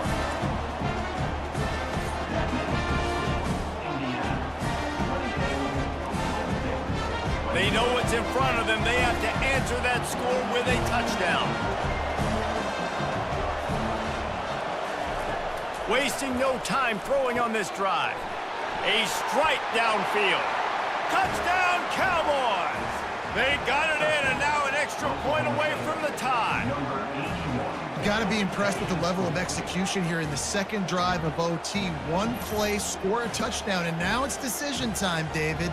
Do you kick the extra point and keep this thing going, or do you go for 2 and try to win? Yeah, and you're right. The response was amazing. I mean, you give up a touchdown, you have a tendency to get down on yourself. No. First play, great execution. Now, do I go for the win? Do I play this safe, or do I go try to take this moment right now and get the W?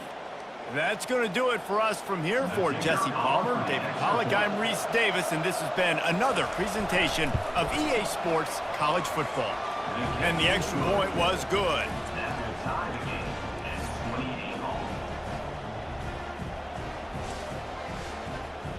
One extra period didn't get it done, and we start the second OT. Takes the handoff. It's Gordon. They stop him right on the edge of the red zone. A pickup of 5 to the 20. And you see him consistently sticking with the run, staying balanced. As you get closer to the goal line, you're thinking the field starts to shrink. Now, do I have a jump ball wide receiver out wide I can throw the football to? How am I going to find that extra space and take care of the football while doing it? Dropping back, it's Bowman. Quick strike complete. They get it down to the 7 on that pass play, in prime position for a score. One of the things that makes this guy so dangerous is how good he is after the catch. If he's got any space around him, he's able to burst. He's able to make people miss and get extra yards for his offense. You saw it right there. This thing has been back and forth now. First and goal as they try to take the lead in overtime number 2. Touchdown, Oklahoma State. They take the lead here in overtime. Man, diving catches always look sweet, but they look even sweeter when it's for a touchdown. That's shades of Desmond Howard back in the day, winning a Heisman Trophy and making catches against Notre Dame. That was unbelievable.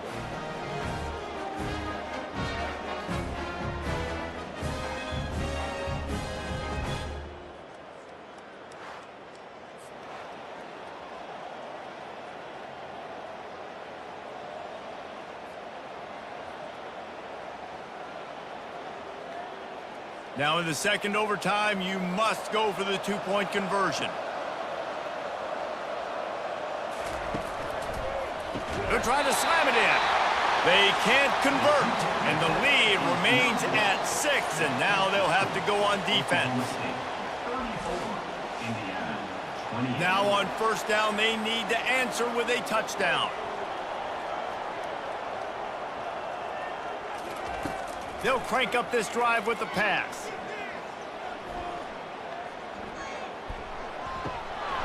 And the physical play there forces the incompletion on first down. You know, it's difficult for QBs sometimes when you're throwing to your running backs because they're not receivers. You really got to be perfect with the ball placement. You got to make that a catchable throw. A little bit too tough for the RB on that one. After the incompletion, it's second down. Back to pass, it's Rourke. Fires to the wideout. He's got it. Huge game before he goes out of bounds, and now they've got it first and goal. Throwing the comeback looks like such a simple throw, but the timing is so important. And as a quarterback, man, this is all about trusting your guy. You know exactly where he's going to sit it down. You anticipate it. You throw it. You know he's going to come back and make that play for you. He's looking to throw. Got it! Touchdown, Hoosiers! Got it in the end zone for the tie, and they can win it with the extra point.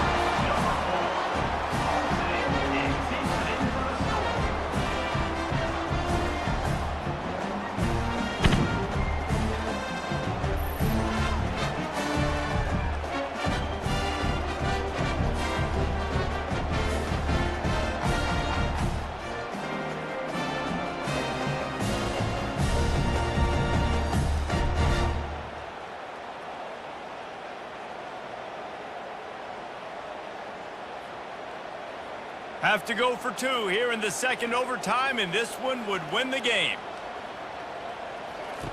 They'll go to the air. Throws to the wideout.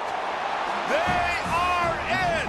Ball game, and that does it in double OT with a two-point conversion. 36.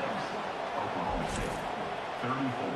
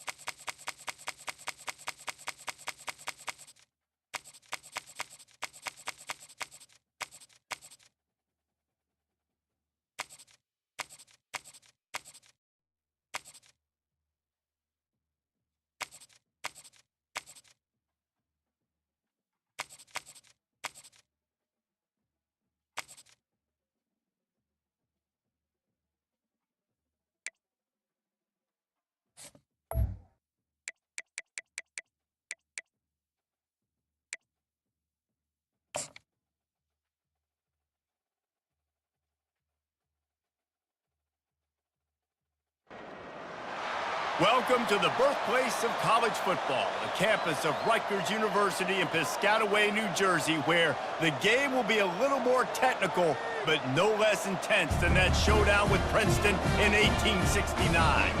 Maybe you need a little caffeine, or maybe the sheer energy of this matchup will keep you wide awake, as we know anything can happen when you kick off after dark. As we'll see a squad from the ACC, the Syracuse Orange, taking on a team from the Big Ten, the Rutgers Scarlet Knights. For EA Sports College Football, Reese Davis with you alongside David Pollack and Jesse Palmer. And guys, can't wait to get this one started. Syracuse will kick off and we'll be underway.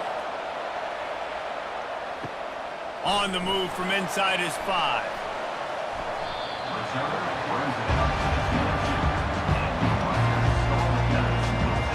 So the Rutgers Scarlet Knights offense is on the field for the first time today.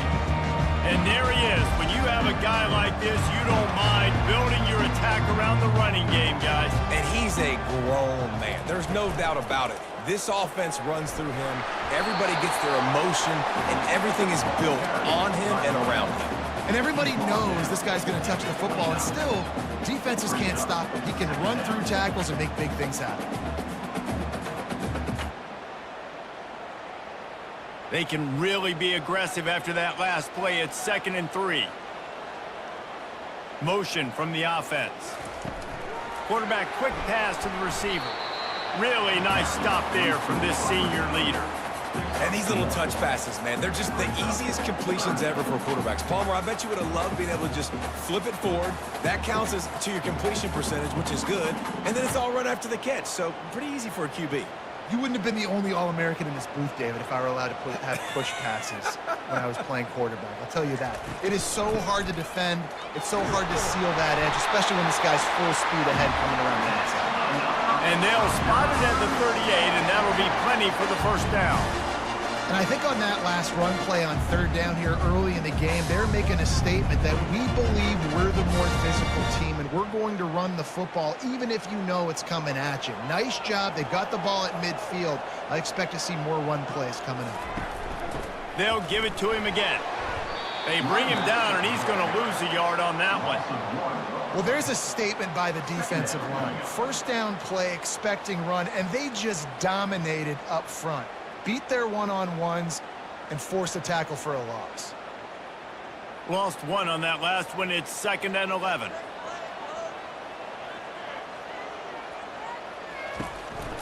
Some misdirection with the counter. A run up the middle is stuffed for no gain. If you're going to stop the run game, you better be physical up front on the defensive line. They've got some maulers. They've got some dudes with bad intentions. Nice play there. Third down conversions are a huge stat, and this one would be a doozy if they can pull it off. From the gun, wants to pass. Grabbed over the middle. It's Monaga. He was running through tackles and picked up the first down and finally got knocked down. Man, you hate that if you're on defense. 3rd and long, you've got everybody covered downfield, and you let the running back pick it up on a check down throw. You've got to be way better tackling in that situation. That is a blown opportunity for this defense. Trying to find his man on first down.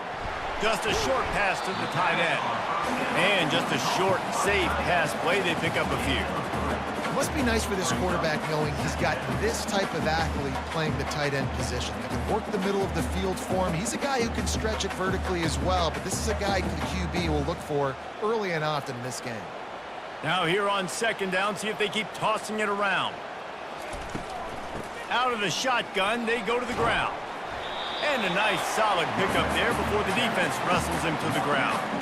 I think you run that play on 2nd down knowing it's going to make 3rd down easier. You're not trying to hit a home run. You don't need the big play right now. Now you know 3rd down, everything's on the table, everything's available, high success rate. They'll come to the line for the 8th snap on this opening drive, facing a 3rd and short. They bring him down, and he's going to lose a yard on that one. Keep the foot on the pedal if you're on offense here. You got that yardage. Yeah, you didn't get the first down, but you've set yourself up now to go for it here and keep this drive alive. This offense has moved into plus territory, and they want to keep the heat on. They'll go for it on 4th down. Got it past the marker. He works his way inside the 30 down to the 29 and picks up a first down. The metrics tell you so often, go ahead, go for it on 4th down, and it pays off there. And that just shows you the head coach's confidence in his quarterback to go out on a critical 4th down and execute. The Scarlet Knights will snap it on 1st and 10. He's looking to throw it. Release to the back. Got it in the middle, it's Monaga. And he'll run it into the end zone. Touchdown, Rutgers! You want to talk about coming out and setting the tone and making your presence known immediately. And every coach talks about it all during the week, how important it is to start fast. But coming out and executing is another thing. Great start for the offense.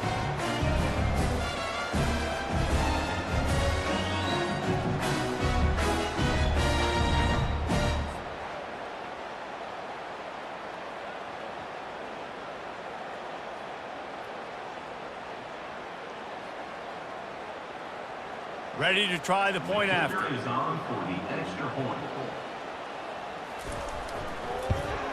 And he's got the extra point, and it's 7-0 to start this one. They march 78 yards down the field, and they cover the final 29 yards with that touchdown pass. Kickoff team has the ball teed up, and they're about ready to go. Fielded in the end zone, it's Allen. He was looking for some running room, but not much to be found as he stopped at the 18. So Syracuse's offense will go to work for the first time today. One thing to watch, can this guy get in the quarterback's head and make him take a peek at the rush, David? Dang, Skippy, that's what you want to do. You want to make this guy a little bit more human and not as much of a game breaker at the quarterback spot. Get some pressure on him, hit him a few times. He's one of the best quarterbacks in the country, but he can't hurt you if he's laying on his back. And this defensive end can put him there often.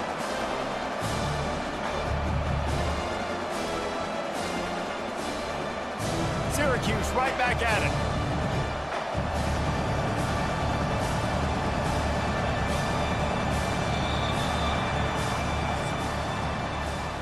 Guys, it is Rutgers on top here at the end of the quarter. And after that first quarter, let's see if these guys can get back in the game in the second.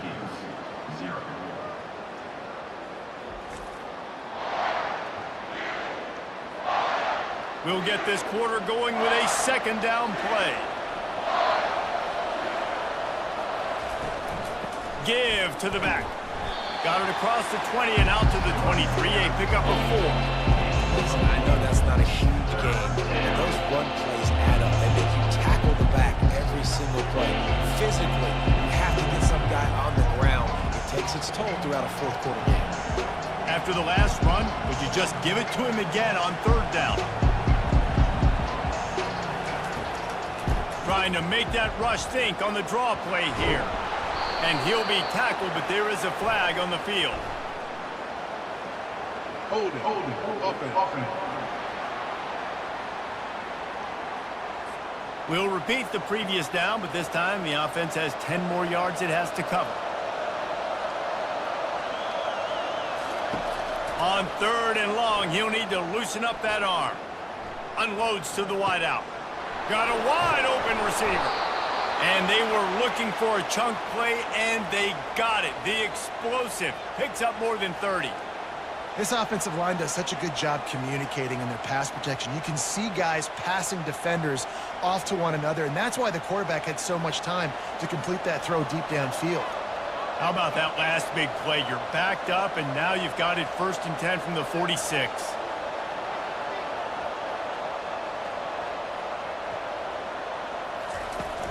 Use the play fake, now to throw.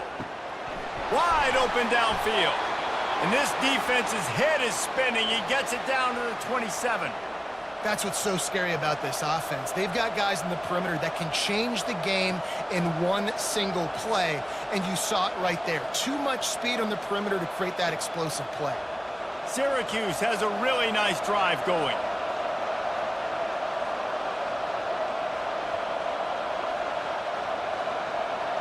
Wide receiver coming across in motion. Back to throw, it's McCord. How about that play to get a hand in there and force the incompletion? Well, the QB looked like he knew where he wanted to go with that football, but give the defense credit. They were able to swat that one away.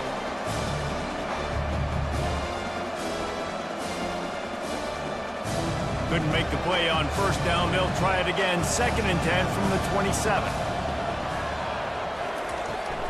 They'll leave it with him. Showing off the arms.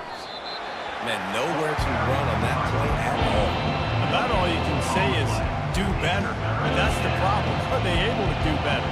And that's why you keep trying things, right? Keep trying to get on the perimeter, run up the middle, try different things to see what you do well. Ball spotted at the 27. They're facing a 3rd and long to try to keep their hopes of a touchdown alive.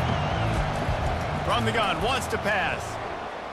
Fires to the wideout. Grabbed in the middle, it's Hatcher.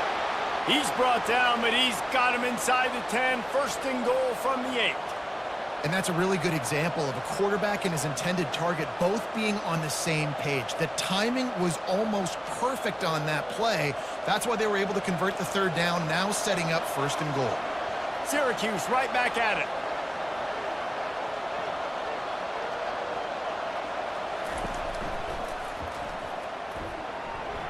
And his throw is incomplete.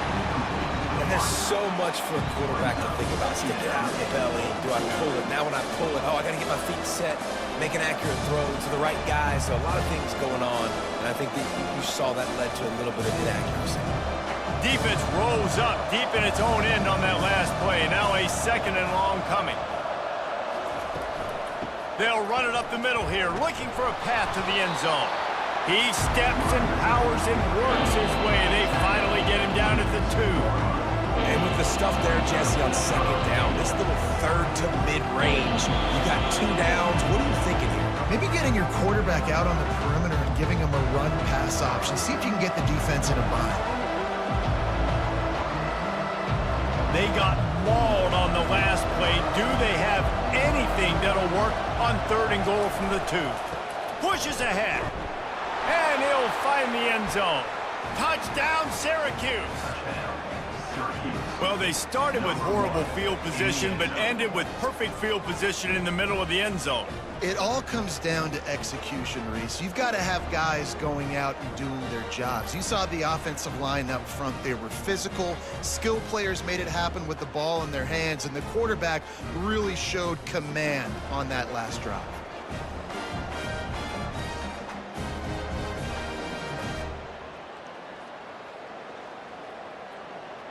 Lining up for the PAT.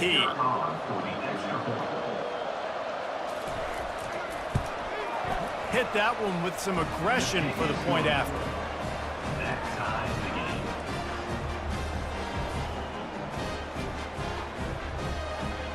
And we're all square as he's set to kick it away. Kick this one away.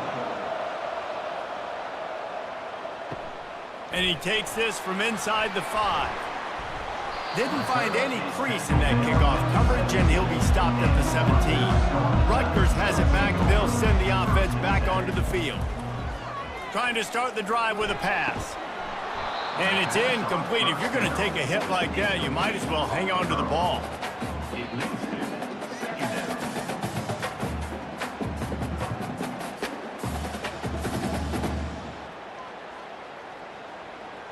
Second and 10 here.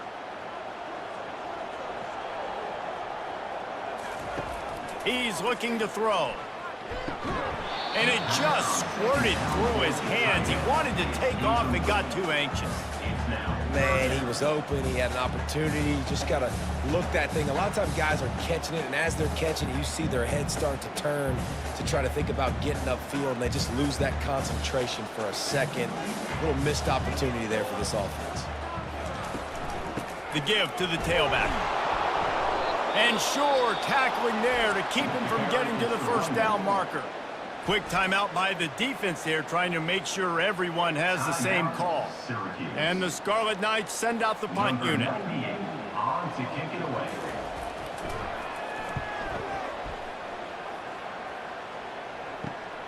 On the return, it's Allen. He'll get it up to about the 44-yard line before they slam the brakes on it. The Syracuse offense heads back onto the field.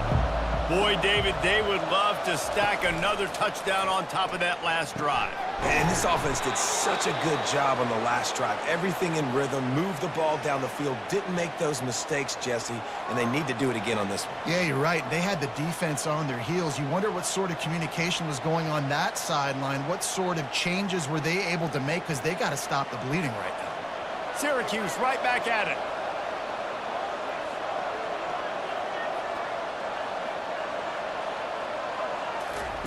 Going up top on first down.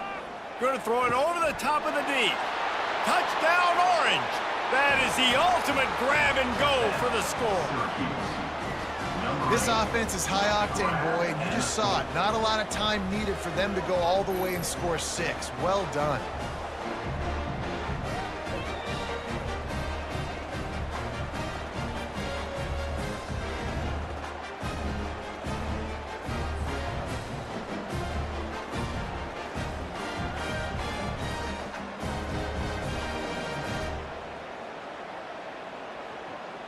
Lining up to tack one more onto that lead.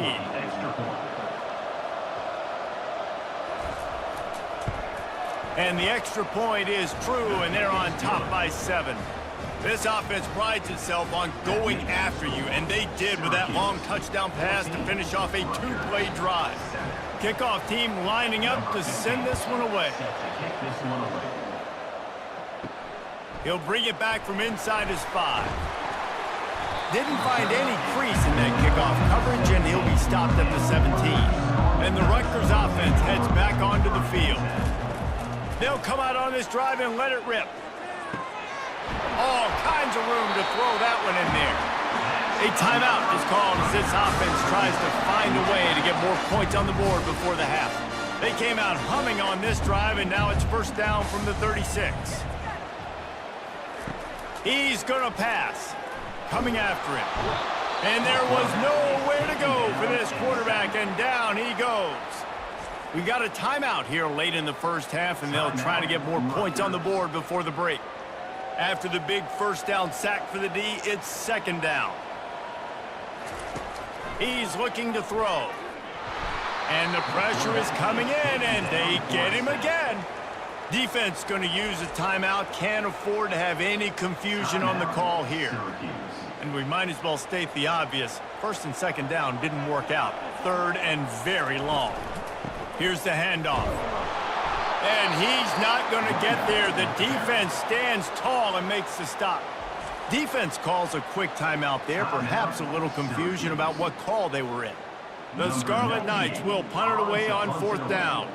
This will be the second time they've had to kick it away. He will signal for the fair catch and take it just inside the 35. Looking for a productive play on first down. Looking for a man. It's McCord. Throws for the tight end. Oh, what a spectacular layout and catch. Man, I love those guys that are willing to put their body on the line, and he does it right here, man. Just lays out. That ball's coming in. You can see it from several yards out, making that play, laying out, keeping the football from touching the turf. Great concentration, great effort by the receiver. They'll throw it on first down. Quickly complete. Really putting together a threat now. They get the first. It's at the 37. Right, second quarter, getting closer to the half. Offense is still having a lot of success stringing some first downs together. Defense is going to need to figure something out before they get to halftime. From inside the 40 at the 37, it's first down. He wants to throw. Didn't have much of a choice there, but to get rid of it.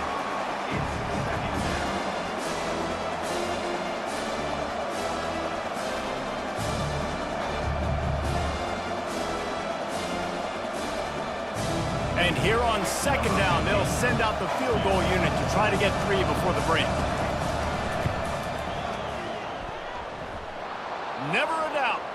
There is a flag on the play. Now, if this is on the defense, it might not change that much. Offense has already made the long field goal. This offense plenty happy enough with the result of that play, so they just let the official put that flag back in his pocket and decline the penalty. That late in the half field goal always gives you a little boost going to the locker room, and they'll need to finish off these final few seconds and not allow them to answer. He'll bring it out from inside his own 10, and they'll haul down the returner to start us on the next drive. We've played 2 quarters here. Time to go to Kevin Connors in our halftime update. All right, guys, looks like we've got a great scene there today in Piscataway.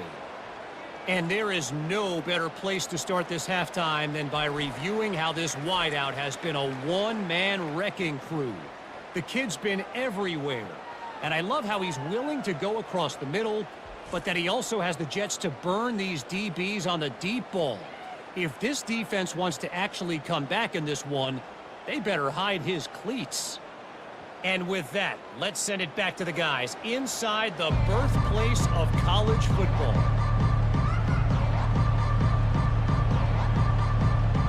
And the Scarlet Knights will kick it off to start the second half. Here he comes from inside his own 5.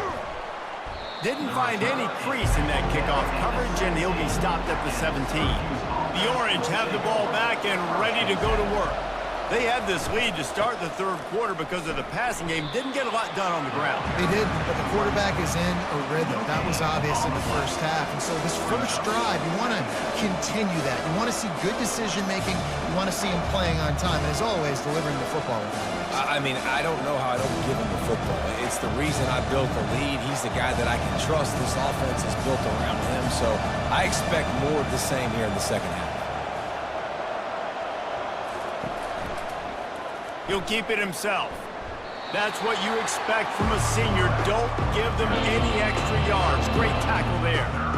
Yeah, it's a nice job by this defense. Understand, listen, that QB is a threat. And they're going to run all kinds of options, and he's going to run the football. They were dialed in and got that sucker to the ground. Syracuse right back at it.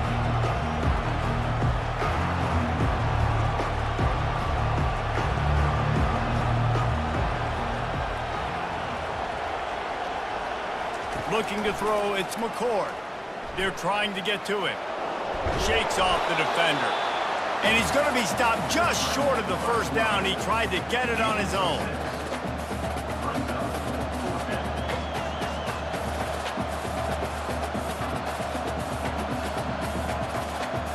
Syracuse will be forced to punt.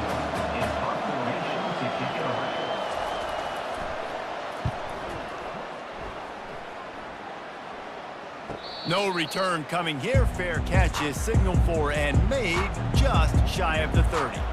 Rutgers has it back. They'll send the offense back onto the field. That last drive fizzled out, Jesse. They had to punt it.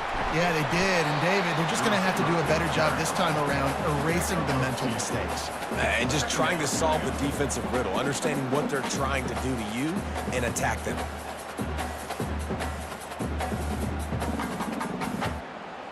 Line getting set on second down.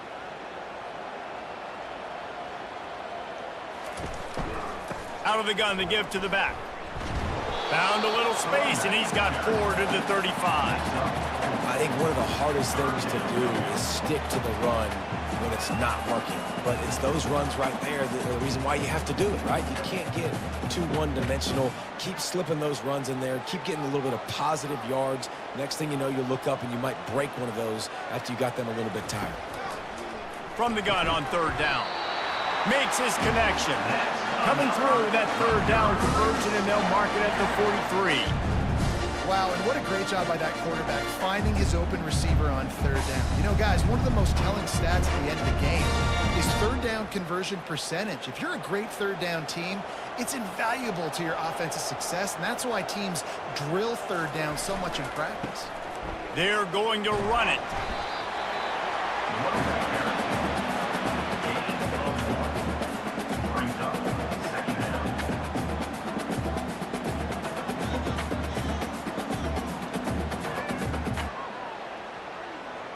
Didn't get much on first down. It's 2nd and 9.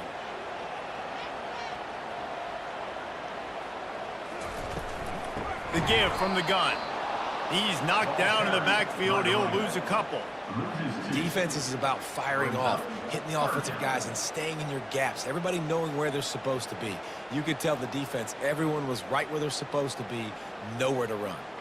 And this offense is desperate to keep this drive alive, trailing by multiple possessions, and it's getting late. On third and long, try to convert through the air. Catch in the middle, it's Miller. He's got the sidelines going nuts as he gets it down to the 18-yard line. A big gain there as they did a tremendous job working the middle of the field. Yeah, and if you're going to complete that throw, Reese, quarterbacks got to play with anticipation. You've got to get it out of your hands early and give your receiver an opportunity before the defense gets to the ball.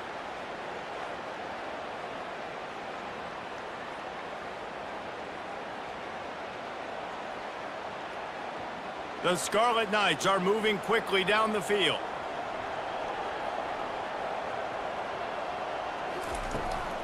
They'll ride the running back and leave it with him. He's there to make the stop, but not before he sets up this offense. 1st and goal from the 7. Well, I know this is an offensive line that has a ton of pride. They want to come out each and every game and really impose their will on the D-line. They got just enough push there on that run play to pick up the first.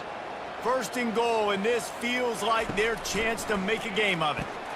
Snags it.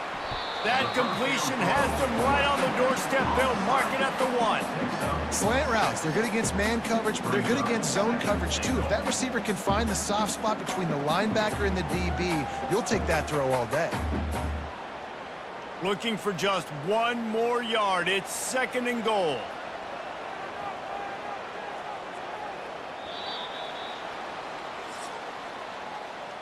Guys, we're at the end of the quarter, and Syracuse has the lead. They've built a cushion. They've got a nice lead. Now the task is finish the deal as you take a look at the third quarter stats. 1 more period to go to see who can make the winning plays and come home with the victory. They'll try it again from the 1 on 2nd and goal. They're going to run it. And he takes it in for the score. Touchdown, Scarlet Knights! Well, if the momentum hadn't shifted before, It certainly has now. It has, and now you got some game pressure, right? That's beautiful. Now the defense comes out, get you a stop, get aggressive, but the offense a little bit of pressure now because they know if the ball goes back to the other side, they could lose this ball game. On to attempt the try.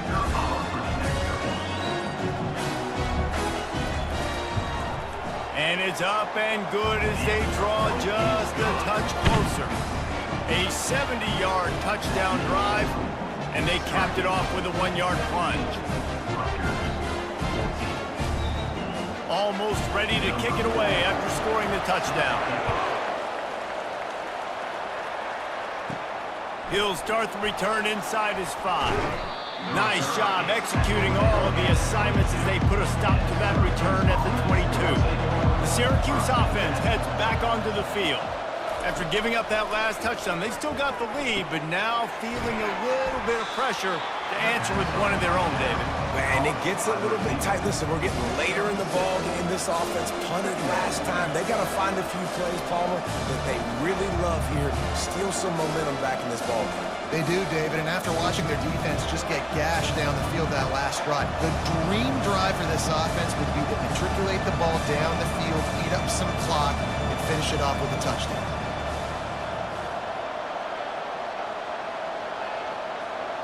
Receiver on the move gets the touch pass.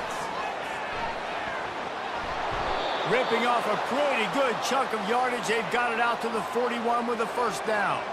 I love that play call, and I love the timing of the pre-snap motion. Because the quarterback was able to get it to the receiver right behind the offensive line, because of the timing, he was able to outflank the defense. That puts him out in space where he's able to use his speed.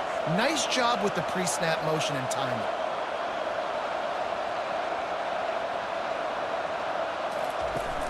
Wants to throw on first down off the play fake. Excellent coverage and good use of the hands to knock it away. Well, they've done a lot of really nice things on the road in this game so far, and that's why they have the lead. But after that incompletion now, you can sense the momentum now switching back to the home team late in this game. The incompletion brings up a second down. They'll keep it on the ground to keep this clock moving. Really nice stop there from this senior leader. And this defense has got to make a play, right? It's the fourth quarter, we're trailing. You know this offense, they're going to get conservative. They want to eat that clock. You got to bring more guys to the line of scrimmage. Got to make plays. Got to get that football back. Getting late, pressure building. Huge third down coming up on the road for this offense. Looking for a man. It's McCord. Grabs it in the middle.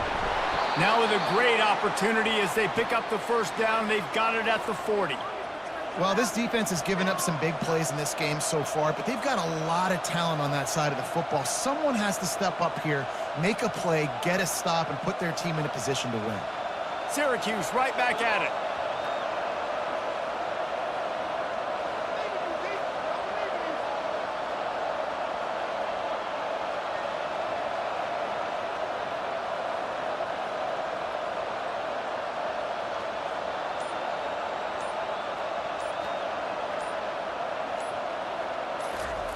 To the air on first down. Catch in the middle, it's Pena. I like the decision by the quarterback here. Just get the ball out of your hands, get it to your playmaker. A lot of times he'll dance and make even bigger plays than he did here, but it was still a positive game. This offense has done a good job on this drive, taking time off the clock as they come up on second down.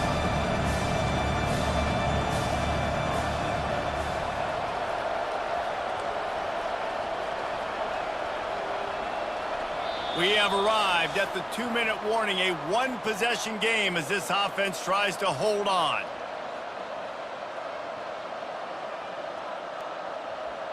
This offense has a second down play. On the ground, it's Allen. Brought to the ground, but not before getting enough for the first down.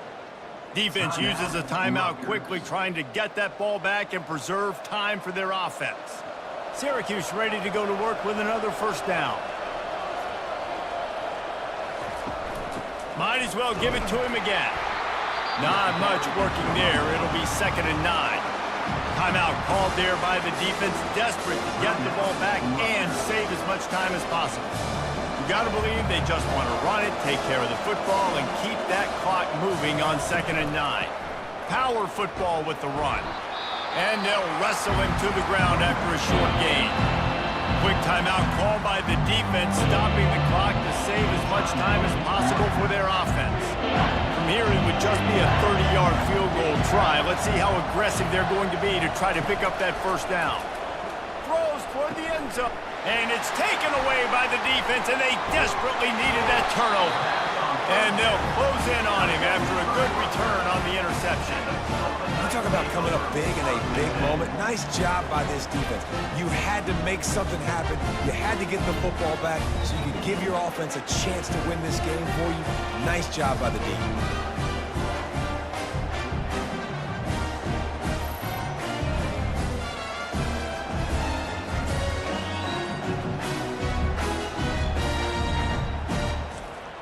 And the Rutgers offense heads back onto the field. They put it in the end zone the last time they had it, and now an opportunity to really take control of this game.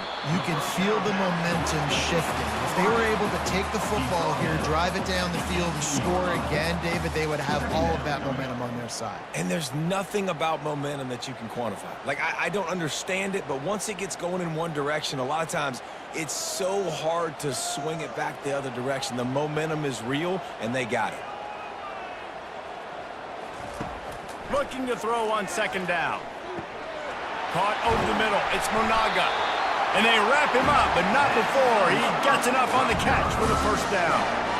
I just love quarterbacks that aren't greedy and that aren't always trying to throw the home run ball, right? 2nd down, you're in your own end of the field. The guy you want to throw to is not open. Just find the back. He'll go do something positive with it. This guy is a weapon, and you got to find him in the passing game. Looking to go up top on 1st down. Receiver looks it in, it's complete. Makes the catch, and he's brought down. Well, whether it's play calling or whether it's the quarterback's decision-making, they're playing it way too safe. They can't dink and dunk and win this game. At this point, you've got to take shots. Now they've got to hustle to the line and get set.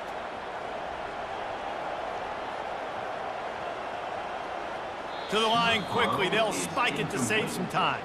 It's now 3rd down.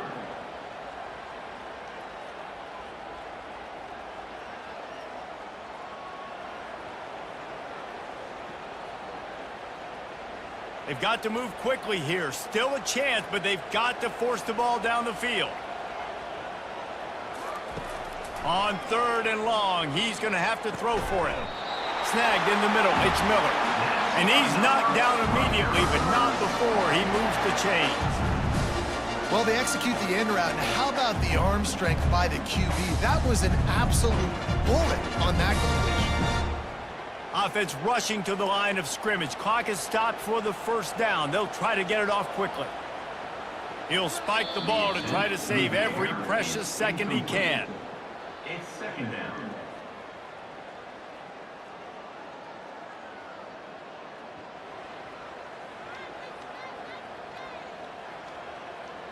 Remember, all they have to do is get it close enough for a field goal here. Looking to throw on 2nd down.